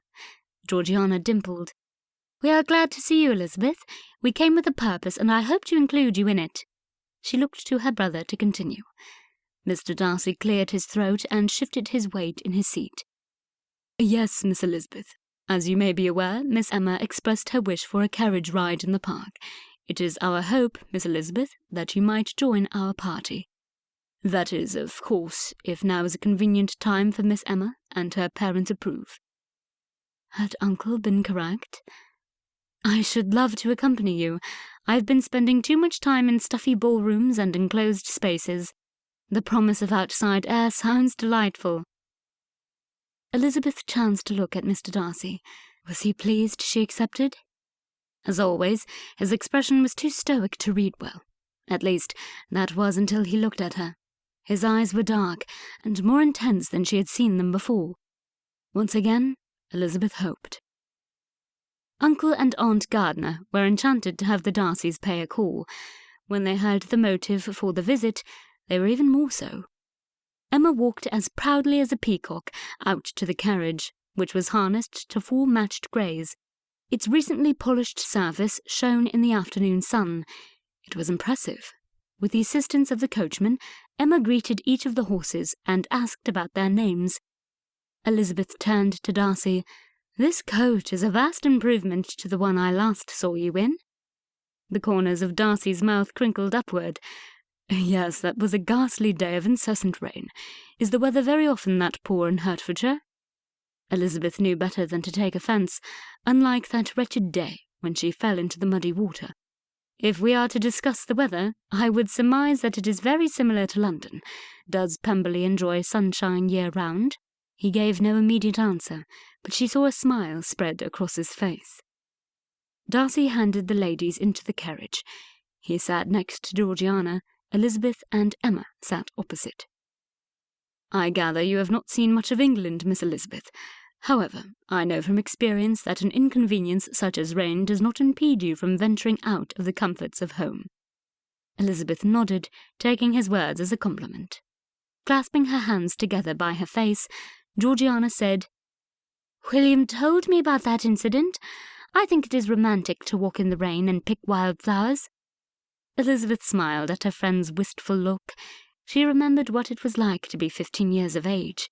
She too had romanticized everything. "It was pleasant, even romantic, until my foot caught fast in the mud, causing me to lose my balance and fall just as your brother's coach doused me with a puddle of water as it passed." Everyone laughed until Mr. Darcy stopped and said in a serious tone, "I behaved in an ungentlemanly fashion that day, Miss Elizabeth. When I am uncomfortable with people, my tendency is to be quiet. My apologies." The last thing Elizabeth expected to hear was an apology from Mr. Darcy. She had been speaking in jest of the situation, but the mood in the carriage now was very different. "Thank you, Mr. Darcy. I was not seeking an apology, but I will not refuse one so sincerely given. I dare say your endurance of others' uncustomary behaviour was punishment enough." She bit her lips and met his eyes. His expression remained tense, but his words were soft. "I have learned that appearances can be deceiving. There are individuals, though few of my acquaintance, who have risen above the characters of those who surround them." Elizabeth looked away. Mr. Darcy's words comforted her, but she wished he could think kinder of her family in Longbourn. Though they caused her endless embarrassment, she loved them deeply. A group of officers riding in a cluster drew near to them on the gravel path. Elizabeth saw Georgiana straighten up in her seat. Even Emma perked up as they closed the distance to the scarlet coats, her vision clearly more focused on the horses. She and Mr. Darcy discussed the fine points of each mount, Emma focusing on the aesthetic features and Mr. Darcy imparting further knowledge on form. When they were close enough to see the faces of the officers, Elizabeth heard a sigh from Georgiana.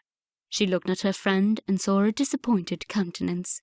Taking advantage of the distraction of the lively conversation between the two other passengers in the carriage, Elizabeth leaned forward and asked, "Were you looking for someone in particular?" Georgiana glanced at her brother, ensuring herself that his attention lay elsewhere. "I hope that I might see Mr. Wickham. He's a long-time friend of our family, though things have changed." She did not even whisper his name, only mouthed the sound, all the while watching her brother, like she was afraid he would hear. Elizabeth burst with curiosity, but this was neither the time nor the place, nor would she force a confidence should circumstances permit her to inquire. The ride around the park passed too quickly. The smell of spring grass and horses transported Elizabeth to her beloved countryside. The sounds of whinnies, carriage wheels on gravel, and hundreds of conversations surrounded them. The warmth of the afternoon sun cooled slightly as it began its slow descent, and Elizabeth was happy she brought a shawl.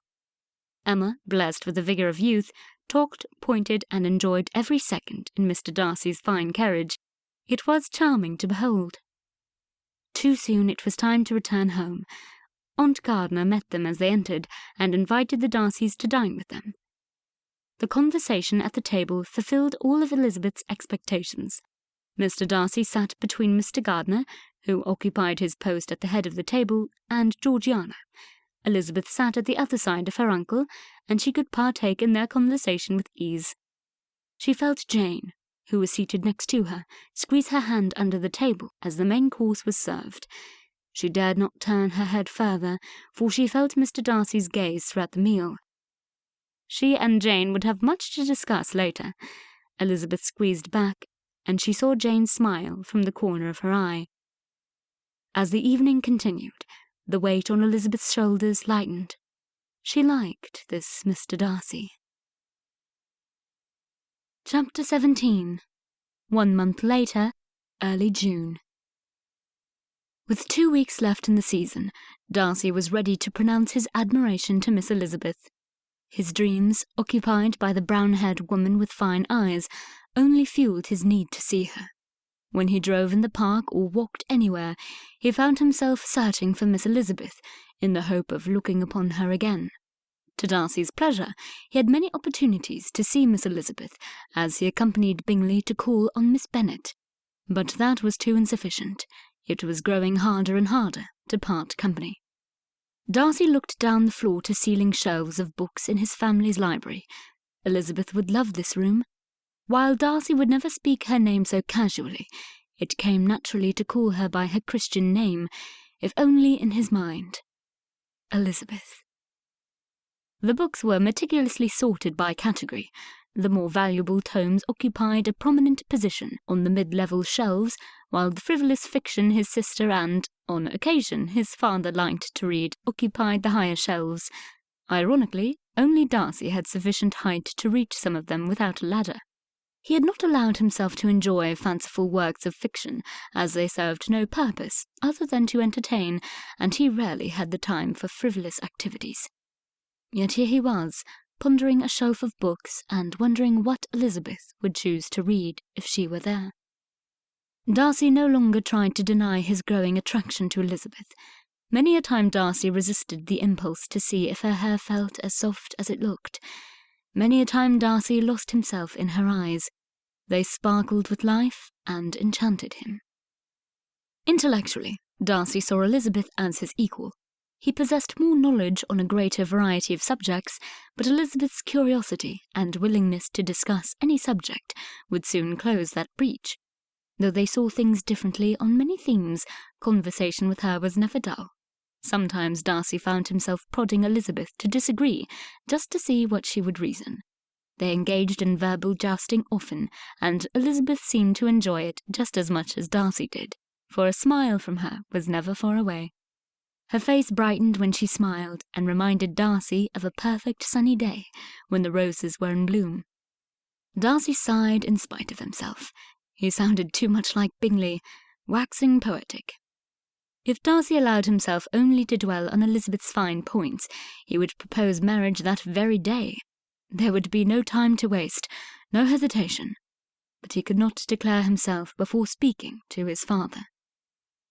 Unfortunately, what the Darcys held in the highest regard was the one thing Elizabeth lacked: social standing. The daughter of a landed gentleman established her as Darcy's equal legally, but they could not be more different socially. Darcy's ancient and highly respected family name demanded an equally well-positioned mistress for Pemberley, someone society would look up to, as they did to Darcy and his father. Darcy was willing to overlook this deficiency, but he was not certain his father would. George Darcy had married a lady of rank. Darcy remembered certain details about his mother well. She was regal. Her elegance and delicacy of manners elevated her above the most elite members of the ton. What would she have thought of Elizabeth, who so freely spoke her mind and was uncommonly active with her frequent and long walks? Darcy had no doubt that Elizabeth would choose to walk to the nearest library rather than wait for a servant to fetch her a book. Darcy smiled at the freedom Elizabeth enjoyed. Yes, she would love this room, though it paled in comparison to the library of Pemberley. The hour grew late. It would soon be time to dine. Darcy, alone in the house, preferred to take meals at his men's club when Georgiana could not join him. She had gone to the theatre with some friends from her finishing school, and Darcy chose to stay home. Darcy stretched up to the high shelf and selected a novel. While he lowered it down and ran his fingers along the imprinted cover, he heard a commotion at the front of the house, and then a voice he knew as well as his own wafted into the book-room. Darcy placed the novel on a table in the library before getting out to greet his father. He preferred not to endure the teasing that would ensue if he was seen with such a book. He would sneak it up to his room later. "There is my firstborn!" Father roared with his arms outstretched. Darcy took a deep breath and braced himself. After a couple of whacks on the back and a hug that made something in his spine pop, Father placed both of his hands on Darcy's shoulders, looking at him intently. "I must know, William, have you made any progress? Or am I to keep my appointment with the solicitor in the morning?" His eyes roved over Darcy's face, anxiety in his brow. Darcy did not want to speak with his father about Elizabeth just yet, so he thought it best to change the subject. "Come, you must be famished from such a long journey. Have you eaten? I was about to go to the club if you would like to join me." "William, answer the question." Darcy clenched his jaw and summoned his courage. "There is a young lady whom I greatly admire, but I cannot say that I have found a lady worthy of sharing our family name." "A lady worthy of sharing our name? What, are you hoping to marry a duchess? At this point I would provide a handsome dowry to any lady of good birth to take you off my hands." Father threw his arms into the air, and his complexion deepened. "You married a titled lady?" Darcy wanted to make sure his father meant what he said. "I did, and a fine lady she was too. But that is beside the point, son. I sent you to London with one task and one task only. With your inheritance in question, I did not expect you to come up empty-handed.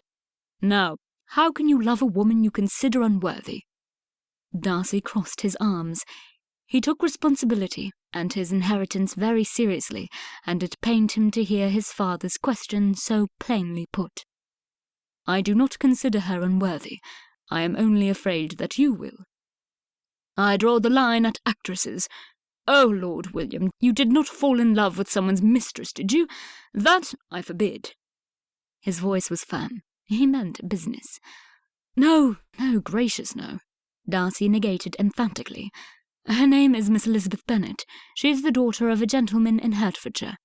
While she is without fault in my eyes, It is her family's lack of genteel behaviour that causes my hesitance. I am certain Mother would have avoided their acquaintance. Your mother, Lady Anne, put herself above the company of most people. I should like to meet this Miss Bennet. Now, I am hungry. Maybe cook can prepare something in the kitchen." Father left Darcy standing alone in the hall, hardly able to believe how simple that had been. All the worry, all the anxiety, had been a waste of time and energy. Had it not been beneath him, Darcy would have smacked himself in the forehead for his own stupidity. His father's less than complimentary remark of his mother raised some questions in Darcy's mind. Darcy remembered his mother as perfect as a lady could be, and father had loved her dearly. He waited until father had drained a glass of wine and finished his soup before asking, "What was mother like?" Mr. Darcy looked up from his last bite of soup. "You do not remember her?" "I thought I did, but today you have made me doubt my memory." "I fear I am to blame. As you grew up, I could see that you would be a handsome lad. A chip off the old block, I like to think." Father chuckled at his own joke. "I never did want you to settle for Anne. More to protect you from Lady Catherine's stifling influence than anything. She is unbearable. Why do you think I had Mr. Bowers dissemble the coach? It was so you could spend time with your future mother-in-law, Lady Catherine. I hoped that would be enough to dissuade you." He shivered and shook his head. "Anyway, it became apparent to me after your mother died, and as you grew, that you would attract all manner of manipulative matrons, wanting you to marry their daughters and fatten their coffers. So it was easy for me to glorify Anne in your eyes, and make her out to be the kind of woman you should marry. I meant to protect you from leeches and social climbers who would only trample on you. I never meant for it to keep you from loving someone worthy of your heart." Darcy did not know whether to throttle his father for manipulating him and turning his mother's memory into a fable, or kissing him for giving him the freedom to choose Miss Elizabeth for his wife.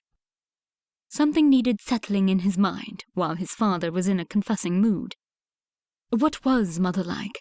I need to know more. I never thought it possible, but I cannot recollect the sound of her voice. I only have bits and pieces of images with her in it. Father took his time responding to Darcy's question, twirling the wine in his glass. Darcy tried to conjure some of the memories he had of his mother, but it was becoming more and more difficult as the years passed. She had been gone as long as Georgiana had been alive, 15 years. "Know this, William. I loved your mother, and I would probably marry her all over again, if given the opportunity." Mr. Darcy breathed deeply and exhaled deeper. "The problem was, Anne did not love me as much as I would have liked. She tried, God knows how she tried. But she had been raised since infancy to repress her feelings. I know what the rules of society say, but love between a man and a woman in their own home should not have such restrictions. It is not healthy, and contributes to infidelity more often than not." Darcy's eyes widened. No, I know what you are thinking, and let me reassure you that your mother never gave me cause to suspect her loyalty. What stifled her was the stiff propriety ingrained in her since birth, and the constant dread of being misjudged and ruined in the eyes of the ton. He finished off his second glass of wine and rested his face in his hands. Darcy was stunned. He should have known that his mother had faults, but in his mind she had always been perfect. That was the image of her his own father had encouraged. Even worse for Darcy was seeing how defeated father looked, sitting across the table from him. "Father," Darcy started. He could not find the right words, so sat there looking at his father, wishing he could console him. "I know, William, I know. Anne is gone now many years, but she surrounds me. Georgiana is her twin in appearance, and then there is you. You do not resemble her in appearance, but in manners you are her equal. Do not let society suffocate your chance at happiness." The comparison felt like a bucket of icy water thrown in Darcy's face. An hour later, Darcy's mind was still reeling. Valuing honour and responsibility as much as he did, Darcy also felt very deeply. Unlike his father, he had learned at an early age to hide his emotions well. He would not be satisfied to suffer through a cold, loveless marriage. Though thoughts of Lady Henrietta had diminished weeks ago, she was now completely erased from Darcy's mind. His thoughts went back to his cousin Anne and her refusal to accept their arranged marriage. Darcy's pride had been hurt at the time, and he had thought her foolish. Now he would kiss her hand in gratitude. Darcy was not sure how it started, but he felt changed. He would sooner lose his inheritance than marry for money or position, and, if Elizabeth would have him, Darcy's inheritance was secure. Darcy knew without a shadow of a doubt that Elizabeth would make him happy, and he would never rest in his attempts to make her happy too. Aside from the economic advantages Darcy could offer her, he could give her culture. They would travel and go to the theatres and museums. She could experience things she could only have dreamed about, and Darcy would delight in broadening her horizons outside the confines of a book. She could walk all day on Pemberley's grounds and muddy as many hems as she pleased. Darcy hardly knew what he was doing when he charged into his room and changed his clothes.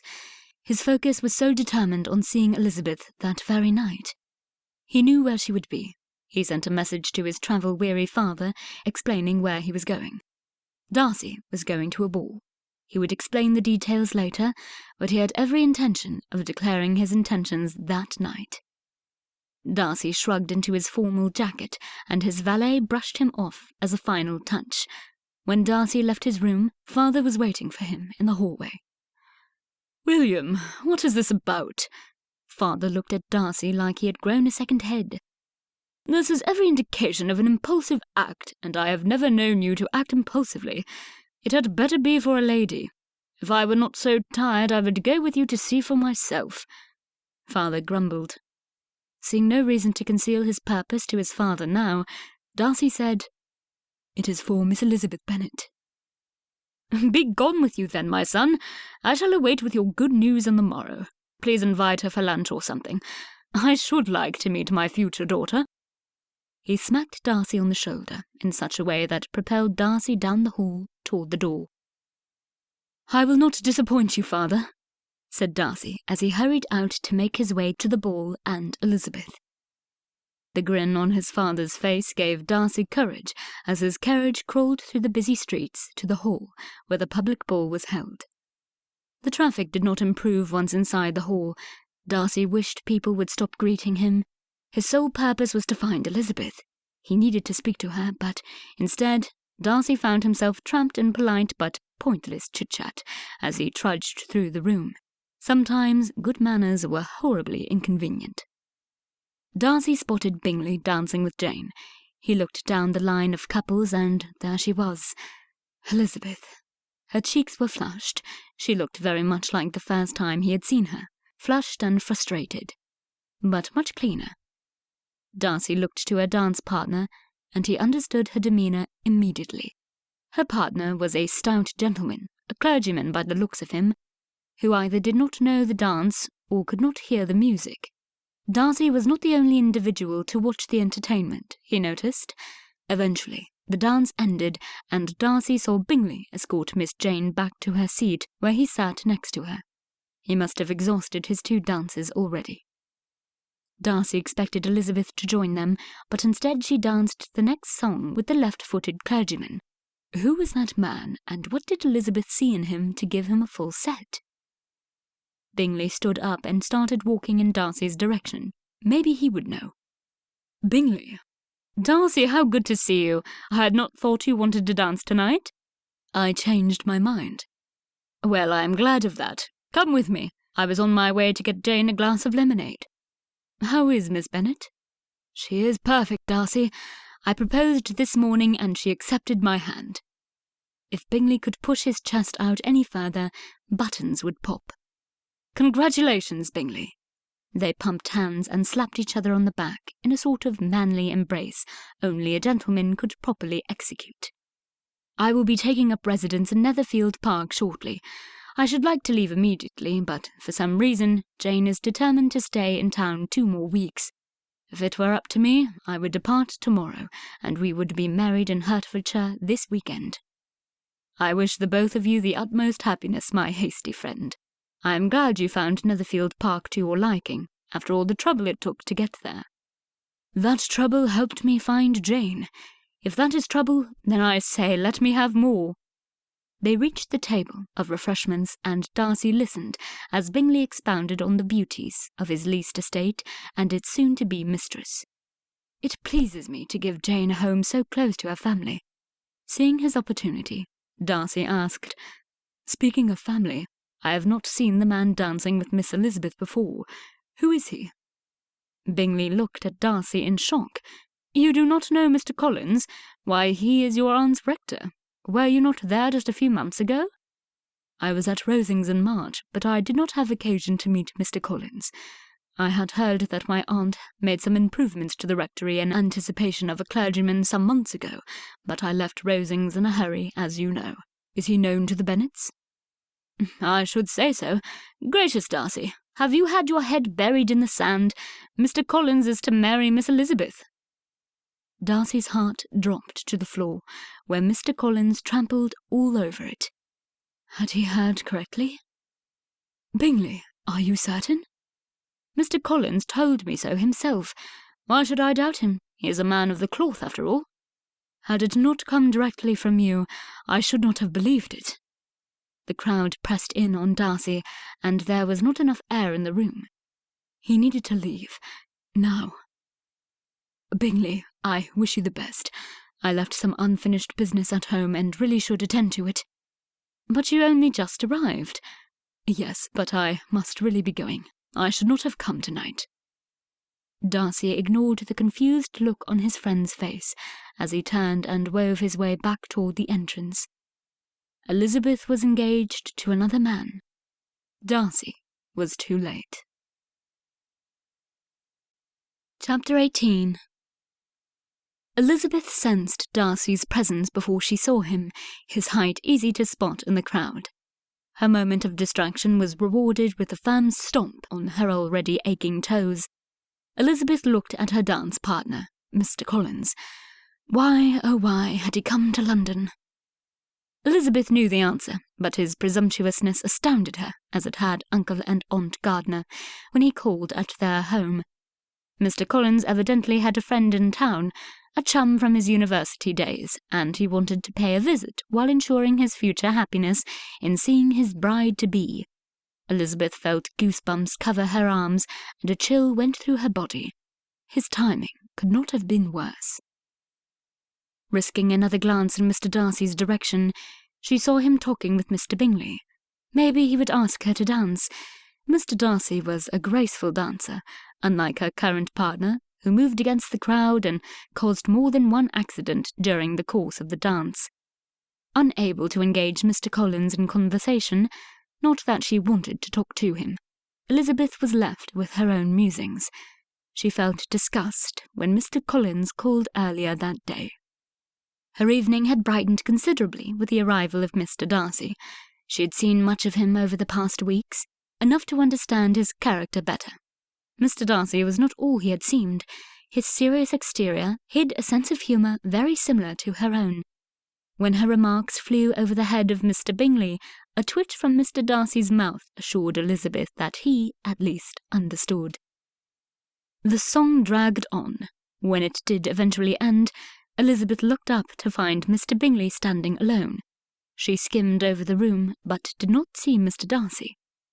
The music stopped, and Elizabeth curtsied to Mr. Collins' bow. The dance was over. Still, no Mr. Darcy. Mr. Collins escorted Elizabeth back to her seat by Jane, who was still talking with Mr. Bingley. They were engaged now. Jane's season in London was the success everyone had dreamed of. Mr. Bingley had a comfortable fortune, and, most important of all, he was kind. Elizabeth was certain they would be very happy in their marriage, and she was thrilled for her sister, if only she could find such happiness for herself. Jane had ensured Elizabeth that she would stay in London through the end of the season, with the express purpose of giving moral support to her sister. Elizabeth tried to persuade Jane to continue with her plans and start her life with Mr. Bingley. But Jane was determined. With Mr. Collins's arrival, Elizabeth was glad to have Jane by her side. Mr. Bingley looked up as she and Mr. Collins joined their party. "Mr. Bingley, was that Mr. Darcy I saw?" she asked.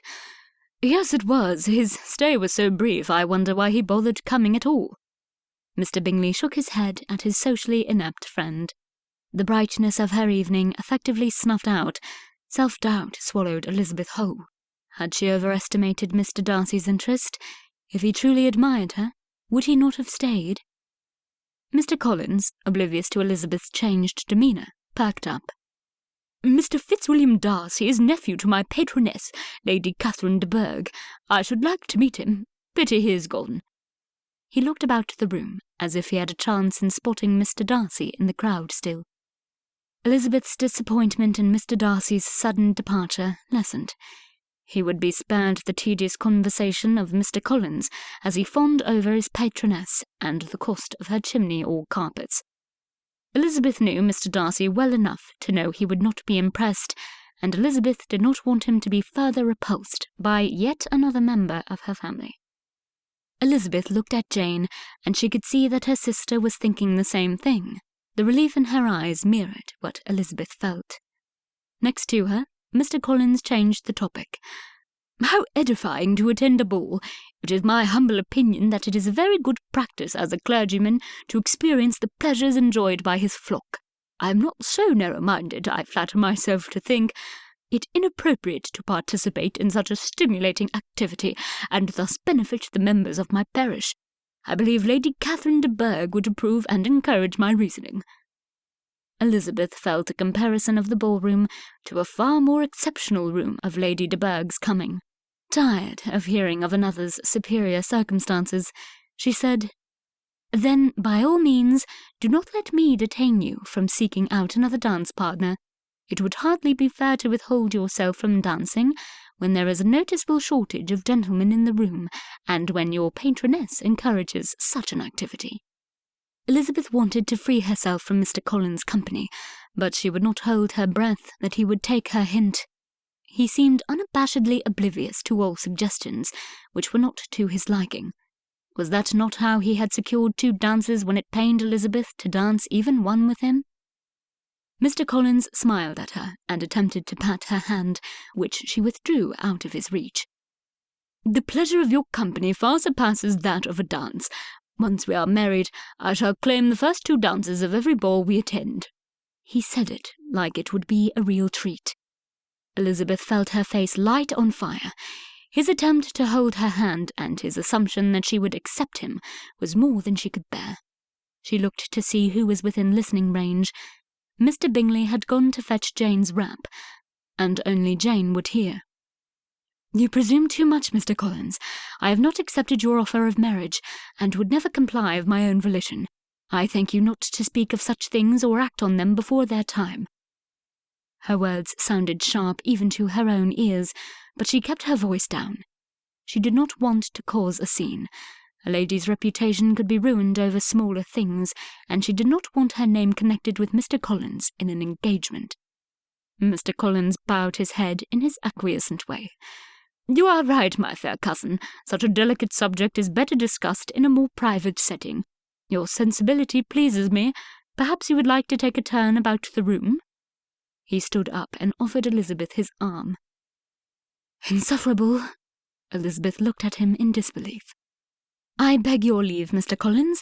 My toes have taken a beating, and it would pain me to walk.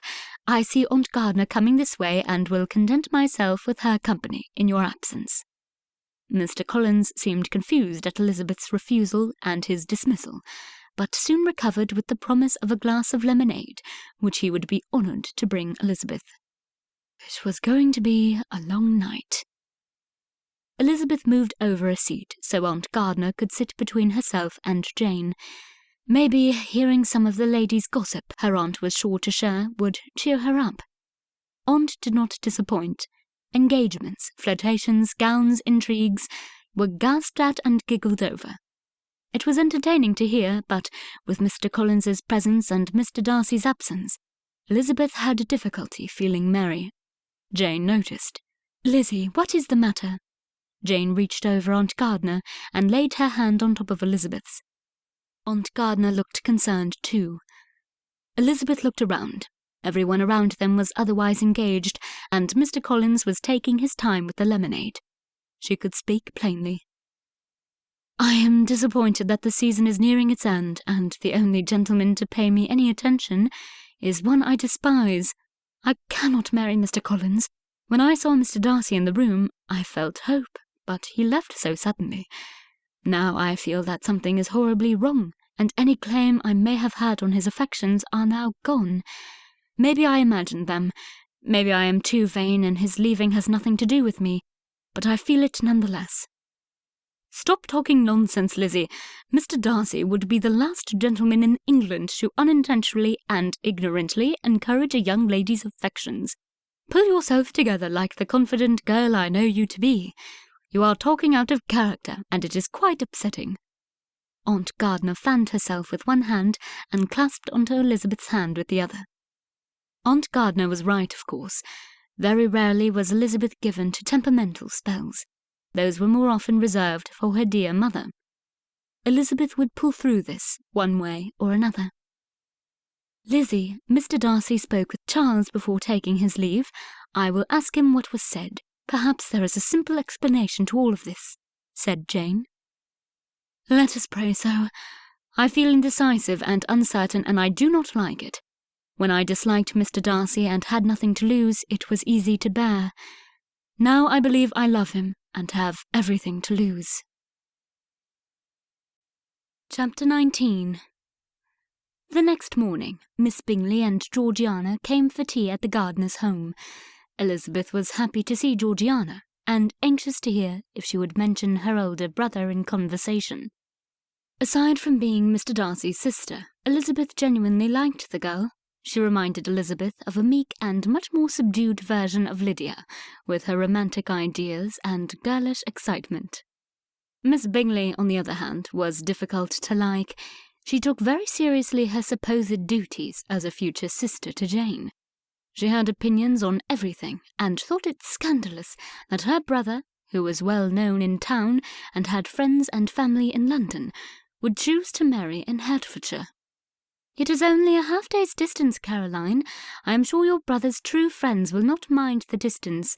I think a small wedding in the country is so charming." Georgiana, more interested in the romance of the engagement than the technical arrangements, voiced her opinion in no uncertain terms. Elizabeth tried to express her gratitude in a look. Her plans to keep close to the fashionable set thwarted, Miss Bingley sat stiffly in her chair, puffing her chest out and jutting her chin. "I took the liberty of writing out the names and addresses to the best dressmakers in town. A couple of them were in the employ of Marie Antoinette before the Revolution. When I marry, I intend for one of them to make my gown." She handed Jane a slip of paper. Surely she must know that the Bennet family could never afford such fineries. Jane's trousseau would be simple and elegant. "I thank you for taking the trouble, Caroline. That was very kind." Jane blushed through her gracious words. Elizabeth looked at her sister in support. Jane clenched her hands together and continued. "Mother has saved her wedding dress for me. She is so excited about it. I think it would crush her if I were to have something new made. It only needs some minor adjustments." Elizabeth smiled at her sister's firmness. She would have many occasions to disagree with Miss Bingley in the future. No sense giving a false impression now. Jane may be sweet and docile, but she was resolute once she made a decision. "How quaint!" Miss Bingley smirked. "I have my mother's wedding gown saved as well. There is something special in sharing such a cherished item, I think." Georgiana spoke in a dreamy voice, unknowingly backing Jane. Elizabeth wanted to hug the girl. Elizabeth watched Miss Bingley in interest. She knew that Miss Bingley would not dare contradict Georgiana. The way she fawned over the sweet girl was so off-putting, Elizabeth did not know how Georgiana could stand it. Maybe her station had accustomed her to such behaviour. "Yes, it is an honoured tradition for sure, for certain. Still, I prefer to be on the cusp of fashion, rather than wear an old, ratty dress that has been passed on through the generations." Miss Bingley touched Georgiana's arm. "I'm sure that does not apply to your mother's gown. Anything of hers would still be stylish. From what I have heard, she was the epitome of an accomplished lady. Elizabeth wanted to change the subject, but one look at Jane choked the words in her mouth. Jane appeared perfectly poised, but there was a contradictory flash in her eyes. "Miss Caroline, I thank you for your opinions. You give them so freely. I only hope that I might be as helpful when your engagement is announced." The table went silent. Everyone knew that Miss Bingley had no suitors, and an engagement this season would be highly unlikely. Elizabeth kicked Jane under the table. Her future was not yet secure with Bingley, and, though he loved Jane to distraction, it would not do to offend his sister. As soon as Elizabeth returned her foot to its proper place, she had to bite the insides of her cheeks to keep from laughing. How many times Jane had kicked or pinched her when Elizabeth's tongue would get her in trouble. This was the first time she had ever had to check Jane. Miss Bingley's face turned scarlet, her lips pinched together so firmly they turned white. She sipped her tea and straightened her shoulders. Then she looked directly at Elizabeth with a sly expression on her face. "I only hope my engagement will be as joyful an occasion as my good friend, Lady Henrietta's, is certain to be. It has not become public knowledge yet, so I will not name the groom, but he is well known by all of us here at this table, and he is known in more intimate circles for the heroic behaviour he displayed at Hyde Park over 2 months ago." Elizabeth wished the floor would swallow her, so Miss Bingley could not see the knot in her throat and liquid in her eyes. If her competition for Mr. Darcy's affection was an entitled lady from a family with a large fortune, what chance did a humble gentleman's daughter have? Georgiana was the first to break the silence. "I am unaware of any heroics in Hyde Park, but the secret engagement sounds so mysterious. I will ask my cousin Richard about the news in Hyde Park, and will soon find out. I wonder how they can keep such a secret. I would be bursting to tell somebody." With a self-satisfied look, Miss Bingley looked directly at Elizabeth and said, "Yes, it is a glamorous mystery, but I am not to speak of it until the time is right. Lord Henry Tefton, Lady Henrietta's brother, told me in the strictest of confidence." "You sound just like William Axe, cryptic and evasive, although I will be the first to admit that he is happier than his usual self of late." Georgiana sipped her tea nonchalantly. Elizabeth saw a satisfied glow on Miss Bingley's face as she nodded, a look that went unnoticed by Georgiana. Miss Bingley may as well have announced Mr. Darcy's engagement, so clear was her implication. Jane was deep in thought, no doubt trying to justify such a thing in her mind, and come out with an explanation that would satisfy and please all parties. Elizabeth did her best to be a good hostess, but her mind wandered back to Mr. Darcy. She could not believe that he would agree to do anything in secret, much less something as serious as an engagement. It went contrary to everything she had come to appreciate about his character. If such a thing were true, then Mr. Wickham had been just in his assessment of Mr. Darcy's persona. Try as she might, Elizabeth could not make herself believe that it was true. Miss Bingley and Georgiana rose to take their leave. Miss Bingley swayed out of their waiting carriage, while Jane said her final farewells. As Georgiana brushed by Elizabeth, she whispered, "I have a secret. Call at my house, 3 o'clock. Elizabeth nodded to her young friend, who looked about the room and bit her lower lip. What could Georgiana be up to? Elizabeth had a presentiment that whatever the secret was, it was not good. Elizabeth looked at the clock again. How could only 10 minutes have passed? She stabbed at her embroidery, spending more time untangling knots than stitching. One look at her handiwork convinced Elizabeth to better pass her time with a book instead. She read the same paragraph 2 times over before looking at the clock again. Only half of an hour. "Lizzie, are you well?" Jane asked. Elizabeth could not tell Jane her plans to call on Georgiana, or her reason for doing so. Best to be vague. "Yes, I am well enough, just restless." "After Miss Caroline's gossip, I should say so. Might I suggest you take some fresh air? You have not gone for a walk yet today. Perhaps it will help." Elizabeth considered the time. It was 2 o'clock. Georgiana asked her to call at 3 o'clock. If she left now, on the excuse of needing some fresh air, Jane would know nothing about Elizabeth's whereabouts. "I think you are right. I shall fetch a bonnet and shawl and set off." Elizabeth stood, thinking how to leave unaccompanied from the house. "I would join you, Lizzie, but I am to call at the Bingleys to see Charles. I want to see what I can find out about Mr. Darcy." Perfect. Mr. Bingley had not provided any useful information thus far, but Elizabeth appreciated Jane's attempt. Minutes later, Elizabeth walked outside. There was a bounce in her step with the success of escaping the house so easily. The breeze lifted Elizabeth's bonnet, and she wished she could feel the air twisting through her hair. The only thing to ruin this moment would be to run into Mr. Collins. The man had an uncanny way of showing up at the most inconvenient of times. It was with a wary eye that Elizabeth covered the distance to Darcy House. Maybe Mr. Collins had made her paranoid, but she could not shake the feeling that she was being watched. The house seemed grander the closer Elizabeth got to Darcy House, and her feet slowed. What if Mr. Darcy was home? Taking a deep breath and looking around her to ensure that indeed she had not been followed, she marched up the stairs and pulled the doorbell. Chapter 20. Elizabeth was shown up to Georgiana's room. It was a large apartment, and, as Elizabeth entered and looked around, she thought the decorations were a mixture of a young lady and a little girl. Ruffled pink silk pillows piled on top of a canopy bed were squished under the weight of 2 travel bags full of clothes and toiletries.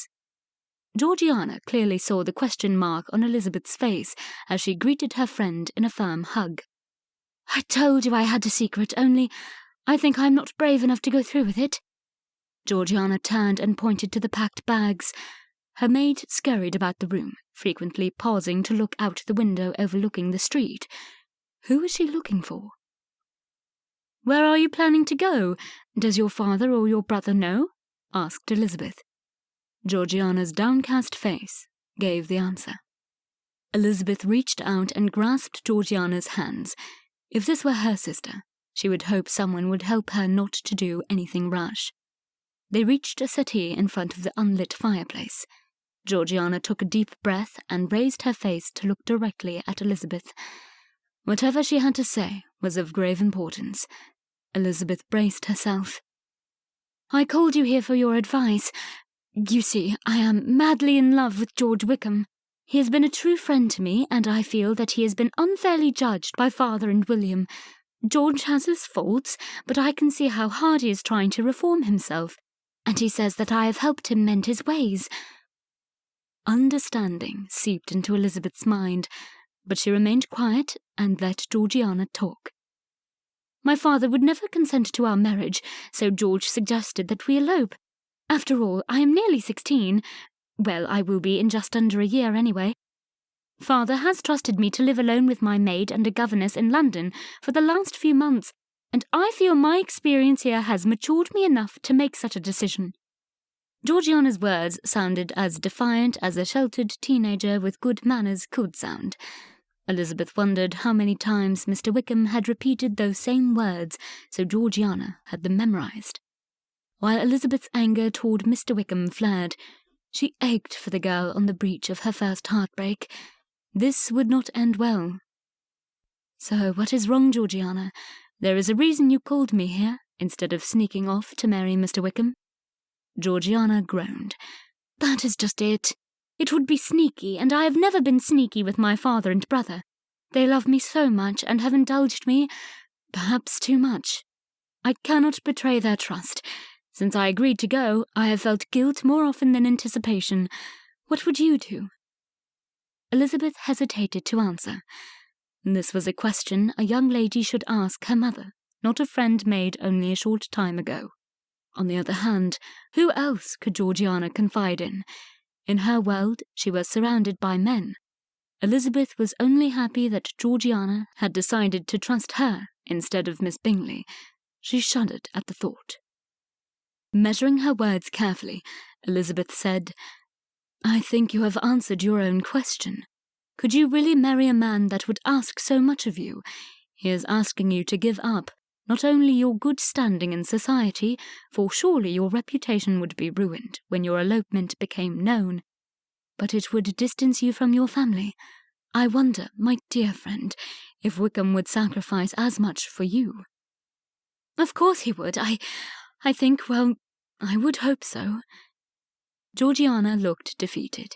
She surely knew what the right choice was, but, like most girls her age, she wanted it to be different so badly. Elizabeth put her arm around her young friend and stroked her hair, as Georgiana cried the bitter tears of disappointed love.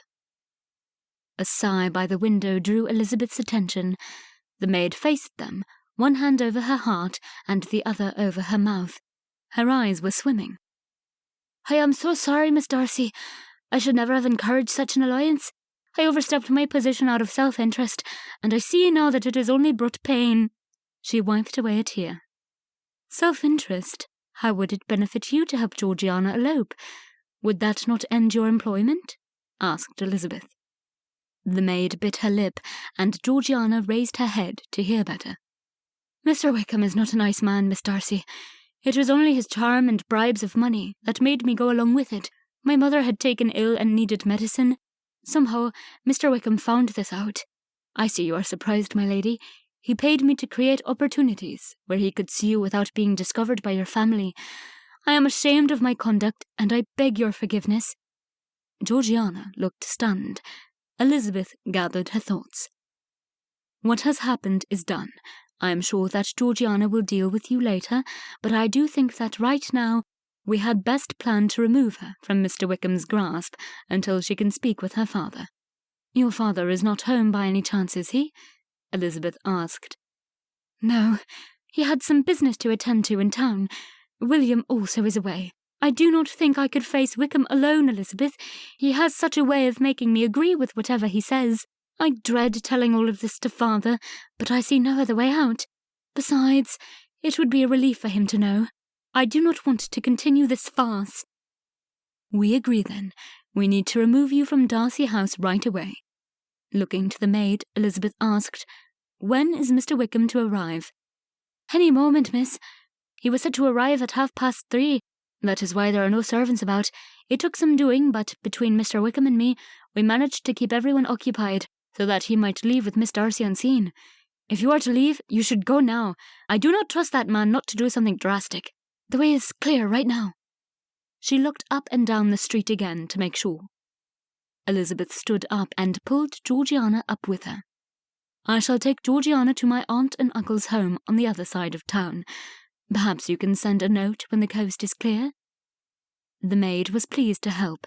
She handed Georgiana a spencer and a bonnet, which Georgiana tied on while descending the stairs.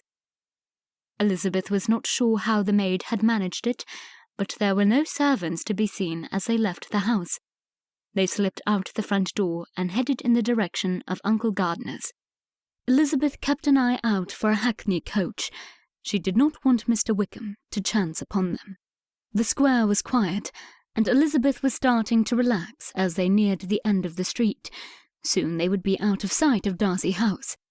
How she wished she had insisted that a footman or even a stable boy would accompany them, but they had left in such a hurry.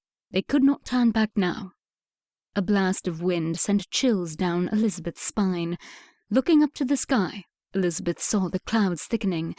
It would rain shortly, but not before they made it into the comfort and safety of Uncle Gardiner's house. Georgiana stiffened next to her, putting Elizabeth on alert. She heard it before she saw it. A carriage was coming up behind them. Elizabeth forced herself to continue walking, eyes straight ahead. "Let us keep going, Georgiana. The likelihood of it being Mr. Wickham is small." That was not exactly true, since he was expected to arrive during that time, but she had to keep their spirits up. The carriage pulled alongside them, and the door opened. Mr. Wickham hopped out in front of them and swept a gallant bow. A burly man sat next to the driver. He snickered. Though Mr. Wickham's manners were anything but ominous, Elizabeth felt threatened. Georgiana must have felt it too.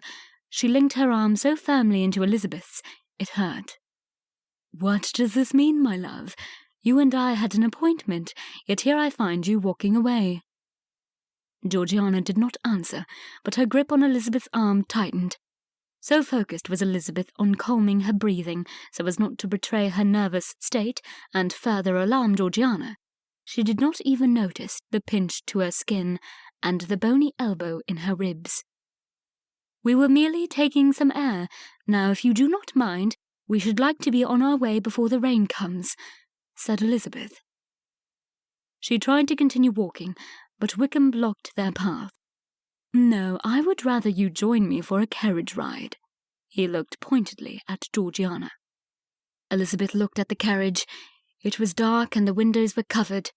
Nothing would persuade her to enter that carriage. "Please, George, I need more time." Elizabeth watched Wickham's eyes harden, and she feared what he would do. "I have already given you more time. My patience runs out." The burly man hopped down from the driver's box to stand behind him. They were trapped.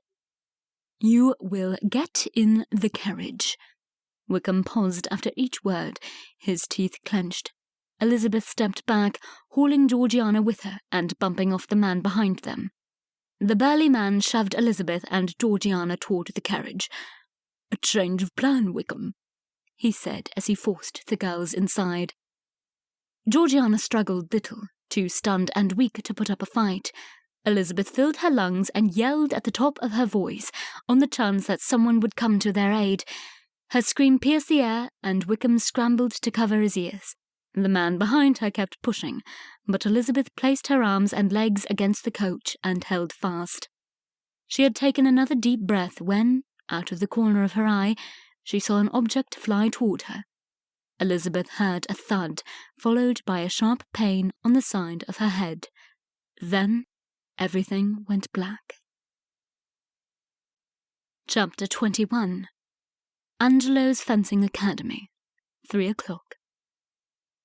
Darcy lunged at his opponent with all the energy of his pent-up frustration. "Elizabeth is engaged, and to a man like Mr. Collins." Darcy did not know much of Mr. Collins, nor did he care to know. He could not have believed such an unlikely couple was engaged had it not come from Bingley himself. A shout from his opponent brought his thoughts back to the present and his fencing match. A group of men had gathered around to watch the spectacle. A rotund gentleman on the sidelines said, "England should send Mr. Darcy to France. Napoleon's army would be defeated in no time." Some of the other men snickered in agreement. The fight was over. Darcy bowed to his opponent and retreated. His thoughts were too distracted, and his sword-play too aggressive for his own taste. He looked at the clock, 3:30. Darcy did not wish to return to home yet. Father might have returned from his business, and would want to hear the good news of an engagement. The disappointment was too great, and Darcy's wound too fresh to face him yet. He had not yet told his father about the previous night's ball, and Darcy wanted to have a firm rein on his emotions when he did. Half an hour later, Darcy found his way to Bingley's house. Maybe Bingley would tell him that, like so many other times, he had been wrong and Elizabeth was free, that it was all a big misunderstanding. Darcy's mind knew such a thing was unlikely, but he was learning that his heart had a contradictory, hopeful nature. Darcy was led into the sitting room, where Bingley was entertaining Miss Jane Bennet. Miss Bingley had swatches of fabric and drawings spread out in front of her, and looked to be doing her best to keep Miss Bennet's attention. Bingley popped out of his chair, hand extended to welcome his friend. "Your timing is impeccable, Darcy. I fear I am lost with this talk of lace and gowns. Caroline has been trying to get rid of me, but how can I tear myself away from such loveliness?" Bingley looked at Miss Bennet, who blushed and bowed her head. "Begone, Charles. It is poor taste to see your bride's dress before the wedding, and I need not say that your taste in colours is most appalling, unlike our friend Mr. Darcy." Miss Caroline batted her stubby lashes. Darcy cringed at Miss Caroline's compliment, given at the expense of her brother. But Bingley was nothing if not a good sport, and invited Darcy to join their group. It pained Darcy to say it, but manners were manners. Addressing Miss Bennet as he sat opposite her, he said, "Please receive my congratulations for your upcoming marriage, Miss Bennet, and for Miss Elizabeth as well." It was difficult saying Elizabeth's name aloud, now that he knew she could not return his affections. "Thank you, Mr. Darcy, I am very happy, but I do not understand. What good news do I need to congratulate my sister for?" She appeared perplexed. Darcy leaned forward in his chair and said, "Her engagement, of course." Jane's eyes went wide and her complexion paled. "I have heard no news of an engagement, and should like to know the source of such a rumour." She looked toward Miss Bingley, so she did not see Bingley slouching in his chair. Darcy hated to put his friend in such a difficult situation with his intended, but he had to know the truth. "You are saying that Miss Elizabeth is indeed not engaged to marry a Mr. Collins?" Darcy asked. "No." Miss Bennet's eyes were on fire. "Again, I ask how such a rumour came to be." Darcy looked at Bingley. In a small voice, Bingley said, "I fear, my dearest Jane, that I caused this misunderstanding, but can you blame me when Mr. Collins himself told me?" Miss Bennet's look cut him off cold. It pleased Darcy to see there was more to Miss Bennet than her calm exterior. She would be good for Bingley. Darcy tried not to smile given the awkward situation in the room, but he felt too light-hearted to deny himself. Besides, he guessed that Bingley was in for his first tongue-thrashing from his dearly beloved, and he did not wish to witness it. Darcy looked again at the time, 4 o'clock. "I think I will take my leave. I have a very important matter to attend to." Darcy stood up just as his father burst into Bingley's parlour. "She's gone," said father. Chapter 22. Elizabeth's head throbbed. It was by far the worst headache of her lifetime. She only hoped Wickham had gone deaf from her scream. It would serve him right. She was not in the coach, and she hoped that that was a good thing. How long had she been knocked out? Her body feeling stiff and sore, Elizabeth flipped her hand over to feel a wood bench beneath her. The smell of ale and beef stew permeated the air. Widening her eyes a bit more, she took in the rafters above and some stairs leading to a second floor. A man stood by a window next to the front door. Men were speaking nearby. Elizabeth did not need to strain her ears to hear their heated argument. "I cannot believe you brought them here," hissed a man. His voice was unknown to Elizabeth. "Let me take Georgiana in your coach. We can still make it to Gretna Green and Mary, and the deed will be done. What do I care about the other one? She should not have meddled. Do what you will with her, or let me take her to leave along the side of the road," said the voice of none other than Wickham. Blast! Wickham had not gone deaf. Another voice, a booming one which would certainly belong to a big man, said, "The deal was to take Miss Darcy." "Good call, Joe, since you obviously cannot handle one young lady, Mr. Wickham. What makes you think you could make such a long trip with two? You did right, Joe, bringing 'em here, but we need to figure out how best to dispose ourselves of Miss Darcy's friend." Nightmarish thoughts invaded Elizabeth's mind at the ease with which the men with the hiss talked of her disposal. She hung on every word, gripping the sides of the bench she laid on. "Oh, Mr. Grizzly, I kind of like her.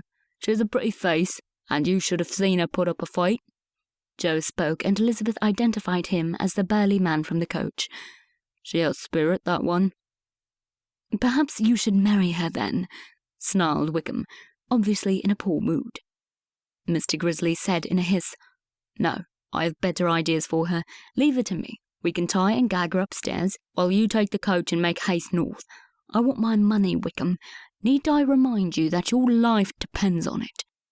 Elizabeth was sure the man would look like a snake, as much as his voice sounded like one. Very slowly, she sat up. As she turned to sit at the table in front of her bench, she saw the group of men standing by the bar taps. Wickham, Burly Joe, and Mr. Grizzly, who resembled a weasel with greasy combed-over hair and a sharp, bony face. "Oh, Elizabeth, you are well," whispered Georgiana. Her voice shook, and her eyes were puffy red. Elizabeth held her friend's hand and squeezed it, grateful that their hands were not tied up. This must be a terrifying ordeal for her. "I am so sorry for you, Georgiana. Wickham is not what he seemed—" She stopped abruptly. Wickham was walking to their table. Sitting taller, with her head up, Elizabeth wanted to give the impression she was in control of her feelings. Maybe it would help her gain some control of the situation, though she knew that if anybody looked, they would see her heart pounding against the thin fabric of her dress. "Breathe steady," she reminded herself. One look at Georgiana confirmed her resolve to at least appear strong. "Look at you, Miss Bennet, sitting high and mighty. If I had not needed the money so badly, I might have pursued you more. I believe you enjoyed my company." Wickham swayed and swaggered. To Elizabeth, he appeared either drunk or crazy. Perhaps both. She wrapped her arm around Georgiana and held fast. "I thank the circumstances that prevented me from spending more time in your company. You are a despicable man." Wickham laughed before banging his fist against their table and leaning in until his face was close enough for her to feel his breath. He was not drunk. Elizabeth could smell no liquor. He was crazy in his desperation for money, and she had frustrated his plans. Elizabeth swallowed hard but kept her gaze steady. "I could not care less what you think, you poor daughter of a nobody. I was meant for greater things, and the Darcys owe me. I only take what is mine." He looked at Georgiana, who shivered into herself under his stare. Burly Joe came over from the bar, a rope and cloth in his hands. "Enough conversation, Wickham. You need to take the young miss and go. Mr. Grizzly is getting impatient." Elizabeth glanced behind Joe to the weasel man behind the bar, who was rubbing his hands together and smiling a snarly smile at her. She wished she had not read so many Gothic novels, for all sorts of devious ways he could dispose of her came to mind. Her protective arm still around Georgiana, she measured their distance to the door. They would never make it past the guard looking out the window. Joe was too big and strong to shake off, and Wickham was unpredictable. She looked at Georgiana. Georgiana looked at her. They seemed to realize that all they had at the moment was each other to depend upon. It would not be enough. Elizabeth grew stronger as her fright gave way to anger. She glared at Wickham. "You are not going to touch Georgiana." She twisted her arm around to look directly at Joe. "Do you realize what Mr. Darcy will do to you if he discovers your involvement in the kidnapping of his only daughter? You would beg to be sent to the Tower." "You are in no position to negotiate, young lady. Joe, tie her up and gag her. She talks too much," Mr. Grizzly ordered. Joe grabbed for Elizabeth's hands, and she screamed as loud as she could, but Joe knew her trick and quickly slapped his giant hand over her open mouth. Elizabeth bit down into his thick fingers and managed another scream, adding to the yelps of Joe, before he stuffed a wad of cloth into her mouth. Elizabeth only hoped someone had heard her through the thick walls. "Boss, take a look at this." The guard by the window pointed outside. Mr. Grizzly looked out the window, then turned on Wickham. "You brought them here, you imbecile." Without a word, Wickham drew his pistol and charged the window. Elizabeth's ears rang with the shot fired, and the smoke stung her eyes, but she was aware of the opportunity. Pulling the wad of cloth from her mouth, Elizabeth shoved Georgiana under the table and tipped the benches on either side of them. They were harder to reach behind their barricade, and if a gunfight were to ensue, she and Georgiana had some protection behind the thick oak panels. It would have to do. Someone had come to their rescue. Bingley House, 4 o'clock. Darcy tensed. "Father, what is wrong?" "Georgie!" Father paused to catch his breath. "She's gone. Her maid thinks she has been kidnapped." Fear prickled down to the tips of Darcy's fingers. Bingley got up and poured a stiff drink for Mr. Darcy, which the older gentleman gladly accepted. Nobody sat except for Miss Bingley, who appeared to faint on the couch. Even Miss Bennet stood. Darcy forced his mind to remain calm. He needed facts. "What exactly do you know? What else did the maid say?"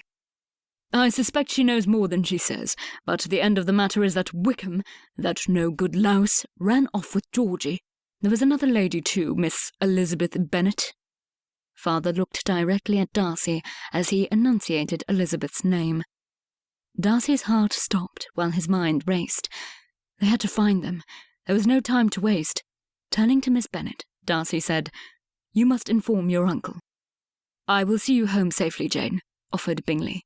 "No, Charles, you need to find them, and I would slow you down.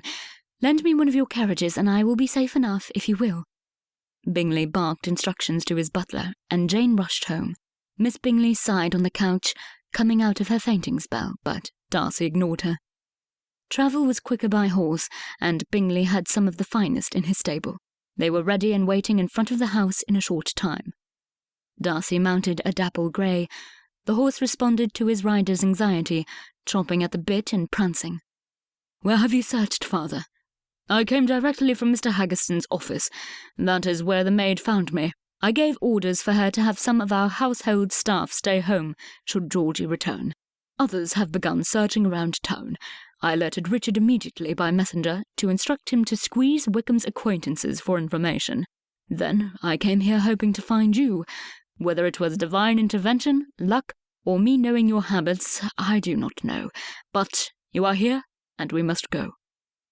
"Perhaps I should check the taverns and inns Wickham is known to frequent," said Bingley. The men fell silent. The gravity of Georgiana's and Elizabeth's plight hit Darcy full force. Smacking the reins in his hand, Darcy said, "If Wickham has hurt them in any way—" No punishment was severe enough, no words harsh enough to express his feelings at that moment. "Let us pray we have no need for drastic measures, son. Rather, let us be on our way. We are wasting too much time. Bingley, do make sure your footman knows where to find us should any news come this way." Directions were called out, and each man rode into their section of the city. Darcy looked at every face he passed. He looked in open doors and windows. He entered places Wickham was likely to hide in. He asked every stable and inn if a coach had been let, and inquired about its occupants. No stone was left unturned, but the clock was ticking, and he was no closer to finding his sister and love than he had been the half-hour before. Turning out of the alley onto the street, Darcy looked behind him and saw a man waving from his horse and riding in his direction. Darcy squinted into the late afternoon sun, but there was no doubt the rider was Mr. Gardiner. "Perhaps he brings news." Mr. Gardiner seemed excited, but Darcy bowed his head to Elizabeth's uncle. "Mr. Gardiner, I am so sorry your niece got involved in this." Mr. Gardiner cut him off. "Nay, for we have news. We must hurry. I will explain while we ride." Mr. Gardiner led Darcy toward the Thames. "One of Mr. Bingley's men told me where to find you. I must have arrived only moments after you left. Some of his household staff are alerting the others as we speak. I should not be surprised if they beat us to our destination." Turning a corner, they saw Bingley. "Excellent timing, Bingley. We will need reinforcements, I think," said Mr. Gardiner as they caught up to him. "Where are we going?" asked Darcy. "We are going to the Wild Boar down by the water. Wickham was seen to enter the tavern with the girls, and none of them have been seen to come out. My men have been placed to watch the entrances. I would not have believed Mr. Collins to be of any redeeming use, but it was he who discovered Wickham's kidnapping and had the sense to follow the group to the tavern." Darcy was surprised at this turn of events. Even though Mr. Collins was everything disagreeable and an individual with whom he would never cultivate a friendship, Darcy felt grateful to him. They neared the tavern, the Wild Boar, a painting of a menacing animal with giant tusks next to the bold black letters made the run-down building all the more threatening. Its 2 stories were sandwiched on either side by equally ominous constructions, in such a way that gave it shade during the daytime. Darcy guessed Wickham would be hiding in its upper rooms. Mr. Collins peeked out from behind an empty barrel of ale. He approached the horses, looking full of importance, while assuming a subservient posture. He was accompanied by one of Mr. Gardiner's footmen. Bowing while he walked forward, and nearly tripping on one of the stones in the road, Mr. Collins said, "Mr. Darcy, it is truly an honour to be of service to such a close relation to my patroness, Lady Catherine de Bourgh. I have ensured that our parties of interest have not left the building, though the vigilance has been long and difficult." Darcy stopped listening as Mr. Collins continued to speak. It was clear that extracting information would take longer and cost more effort than it was worth, Darcy's intuition was confirmed when he saw Mr. Gardiner's footman's eyes glaze over. Darcy felt for the man. Who would want to pass a minute more than necessary with such a man as Collins? He spoke just as he danced, blundering and full of self-importance. Still, he had brought them to Georgiana and Elizabeth. "I thank you, Mr. Collins. You have done a great service not only to my family but to your own." Darcy looked around impatiently, wanting to storm the tavern, but knowing he should wait for more men. Bingley rotated on his horse. "Your father is here, Darcy. I see the Colonel is with him." Darcy relaxed as he loosened his hold on the reins. "Good. If we have more manpower, Wickham will be easier to deal with. We do not know who might be with him inside. I doubt he is acting alone." George Darcy and Richard nodded to the group of men as they reined in. Next thing Darcy knew, a shot sounded, and a woman screamed from within the tavern. Chapter 23. A shot, a woman's scream. Darcy charged toward the tavern on his horse. He heard shouts and horses behind him, and prayed they could rescue Georgiana and Elizabeth before it was too late. His horse had not even stopped. Darcy hopped off and ran to the door. Not knowing what to expect, he rammed his full body weight against it. When he flew into the room head first, he was relieved he had sense enough to draw his pistol. Surrounding him and the front door were 4 armed men, all pointing their weapon of choice at him. Where were the girls? The flurry of activity, as the rest of his party entered the room, distracted the men in the tavern enough that Darcy searched the room. Under a table, he saw a pair of brown eyes peeking over an overturned bench on the far side of the tavern. Elizabeth was safe. Briefly their eyes met, and Darcy knew he never wanted Elizabeth out of his sight again. His sister's blue eyes appeared over the bench. Even in the shadowy room, Darcy could see they were swollen and red with tears. But the girls were safe.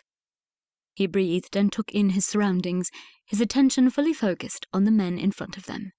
One man was big and looked like he could do more damage with a fist than with a weapon. Another man standing next to him held a length of iron which he smacked against his hand in a steady rhythm. A wiry, greasy-looking man stood slightly behind the burly man. Most likely not a fighter. He must be the brains of whatever this operation was. Darcy decided not to underestimate him.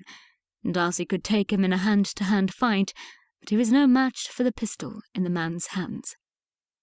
Wickham was the only other man in the room. His look was bitter and full of vengeance. He would be dangerous. He was desperate, and his pistol shook in rage. The men stood facing each other, the only noise the sound of their own breathing. The tension mounted, and Darcy almost jumped out of his skin when he heard his father speak from behind him. With a booming, authoritative voice, Mr. Darcy said, "I demand you hand over the ladies." The wiry man stepped forward, standing next to the burly man. "You must be Mr. Darcy. I would have much preferred our business to be done at a distance. I find this most inconvenient." He glared at Wickham to his right. "What business do I have with you?" George Darcy demanded. "Your godson, Mr. Wickham, owes me a significant sum of money. He was to marry your daughter and sign her dowry over to me in exchange for his life." He rubbed his hands together and let the words sink in, like he enjoyed it. "You would ruin an innocent girl over money? Even kill a man?" demanded Mr. Darcy. The wiry man cackled. "I care not for his life, nor for that of your daughter, only my payment. It is a rather large amount." Richard stepped forward, a pistol in one hand and a sword at his side. "Gentlemen, my men are on their way here as we speak. You are already outnumbered, and will be hopelessly so in a matter of moments. I suggest we resolve this as gentlemen. Release the ladies." Darcy, impressed at his cousin's ability to sound calm under pressure, gripped his pistol more firmly. While he had strong opinions on the value of life, he would protect the people he loved. He trusted his aim enough to know he could slow a man down without killing him. Keeping his focus on Wickham, who looked crazed enough to do somebody harm, Darcy stood with wide stance in case the burly man decided to charge. Nobody spoke. Darcy dared not move a muscle. "Release the girls. Let them out of this place," repeated Richard, in a more insistent tone. Darcy looked under the table again. Elizabeth watched attentively, while only the top of Georgiana's head was visible behind the bench. A movement in the corner of his eye turned Darcy's blood cold. Time slowed as he saw Wickham point his pistol in Darcy's direction.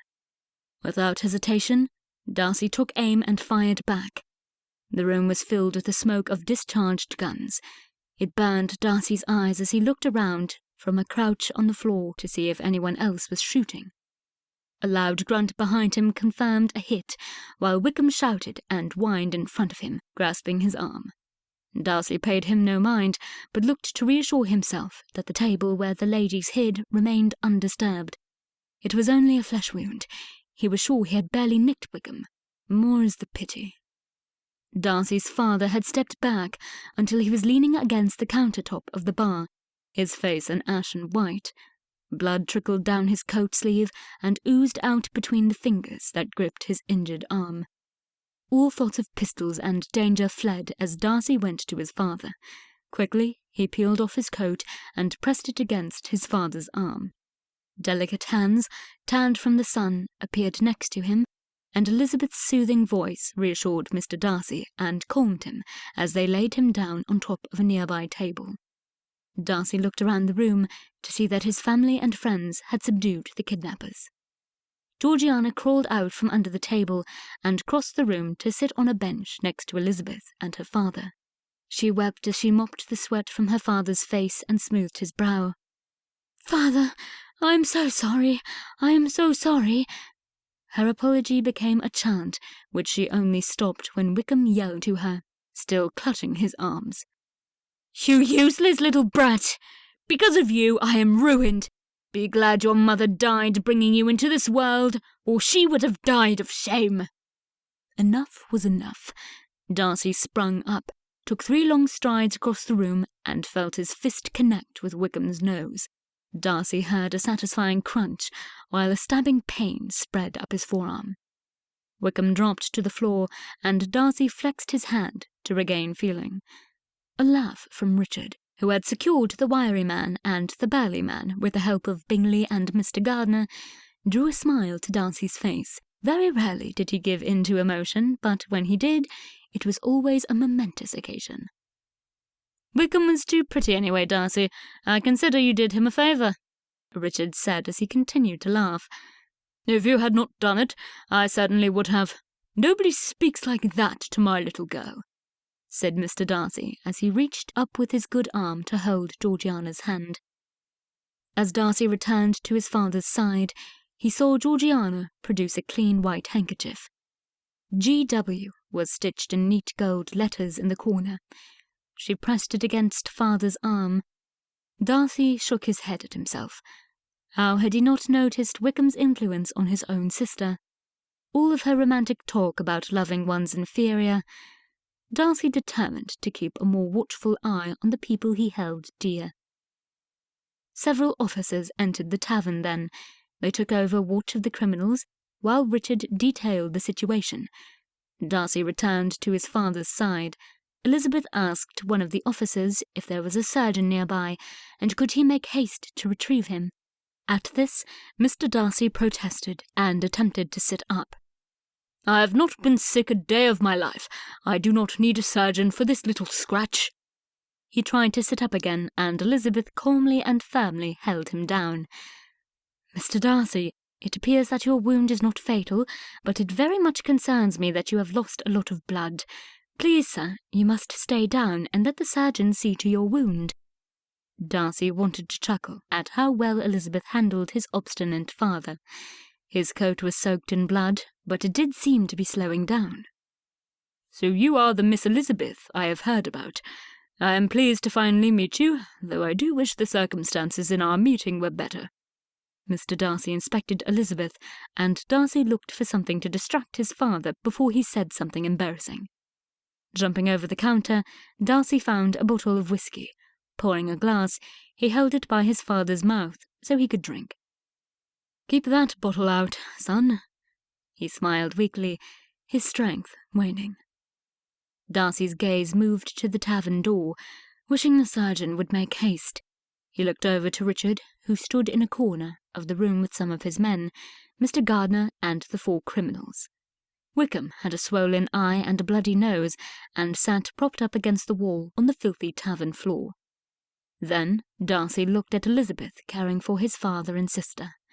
She sat on the bench next to them, keeping them calm with her gentle conversation. Father turned from Elizabeth to Darcy and gave a wink. Darcy stifled his laughter. Only his father would think of romance at a time like this. Now the danger was over. Mr. Collins entered the tavern. Mr. Gardner called him over to their group. Bingley left them and walked over to Darcy. "I think we should let the women know all is well. They must be anxious." "Darcy, my boy," interrupted a much weakened and slightly slurred voice from the table. "I say, William." His father was growing more insistent. Nodding to Bingley, Darcy saw the surgeon arrive as Bingley left. Darcy relaxed his shoulders and leaned down next to his father. "Yes, father?" "There is something you can do for me.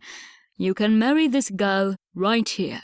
I may die this night, and it would bring me comfort to know that you have married such a capable young lady." He tried to raise his injured arm, but had to settle for pointing his chin toward Elizabeth. Darcy saw a look he could not interpret. He could not interpret pass over Elizabeth. She would not meet his eyes, instead focusing all her attention on Georgiana, who fortunately had chosen to remain silent. The healthy glow Elizabeth normally possessed washed from her face as she lost all colour. Still looking at Elizabeth, desperate to read her reaction, Darcy said, "Father, now is not the time to speak of such things. Look, the surgeon is here." Darcy moved over to give the medic some room. Elizabeth rose too, but went to sit on a bench closer to the door. Georgiana wanted to stay where she was by father's head, her hand on his forehead. The surgeon was a young man about Darcy's own age, fresh into port from His Majesty's Navy. Gunshot wounds were things he saw on a daily basis. They were messy, and he did not want to offend the gentility of the ladies by removing Mr. Darcy's shirt in their presence. He encouraged them to wait at a distance. Mr. Gardner, currently unoccupied, joined Darcy. "Perhaps it would be a good time for me to escort Miss Georgiana and Lizzie to my home. Madeline is a good nurse, and it will bring her comfort to help ease your sister's mind. Does that suit you, Mr. Darcy?" Darcy wanted badly to speak to Elizabeth, but his father was already giving the surgeon a difficult time, and he could see that his assistance would be needed. Had his father's untimely and utterly inappropriate comment put Elizabeth off? Could it be that she did not return his affections? Elizabeth rose to leave the room, looping her arm through Georgiana's.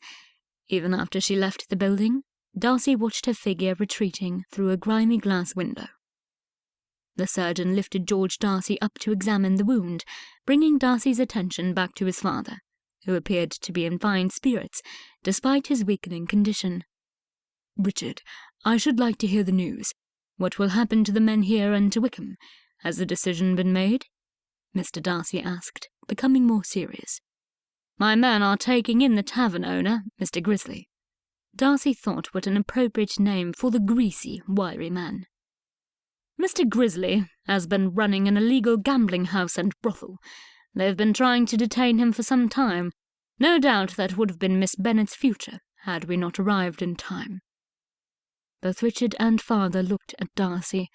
He felt the hair on his arms stand up at the thought of Elizabeth enslaved in such an establishment. To think that Wickham was responsible made Darcy want to punch him in the nose again. "What about Wickham?" asked Darcy, clenching his fists. Before Richard could answer, father spoke. "The man is a rascal, but his father was the best of friends, and I could not live with myself should his offspring come to harm." He gave a significant look at Darcy. Darcy thought for a moment, then asked, "Is there some way, Richard, that Wickham could be sent away in the army? I fear Mr. Grizzly will have him killed over his debts should he stay here." Richard concurred. "Of that I have no doubt. The man has no scruples. Perhaps a stay in the continent will keep Wickham out of harm's way, and too busy to get in too much mischief. Darcy wanted Wickham out of sight more than anything, and agreed that it would be a good idea. "How is his arm?" Darcy asked. Richard laughed heartily. "You managed only to singe his coat, cousin. Well done, if your intent was to miss him completely." Darcy breathed a sigh of relief. "It was never my intention to hurt him, only to ensure that he did not harm others." "Really, Darcy, what moved you, then, to bash him in the nose?" Richard chuckled, and the irony was not lost on Mr. Darcy either. In a grim tone, George Darcy said, "Wickham's father would be ashamed. I do not want him harmed, Richard, but by no means do I want him anywhere near my family." Richard nodded. "I'm sure I can pull some strings, uncle. His Majesty's army welcomes volunteers to keep the French off our shores. Wickham is good with a sword and, given his other options, will welcome the opportunity to go anywhere he may be sent." "Pardon my interruption, sirs, but I believe my exam is done." Looking directly at Mr. Darcy, the surgeon continued, "You are a very lucky man. Barring infection, you should heal nicely and be back to normal in a fortnight. I only need to clean the wound and stitch it closed. A good shot of that whiskey will do for our patient." Darcy poured a second glass from the bottle, but the surgeon grabbed it before it could be handed to his father. "This might sting, Mr. Darcy." He tossed the liquid on a clean cloth and pressed it to Mr. Darcy's shoulder before anyone could protest. The sound that came from his father was something between a growl and a shriek. Darcy immediately poured another glass of whiskey, this time handing it to his father for him to drink. Beads of sweat broke out all over Mr. Darcy's face, and he went white with pain. "For the love of all that is holy, what was that for?" Mr. Darcy choked out the words and looked defiantly at the surgeon. "It will keep out infection. I apologize for the discomfort." "Discomfort my eye, that burned like a branding iron!" Mr. Darcy grumbled and attempted to put his shirt back on, thus bringing an end to his medical attentions. Darcy rolled his eyes. He knew this would happen. Placing a firm hand on his father's good shoulder, he said, "Let the surgeon do his job, father. You are in no condition to fight, or leave before the wound is clean and stitched." George Darcy looked at the faces surrounding him. Darcy gave him his firmest look. Richard tried his best to look serious. The surgeon, having dealt with all sorts of men in much worse conditions and with far worse humours, simply waited with the threaded needle in his hand. Giving a huff, George Darcy said, "After all the trouble you have put me through, Darcy, I expect a wedding in a fortnight and a grandchild in a year." Darcy felt his face burn red. He clenched his teeth to keep from responding to the unjust accusation that he was the source of the day's trouble. A set of stitches later, Darcy handed his father up to sit on the tabletop and helped him dress for the trip home. The criminals had long since left for the prison to await their trial. Wickham, too, had been escorted back to the barracks to await the consequences of his greedy actions. Approaching Darcy, father and Richard, as they followed the surgeon out of the tavern, was a prostrating figure dressed in black.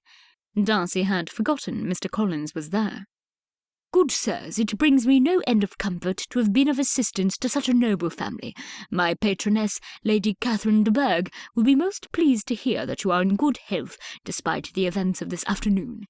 He bowed, talking mostly to the creaky floor planks. "Richard, could you get a carriage for father? I do not think it wise for him to ride home," Darcy suggested, before addressing Mr. Collins. Richard took Mr. Darcy outside, where Mr. Gardner's footman already had a coach waiting. Now alone with the clergyman, Darcy said, "Mr. Collins, I do extend my thanks to you for your assistance in retrieving my sister and Miss Elizabeth Bennet. Without your help, we might have delayed quite some time. However, there is a point which I need your help in clarifying regarding Miss Elizabeth. You implied to Mr. Bingley that at this moment you are engaged to the young lady. Is that, in fact, true?" "Such an intimate subject," Mr. Collins mumbled and shifted his weight in discomfort. You said at this moment, and while I cannot confirm this to be the case, I can in confidence tell you that it is very soon to be the case." Mr. Collins appeared confused by his own words. Darcy interrupted Mr. Collins' attempt to expound on the subject with another baffling explanation. "So, I am to understand that at this present time you are, in fact, not engaged to marry Miss Elizabeth Bennet?" "Well, yes, I do suppose that is correct, if one merely looks at the facts. She will soon come to realize the better position in society and the security I can offer her on your aunt's estate." Darcy glared at Mr. Collins. He doubted if there were many young ladies who would be willing to accept that man's offer of marriage. Though Mr. Collins did not say it, Darcy was now certain Elizabeth had refused him. To think the clergyman came so close to frustrating Darcy's plans made him want to behave most disagreeably with him. But he thanked him once again, ensured Mr. Collins knew his way back to his lodgings, mounted his horse, and directed himself to Mr. Gardiner's house. He needed to see Elizabeth without delay. There was something very important he must discuss with her. Chapter 24. When Lizzie arrived home with Uncle and Georgiana, Aunt Gardiner was waiting for them at the door, her arms spread out in a welcoming hug. Elizabeth fell into her arms and let her body relax. She was safe now, with people she loved. Aunt Gardiner petted her hair. Addressing Elizabeth and Georgiana, she said, "The Bingleys have been waiting for you with Jane. They are in the sitting room. Would you like to run up to Lizzie's room to freshen up?" She reached for Georgiana's hand as she walked toward the stairs and gave it a squeeze. "I'm surprised Caroline chose to come here instead of to my house," said Georgiana. Elizabeth could see the disappointment on her face. She could not blame Georgiana. Caroline Bingley was the last person she would choose to see right now. Aunt Gardiner answered in a low voice, "I believe it was Mr. Bingley's choice. Now run along. The sooner you come back down, the better." Elizabeth went upstairs with Georgiana. She would have to be nice to Miss Bingley, and the idea only worsened her throbbing headache. She looked longingly at her bed. The fluffy mattress and colourful blankets looked warm and inviting. Maids brought in 2 wash basins, and Elizabeth had to admit that the cool water felt delicious on her skin. She wished she could scrub the events of the day off in a bath full of it. Echoing her thoughts, Georgiana sighed. "I wish I could have a bath." "Me too, but first things first, no mention must be made of your previous attachment to Wickham. We must think of your reputation. It was a kidnapping in an attempt to extort money from your father." Elizabeth could only imagine how difficult this would be for Georgiana, but she would be the object of much gossip if word spread through London, and Elizabeth was determined to protect her friend as much as she possibly could. Finally, Georgiana met Elizabeth's eyes and straightened her shoulders. "I am ready." Elizabeth smiled and nodded, more confident that Georgiana would survive the drama they would soon face downstairs. Facing the sitting-room door, Elizabeth took a deep breath and entered. She felt as if they were entering a battle, though why she felt so affected by Miss Bingley's presence was strange. She did not like Miss Bingley, but she was not intimidated by her in the least. A flurry of feathers and fluffy skirts rushed past her and enveloped Georgiana. Elizabeth could smell the sweet perfume of Miss Bingley as she burst by. What a contrast to the odour of sour ale and unwashed bodies from the tavern. Overpowered by the sweet scent, Elizabeth found her way across the room to Jane. Jane smelled like lavender, and Elizabeth soaked in it as she rested her head on Jane's shoulder. Jane squeezed her, like she would never let her go. "I am so happy that you are safe," Jane whispered in Elizabeth's ear. Elizabeth, surrendering to the comfort Jane offered, hugged back just as firmly. When Jane finally loosened her hold, Elizabeth followed her to the chaise she shared with the beaming Mr. Bingley. "You are back and all is well again," he said, looking between Elizabeth and Georgiana, who was only recently escaping the fawning and fretting Miss Bingley. "What a horrifying experience! You must have been terrified, poor thing. Now you must tell me all about it. Do not leave out any detail," insisted Miss Bingley. Georgiana looked at Elizabeth, desperation on her face. Of course, Georgiana did not wish to speak about her ordeal right now. It was the last thing Elizabeth wanted to do. But the pause was getting uncomfortably long, and someone needed to say something. Wickham amassed large debts, which he hoped he could extort from Mr. Darcy by kidnapping Miss Georgiana. I was calling on Georgiana when it happened, and I believe your brother has informed you of the rest, narrated Elizabeth. Miss Bingley looked disappointed at the summary of events, and Elizabeth knew she would not give up so easily.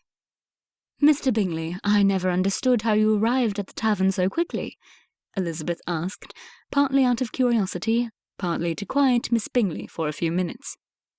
Mr. Bingley began his account of the afternoon, soon standing and walking about the room and gesturing in his excitement.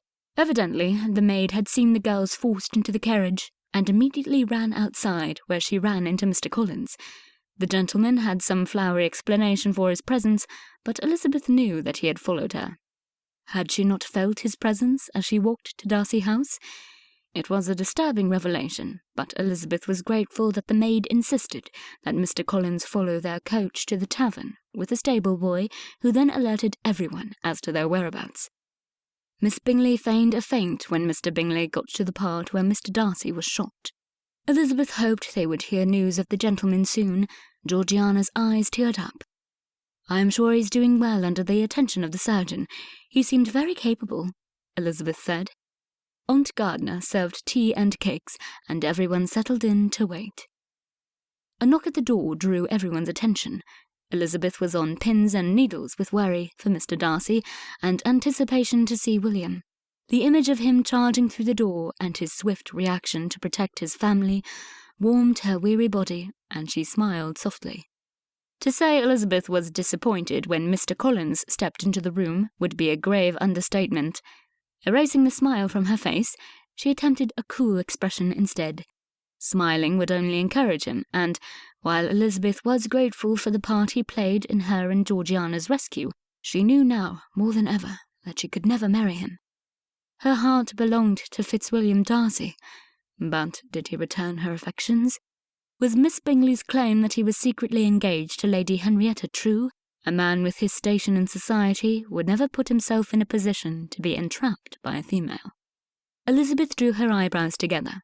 Mr. Darcy's comment was most untimely. Elizabeth loved William, but she would not accept his hand if it was offered out of obligation. She wanted his love, not his pity. Mr. Collins relished in the attention he was given. Everyone in the room begged to hear about Mr. Darcy and his injury, but nothing could entice Mr. Collins to put an end to their suffering. Instead, he chose to give a long and rather elaborate retelling of the events, detailing his importance in the rescue through his humble eyes. Elizabeth did her best to look attentive out of politeness, but refrained from asking any questions. Her uncle and aunt did their best to keep the conversation on track, after a few tangents leading to her ladyship, the righteous lady who could never be praised enough for her superiority in all things, Lady Catherine de Bourgh.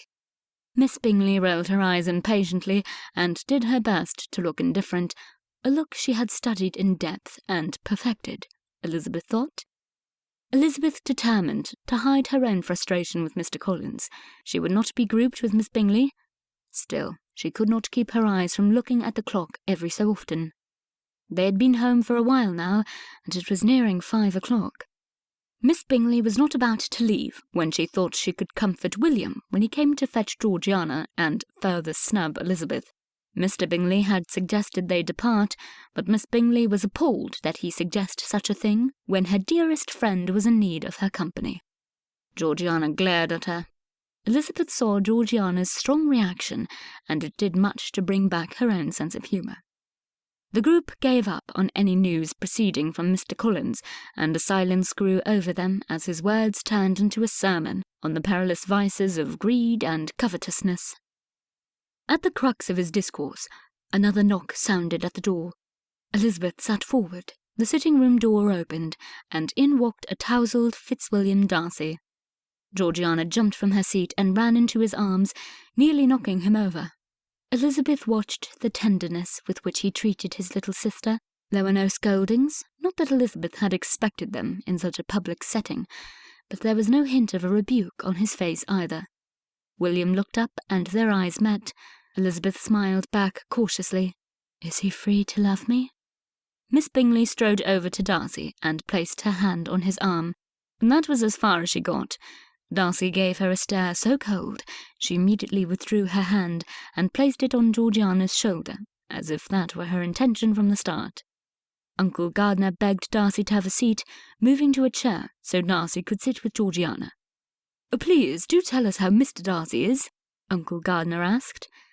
Fitzwilliam was pleased to inform them that Mr. Darcy would be fine with proper care, and was presently at their house, where he would recuperate before returning to Pemberley.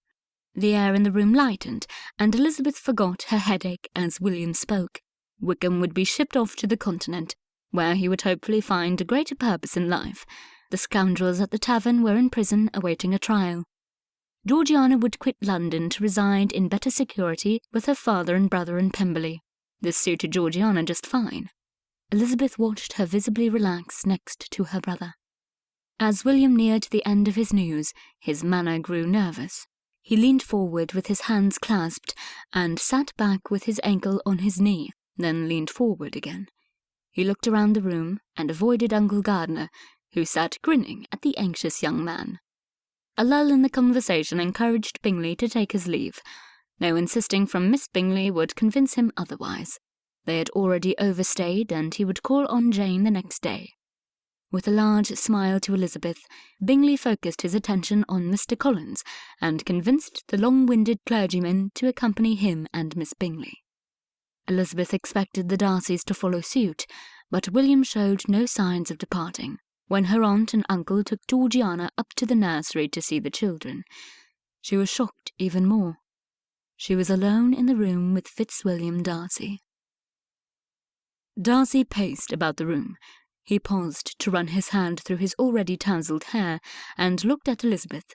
There was so much he wanted to tell her and ask her. It was difficult to start. "You must have noticed, surely you must know, Miss Elizabeth, what I want to tell you is—" he began. A smile spread across her face and lit up her eyes like dancing candlelight. Feeling braver, Darcy walked over to stand in front of Elizabeth. Taking both of her hands into his, he said, "What I am trying to tell you is that I love you. From the moment we first met, outside in the rain and mud, I think I knew it. Now I am sure, and it would pain me to let you out of my sight again. Miss Elizabeth, do you love me?" Still smiling, Elizabeth said, "How could you doubt it? After all the trouble I took not to like you, I cannot imagine spending the rest of my years with anyone but you." Darcy heaved a sigh of relief. He sat next to Elizabeth, still holding her hands. "I have so much I want to ask you, and so much I want to tell you, but please put me out of my misery and tell me you will be my wife." A thoughtful look replaced Elizabeth's smile. "It was implied to me that you were secretly engaged to another. What defense do you have? If I am to give you my hand, I want to know that you are free to take it." Darcy could not believe what he heard, and his immediate reaction was to bristle at the accusation. Calming himself with a couple of deep breaths, he finally asked, "Who am I supposedly engaged to, may I ask? I assure you, I am entirely unaware of it." "I suspected as much, William." She said his name so shyly, it was endearing. "I never really believed Miss Bingley's gossip, but she did say it came from Lady Henrietta Tefton's brother. I'm curious why he would spread such a rumour, unless it was his way of revenging himself for your interference at the park. I think I fully understand Miss Bingley's motive in imparting this false theory. I'm glad to hear that Miss Bingley failed to intimidate you. She has wanted to become Mrs. Darcy since I befriended Charles, but I have never given her opportunity to hope. On the other point, I may satisfy your curiosity. I became acquainted with Lady Henrietta during the season. In fact, we were introduced at my first ball. However, it soon became apparent to both of us that we would never become anything more than acquaintances, though her parents made it clear they would bless our union. She told me in plain terms that her brother wanted her out of their London house, and was desirous of sending her as far away as possible. The distance to Pemberley would have suited his purpose well. Why should he want his own sister so far? What could he stand to gain? Conduct, the likes of which you witnessed in the park, is a common occurrence for Lord Tefton, and his sister is always revealing his latest embarrassment to their parents. With her out of the way, he would have a better standing with his family. As it is, they are threatening to cut him off. I doubt Miss Bingley paid much heed to Lord Tefton's story, for his reputation is well known. She most likely meant, my dear Elizabeth, to hurt you. She will hate me now forever. Elizabeth did not look sorry for the loss. Does that trouble you? Darcy held his breath for her answer. As his wife, Elizabeth would have to hold her own in society. There would be many wishing her to fail. When Elizabeth chuckled, he breathed again. Gracious no, I cannot be liked by everyone, nor do I expect to like everyone in return. The mischievous arch of her brow charmed Darcy. Elizabeth would make the gauntlet of social approval into a game in which she would surely win. Good. You will need to remember that when you meet my aunt, Lady Catherine de Bourgh. She can be an intimidating figure, and she, I am certain, will take an immediate disliking to you. I have heard so much about Lady de Bourgh from Mr. Collins, I should recognise her instantly. I am not so easily frightened. Darcy believed her. Elizabeth would stand her own in front of everybody. What about Mr. Collins? He told Bingley you were to be married. Elizabeth told Darcy about the entailment on the estate. Mr. Collins wished to marry one of the Bennet sisters, and her mother's allowing her 1 season in London to make a better match, or else be forced to marry Mr. Collins. She was honest and complete in her telling of the whole affair, and Darcy admired her for it. Darcy patted her hand in reassurance. Nothing she told him would change his heart as long as she returned his love. I too was given an ultimatum by my father. Marry by the end of the season or risk disinheritance. Darcy's nerves balled up inside of him. Would Elizabeth think less of his love, knowing about the conditions of his inheritance? Could she oversee it, just as easily as he had overseen her London season, to avoid Mr. Collins? Then we have saved each other, have we not, William? She said his name softly, unused to its sound. Yes, we have, Elizabeth, but you still have not answered my question. Will you marry me? Darcy beamed back at her, confident in the answer. Yes, 1,000,000 times, yes. They sat facing each other and smiling into each other's eyes until the door opened and Mr. Gardiner entered. Jane, Georgiana, Mrs. Gardiner, and Emma were on his heels. Congratulations and hugs were extended all around, and Mrs. Gardiner ordered for punch to be made for the entire household. Chapter 25. Netherfield Park, Hertfordshire. 1 month later. Darcy watched his wife walk toward their picnic blanket with Jane. The double wedding at Netherfield Park had united Mr. and Mrs. Bingley and Mr. and Mrs. Darcy. Elizabeth was a vision in a blue dress, the colour of the sky on a clear day. Darcy's heart sped up when he first saw her enter the room at their wedding. He had heard the sighs when Jane entered, wearing her mother's dress before her, but Darcy's eyes were fixed on the door. Jane looked splendid, but Darcy only had eyes for Elizabeth. Now, after the morning wedding service, the family gathered for a luncheon on the lawn. The late July sun shone on their happy day, and Darcy was content not to be confined indoors with so many people. Mrs. Bennet had invited all of her neighbours and most of Meryton to the wedding. Everyone in town knew about the special licence, which allowed her daughters to marry on Bingley's fine property instead of in the drab church. Only men of fortune could afford such a luxury, and Mrs. Bennet made sure to make known the wealth of her sons-in-law. Bingley's full household staff kept busy, pouring champagne brought from London, and ensuring the guests had shade, and were fed with the choicest cuts of meat from the butcher. Mrs. Bennet gloried in the opulence of her sons-in-law, and took all the credit for her daughter's brilliant matches. Her slightly vulgar comments chafed on Darcy's sense of propriety, but one look at Elizabeth placated his sensitivity. She radiated happiness, and Darcy could not cast a cloud over her happiness by silencing her mother, if such a feat were possible. Mr. Bennet had found Bingley's library directly after the ceremony, and nobody had seen nor heard from him since. Darcy had been nervous to see Georgiana's and his father's reaction to Elizabeth's family. He warned them and gave scenarios to expect, but even Darcy had to admit that his memory had exaggerated their conduct somewhat. While still crass, Darcy was able to see the humour in Mrs. Bennet's tactless and over-personal comments. He indulged the Bennets' desire for peace and left him undisturbed in the library, the hall, the whole afternoon.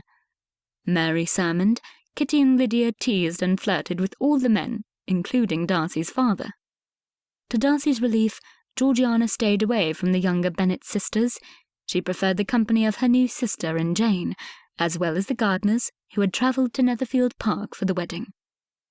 Aunt Catherine de Bourgh, still in an upset over Anne's refusal and Darcy's engagement to a lady of inferior birth, decided to stay at her estate in Rosings.